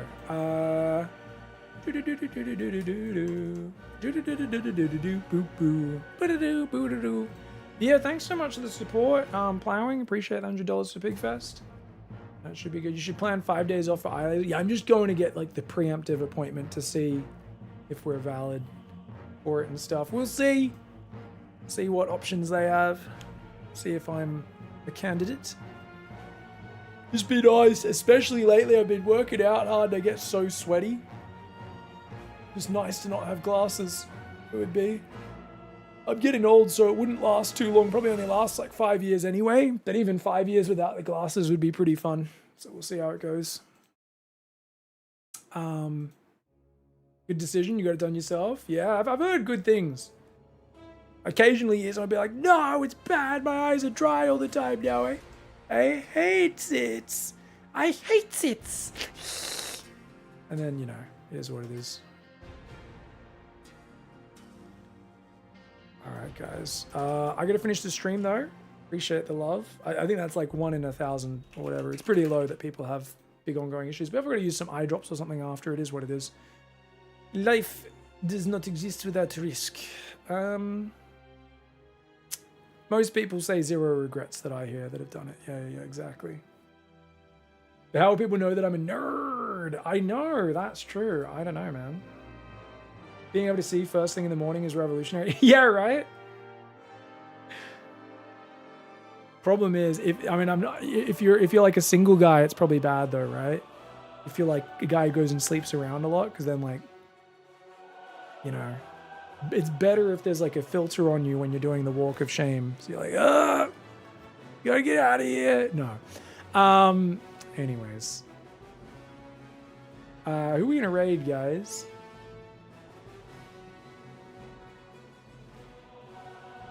Is Mr. Mike MTL good? Good stream, fun stream, guys. Positive stream.